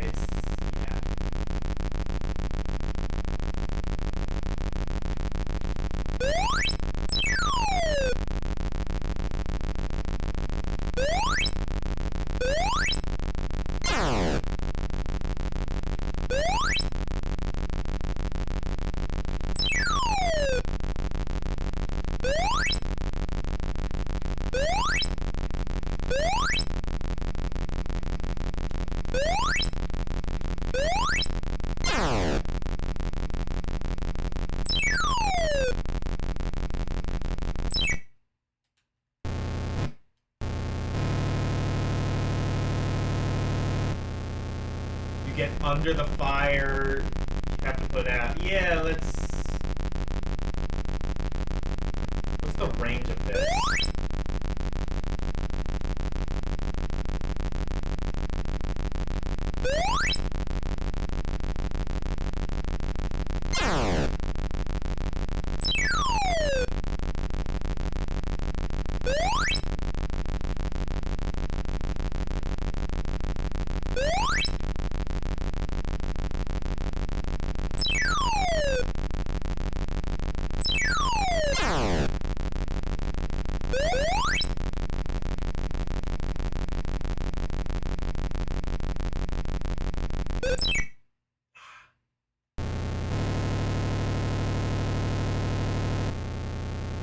You are shooting a bunch?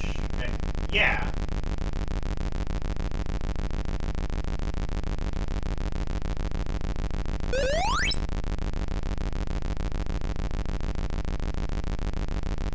Can you shoot to the side? No, you cannot. You can only shoot up, I think.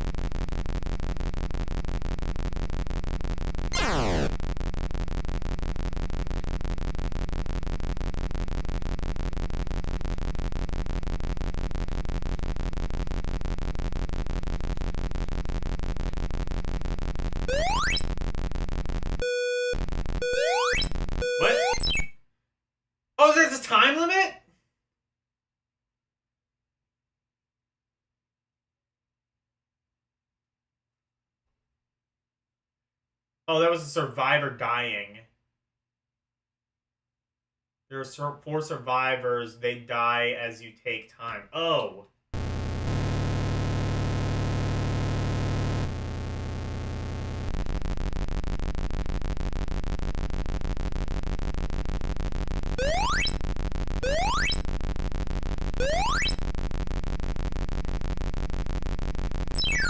So you just have to, like, get rid of all of the flame then?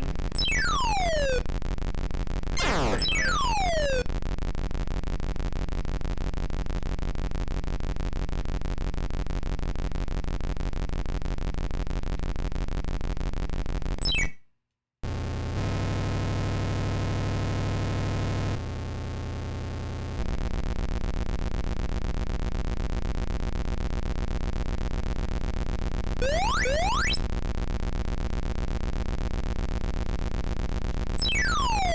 You know, if a building is like this much on fire, I don't think you're supposed to go in the building to shoot the flames. I think you usually, like, do that from the fire engine from a safe distance. I'm not a fireman.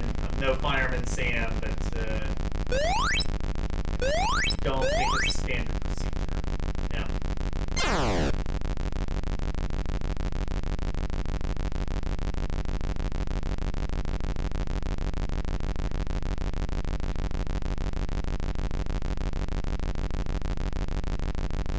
Do the thing. Thank you.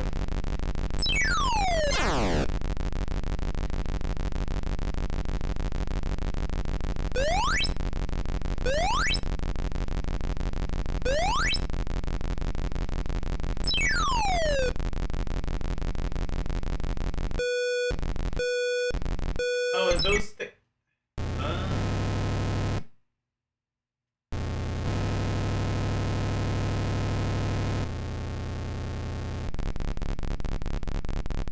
Oh my god, this game has a black and white mode? Okay. I mean, I'm not really sure that's necessary in this case, but it's kind of cool that it has it.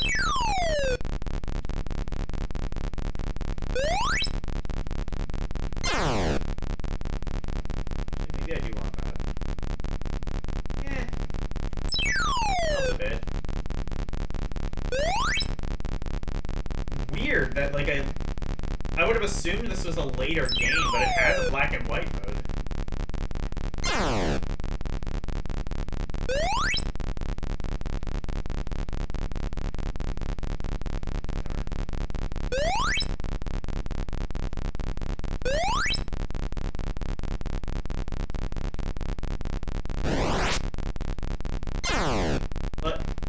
So I just shot the door?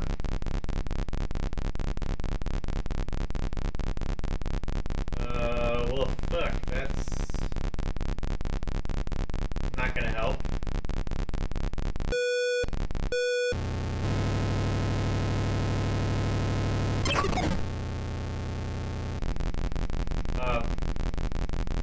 Did I win that?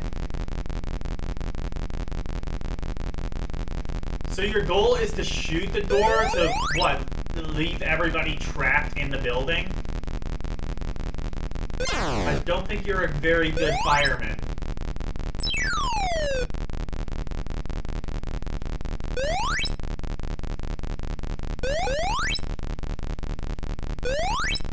I'm leaving you a very bad Yelp review. You know there are, like, prisons that have Yelp reviews? There are prisons that are on Yelp. Like, what do you... Like, if you ever, like, want something fun to, like, laugh at, look up prison Yelp reviews. Like, go wherever your local prison is, look up the Yelp reviews, and it'll just be like, yeah, I don't recommend going here.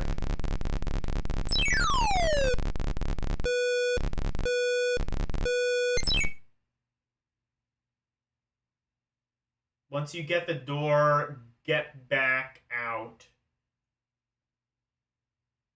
They are with you. Okay.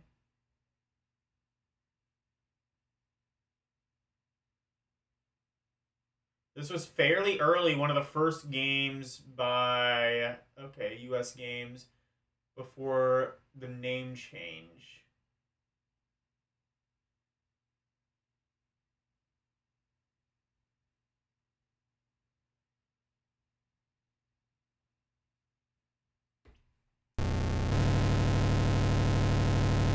Alright, try one more time.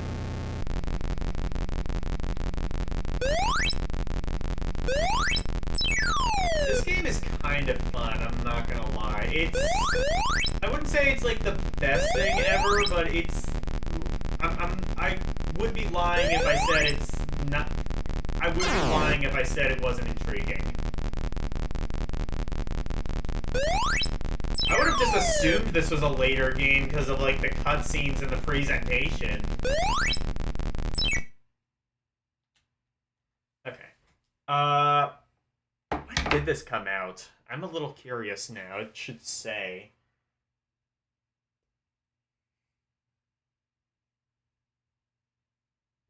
$1982. Yeah, 1982 is kind of late to be having a black and white mode.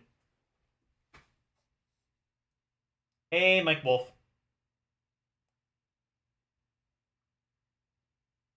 What do I like better, Firefighter or Towering Inferno?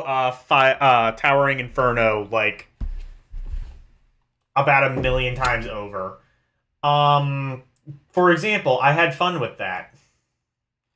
I mean, Firefighter wasn't too bad. This is definitely more of an action game. As opposed to, like... No, I'm not going to put it in outstanding. As opposed to, like, kind of... I want to say a simulation. That might be giving the game a little bit too much credit.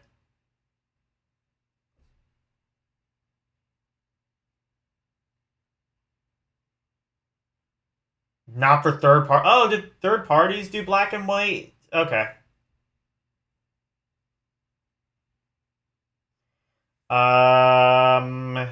Very fun.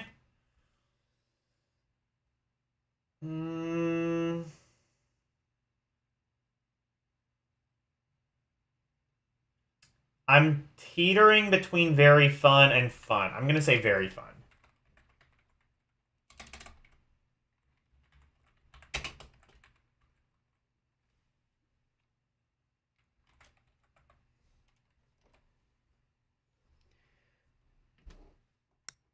Okay. Track and field, let's go. Yep, on the Konami game.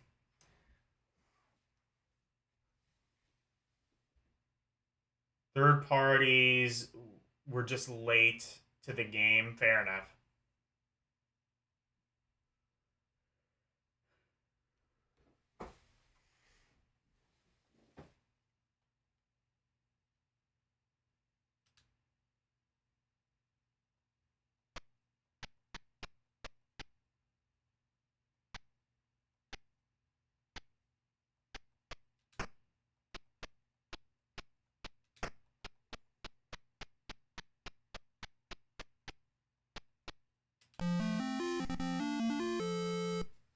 LDP, let's go.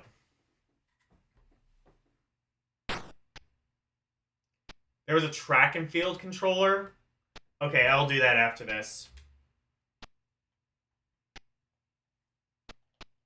Oh, yeah, what am I thinking? This is track and field. So did they make a controller that's kind of easier to waggle?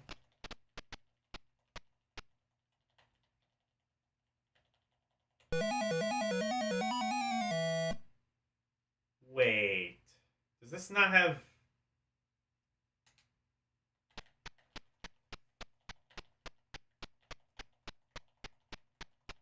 Does this not have two-player? Or one-player, rather?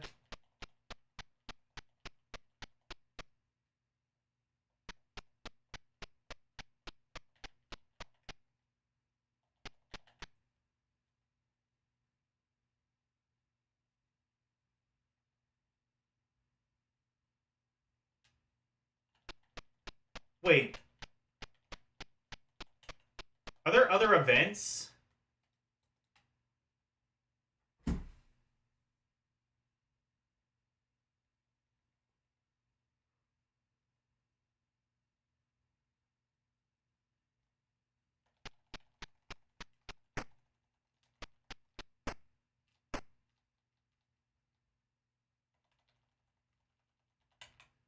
Oh, wait. Oh, I see. I was...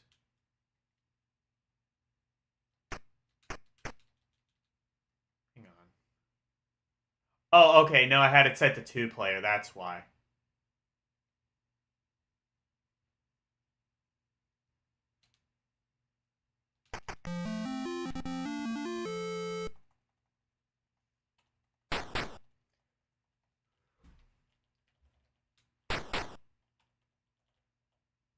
Oh, I see.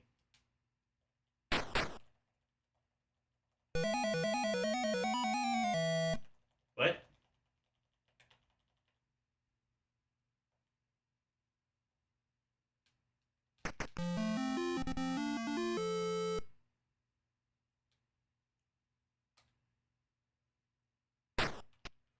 Here we go. Ah, shit.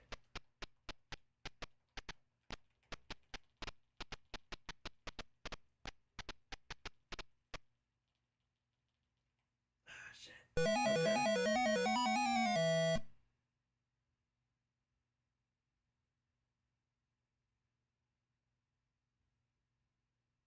After Atari, yeah. Yes, there are 6 left and right to move button when needed. Yeah. Track and failed. L, go to your room. Try novice.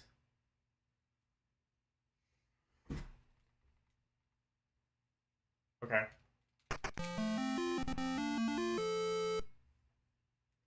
I'm gonna have to see. I wonder if it's like the black and white and color.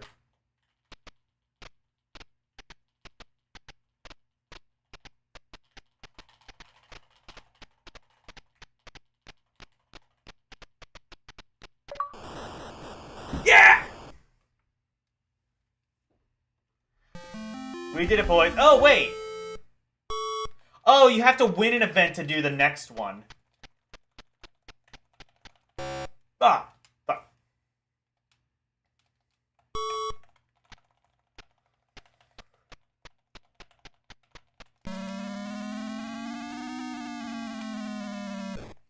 Okay.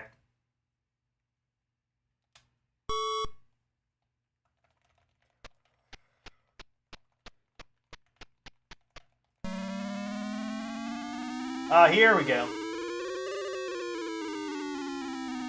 Good sound.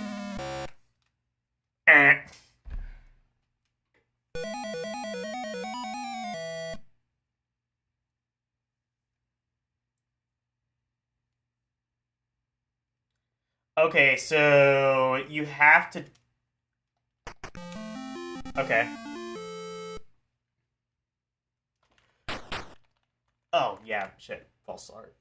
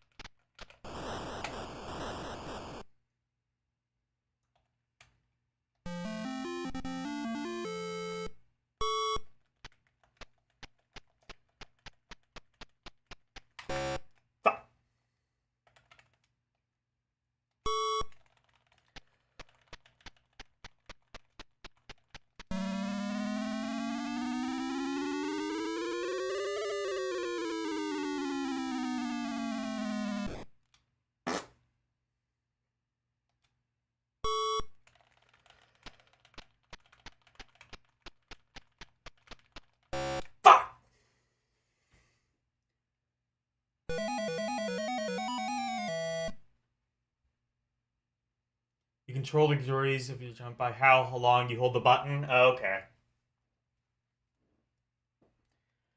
Alright, I'll try one more time, and then I'll look up that controller.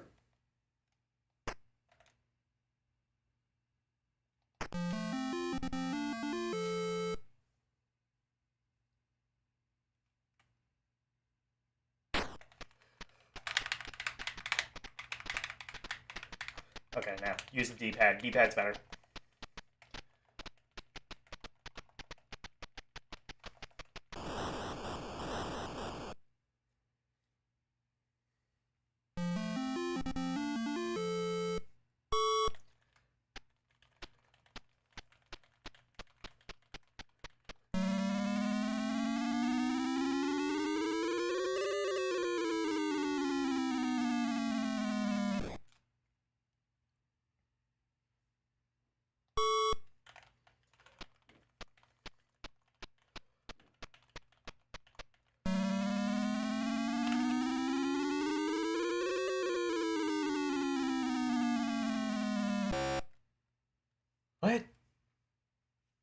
it judge you, exactly?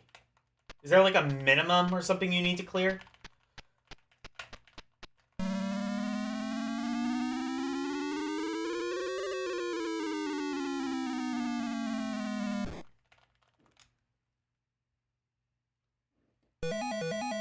I don't entirely understand that. Okay. Oh, I have to set a smaller angle. Okay. Oh, 5 meters on the bottom. Okay. Alright, I like that.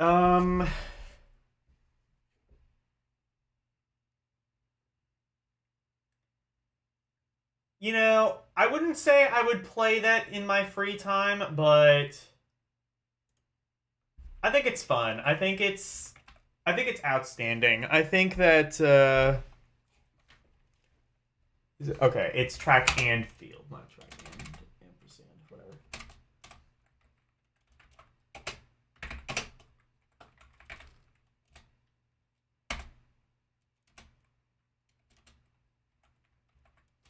There we go. All right, let's look up the controller.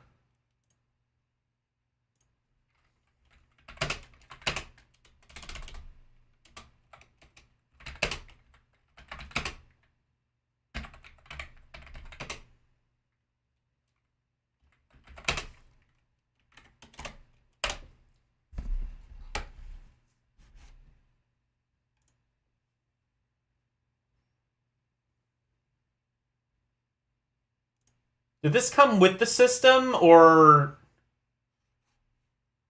Oh. And...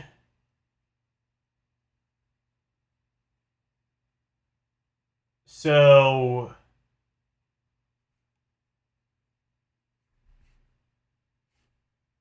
How much are they selling this for on eBay? $75! Hell yes.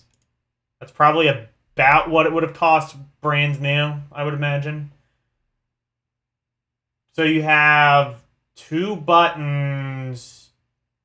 So you like hit those buttons repeatedly, and then is there an action button? Or is one of those a joystick?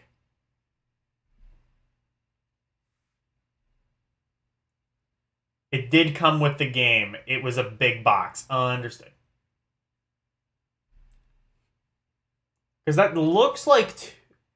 Wait. Oh, I see. Never mind. There's like a thing over there. Okay, so... What? So it's... Okay, I see. So it's 3 buttons. So... I assume you press, like, those 2, what are those, yellow buttons in succession, and then you use that button when you need to.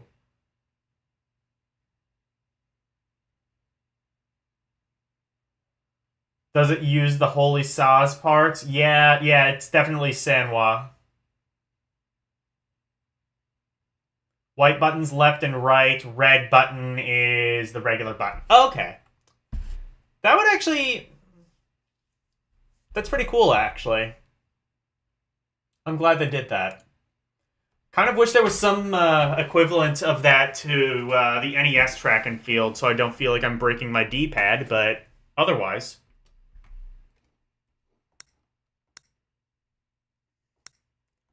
Traffic? I want to say this is...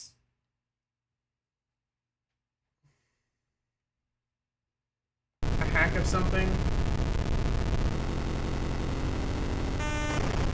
Yes, I've definitely played whatever that is before.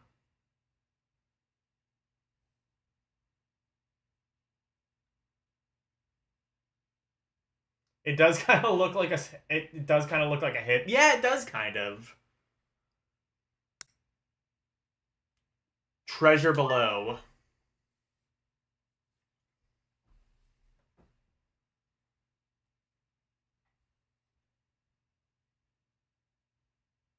What are we doing? Atari. Yeah, Grand Prix, but it is... It is Oh, it's... Is it like a legit game?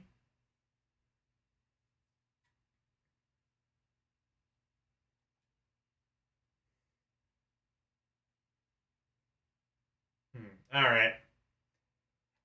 If this is like a commercially released game, I'll play it. I thought it was just Grand... Well, the fact that I almost skipped over it because I thought it was Grand Prix, does not bode well. Are we sure this isn't Grand Prix? Or wait. Are we sure this isn't another game? Because I could have sworn I played this.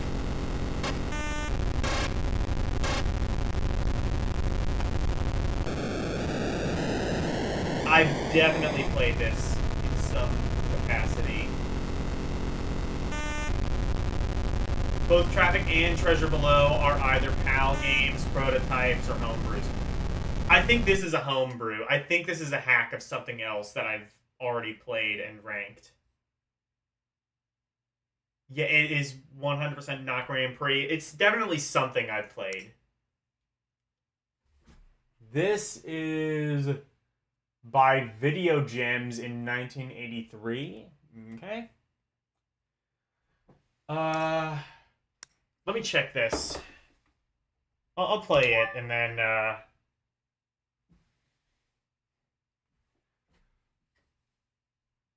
I'll at least try and play this and then.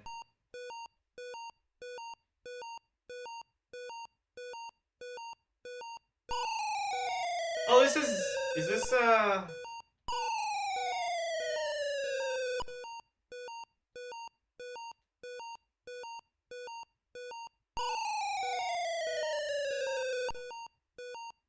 Oh, I see. You have to, like...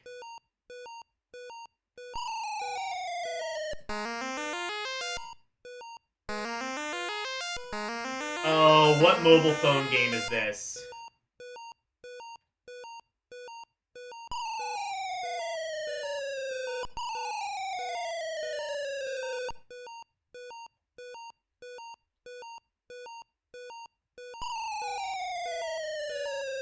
Oh, wait a minute. Oh, I see. I'm controlling that, I think.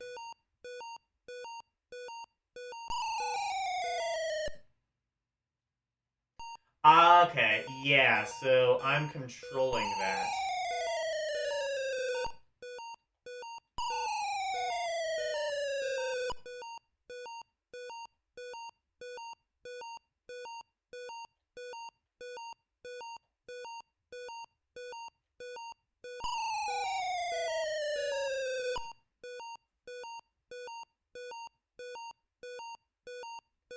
Wasn't there a game called Race Car? I think, like, Race or Race Car. I think that might have been it, and I think I've ranked that.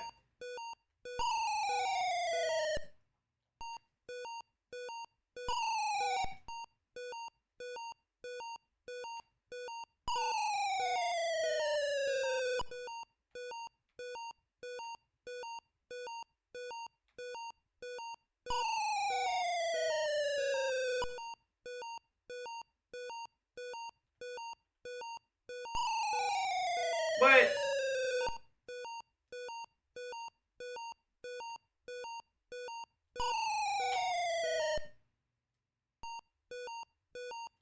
I mean, this game seems finished. It's just real difficult. Fuck you!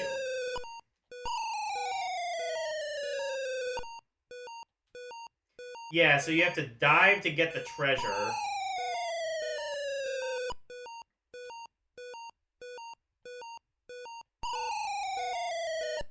Not easy.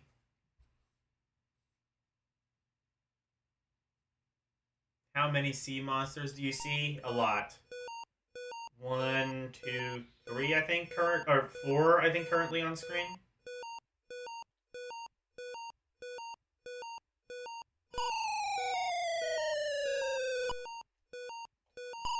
Oh, shit.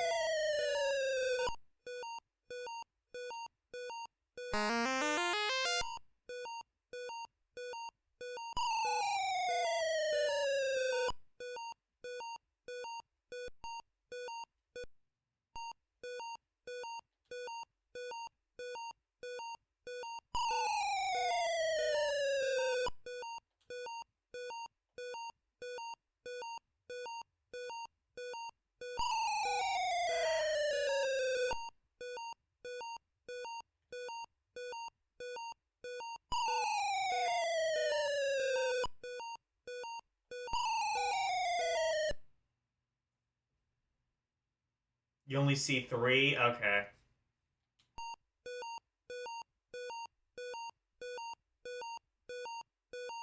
I thought there was one, like, overlapping another sprite.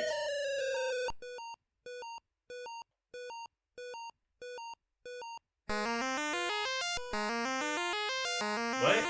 Hello? What? I didn't... Huh?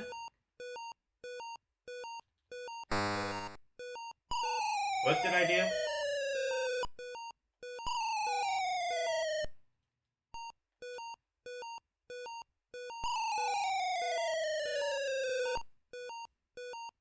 Screen warp?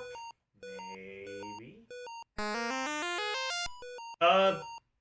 Kind of. Yeah, I think so.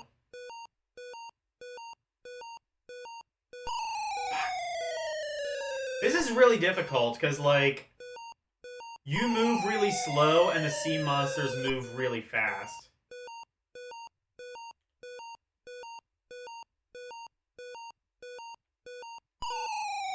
And they kind of constantly stay towards the middle where the treasure is.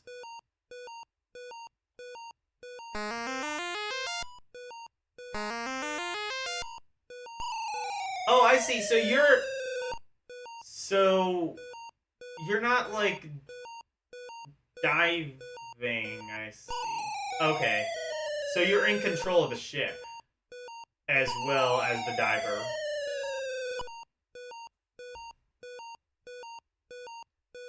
Does the button do anything? I don't think so. Not that I've seen. Yeah, this is, like, really difficult. I want to see if this is a real game. It looks finished. I feel like I would probably put it in, like, meh or flawed if it is a real game. But...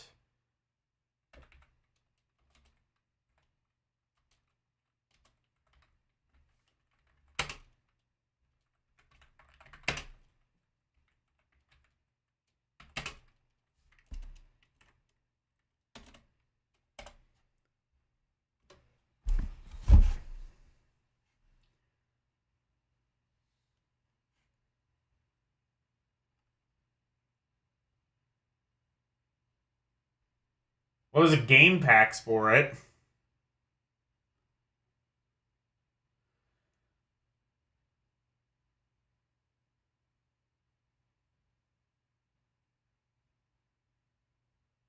I guess it's also called Mission Survive? Ha, Holy Diver, yes. Another impossible 8-bit game, Holy Diver.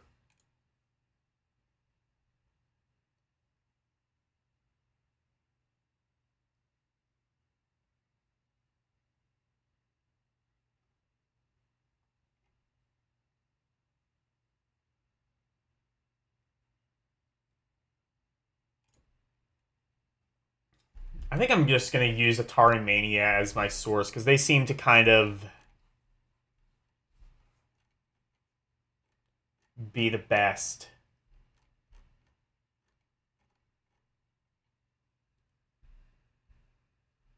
Looks like it did get an EU release, is what I understand. Okay. Seems like a legit thing. It was released in Europe. I will rank it as flawed. Even if it was a little bit more fair, I don't see it being that much fun.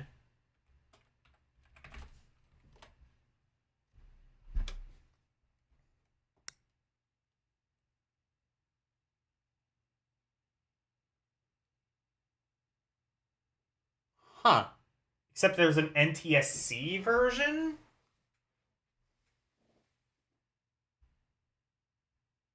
Yeah, Atari Mania is pretty good.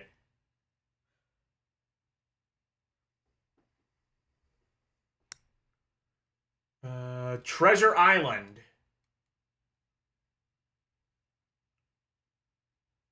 It's a shoot 'em up, and it is by Starsoft development in 1983. All right. Let's go.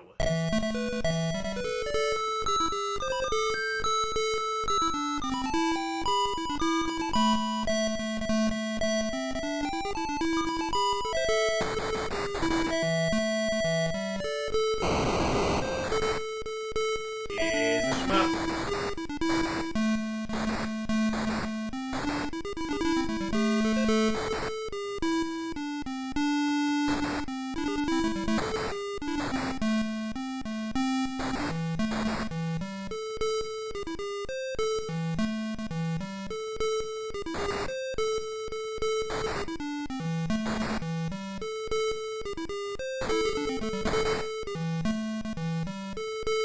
Is a shmup, but like half the time you can't shmup. You can't shoot them up. Also, what?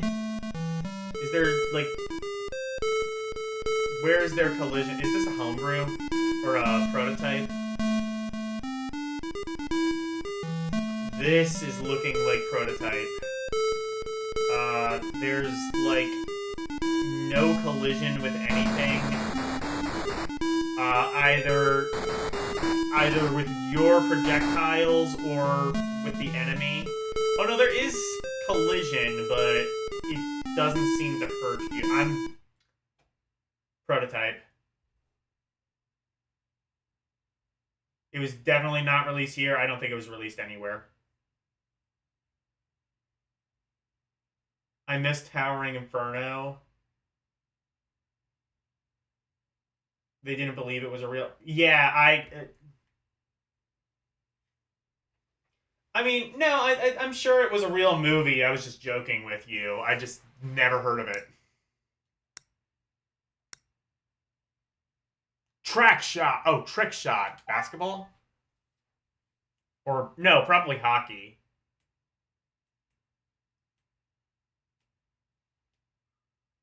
Or, no, it's not sports at all. What is this? Or maybe this is hockey. Whoa. Huh? Oh, it's pool! Okay. I didn't know there was a pool game for 2600.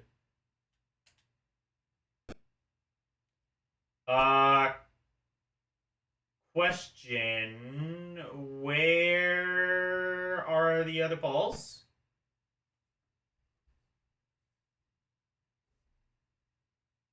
Oh, it has many different variations. One of those variations is pool without other balls. Alright, let's see.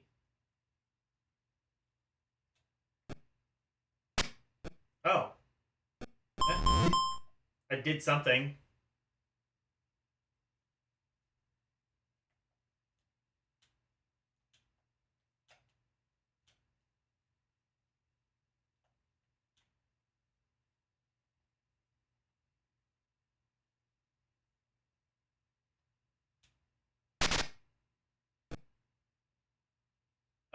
Okay, so the balls are, like, invisible? Cool.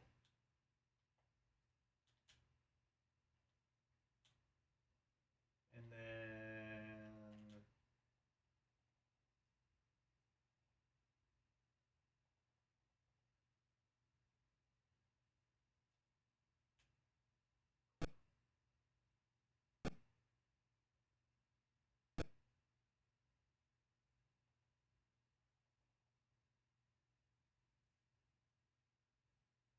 Okay, so it's one ball.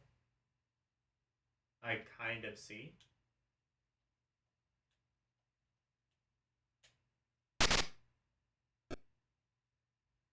Okay.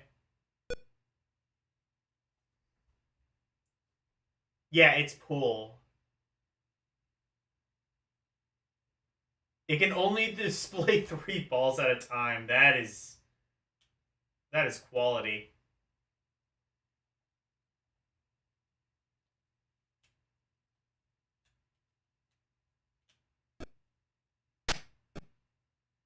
Except I don't even think it can actually do that.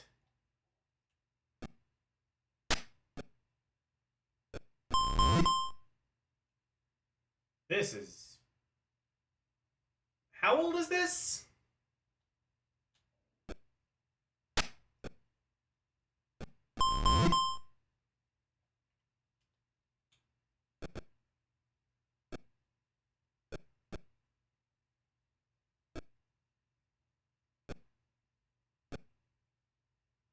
So it's pool with invisible balls that you can't see. 1980... Fuck this garbage. 1982 and you couldn't program a decent... Look, again, 2600 was limited, but you could do better than that. You could make a functional pool game on 2600. Granted, nobody else did, but that doesn't mean you couldn't.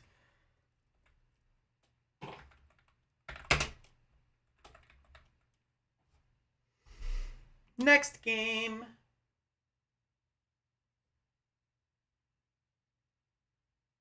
You can do English on this, but you're not sure it works. Yeah, I don't think anything works in that game. That was bad. Tron Deadly Discs. I know of this game from the Intellivision.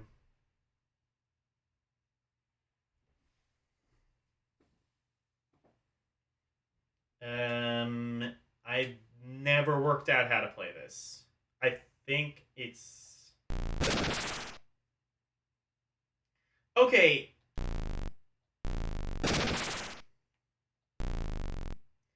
I have a coworker who claims that Tron, the arcade game, came before the movie. Is that true? Well, I had a coworker at my old job. Because I thought... Like, he claimed that the arcade... Or the movie was based on the arcade game. You're going to sleep? Okay. I don't think I have that much more left to do.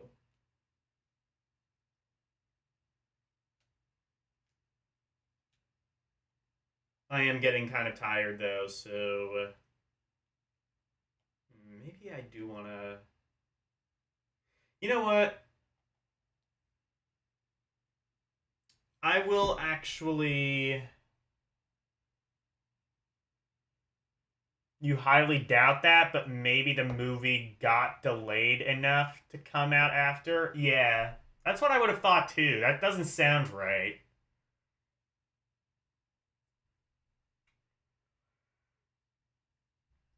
What time is it? It is 1:26. Okay.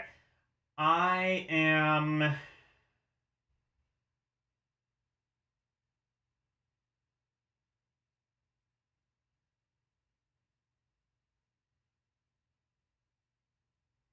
Oh, Elle did send me that thing. Okay, cool.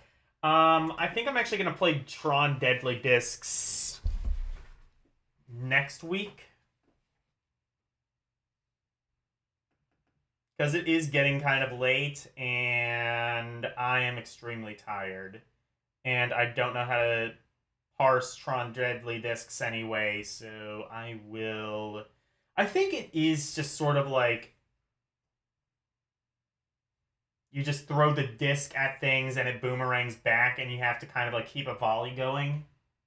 But I'm not 100% sure. Anyway.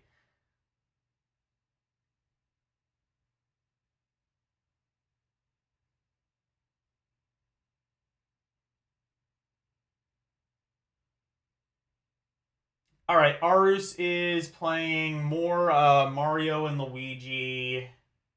Partners in Time, or Code Grass. I don't know what that is. Actually, that's probably what he's playing now, so go raid Arus and just assume he's playing Code Grass, whatever the hell that is.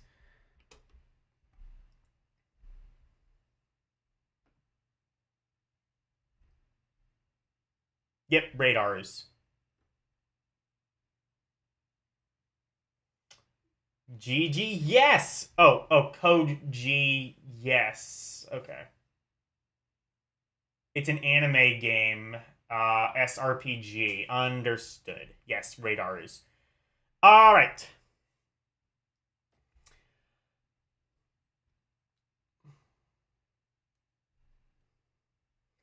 So, tomorrow I will be starting Grim Grimoire for PS2, speaking of anime games.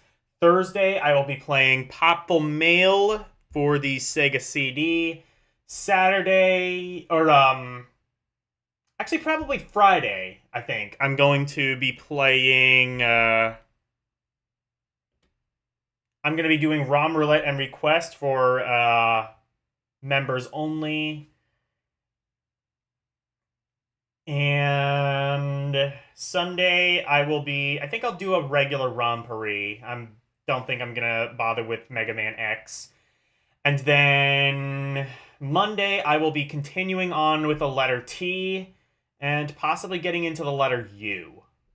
So, thank you guys so very much for watching. Always super appreciated.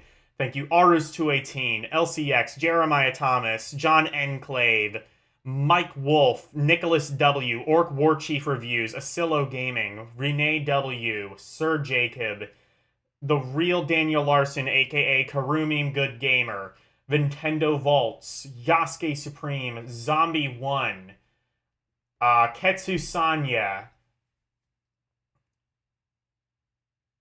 Riot Noob, and Van Santos. Thank you guys so very much for watching. Good night. And thank you for going to my TED Talk. Bye, everyone. It's the outro, and here's the outro free.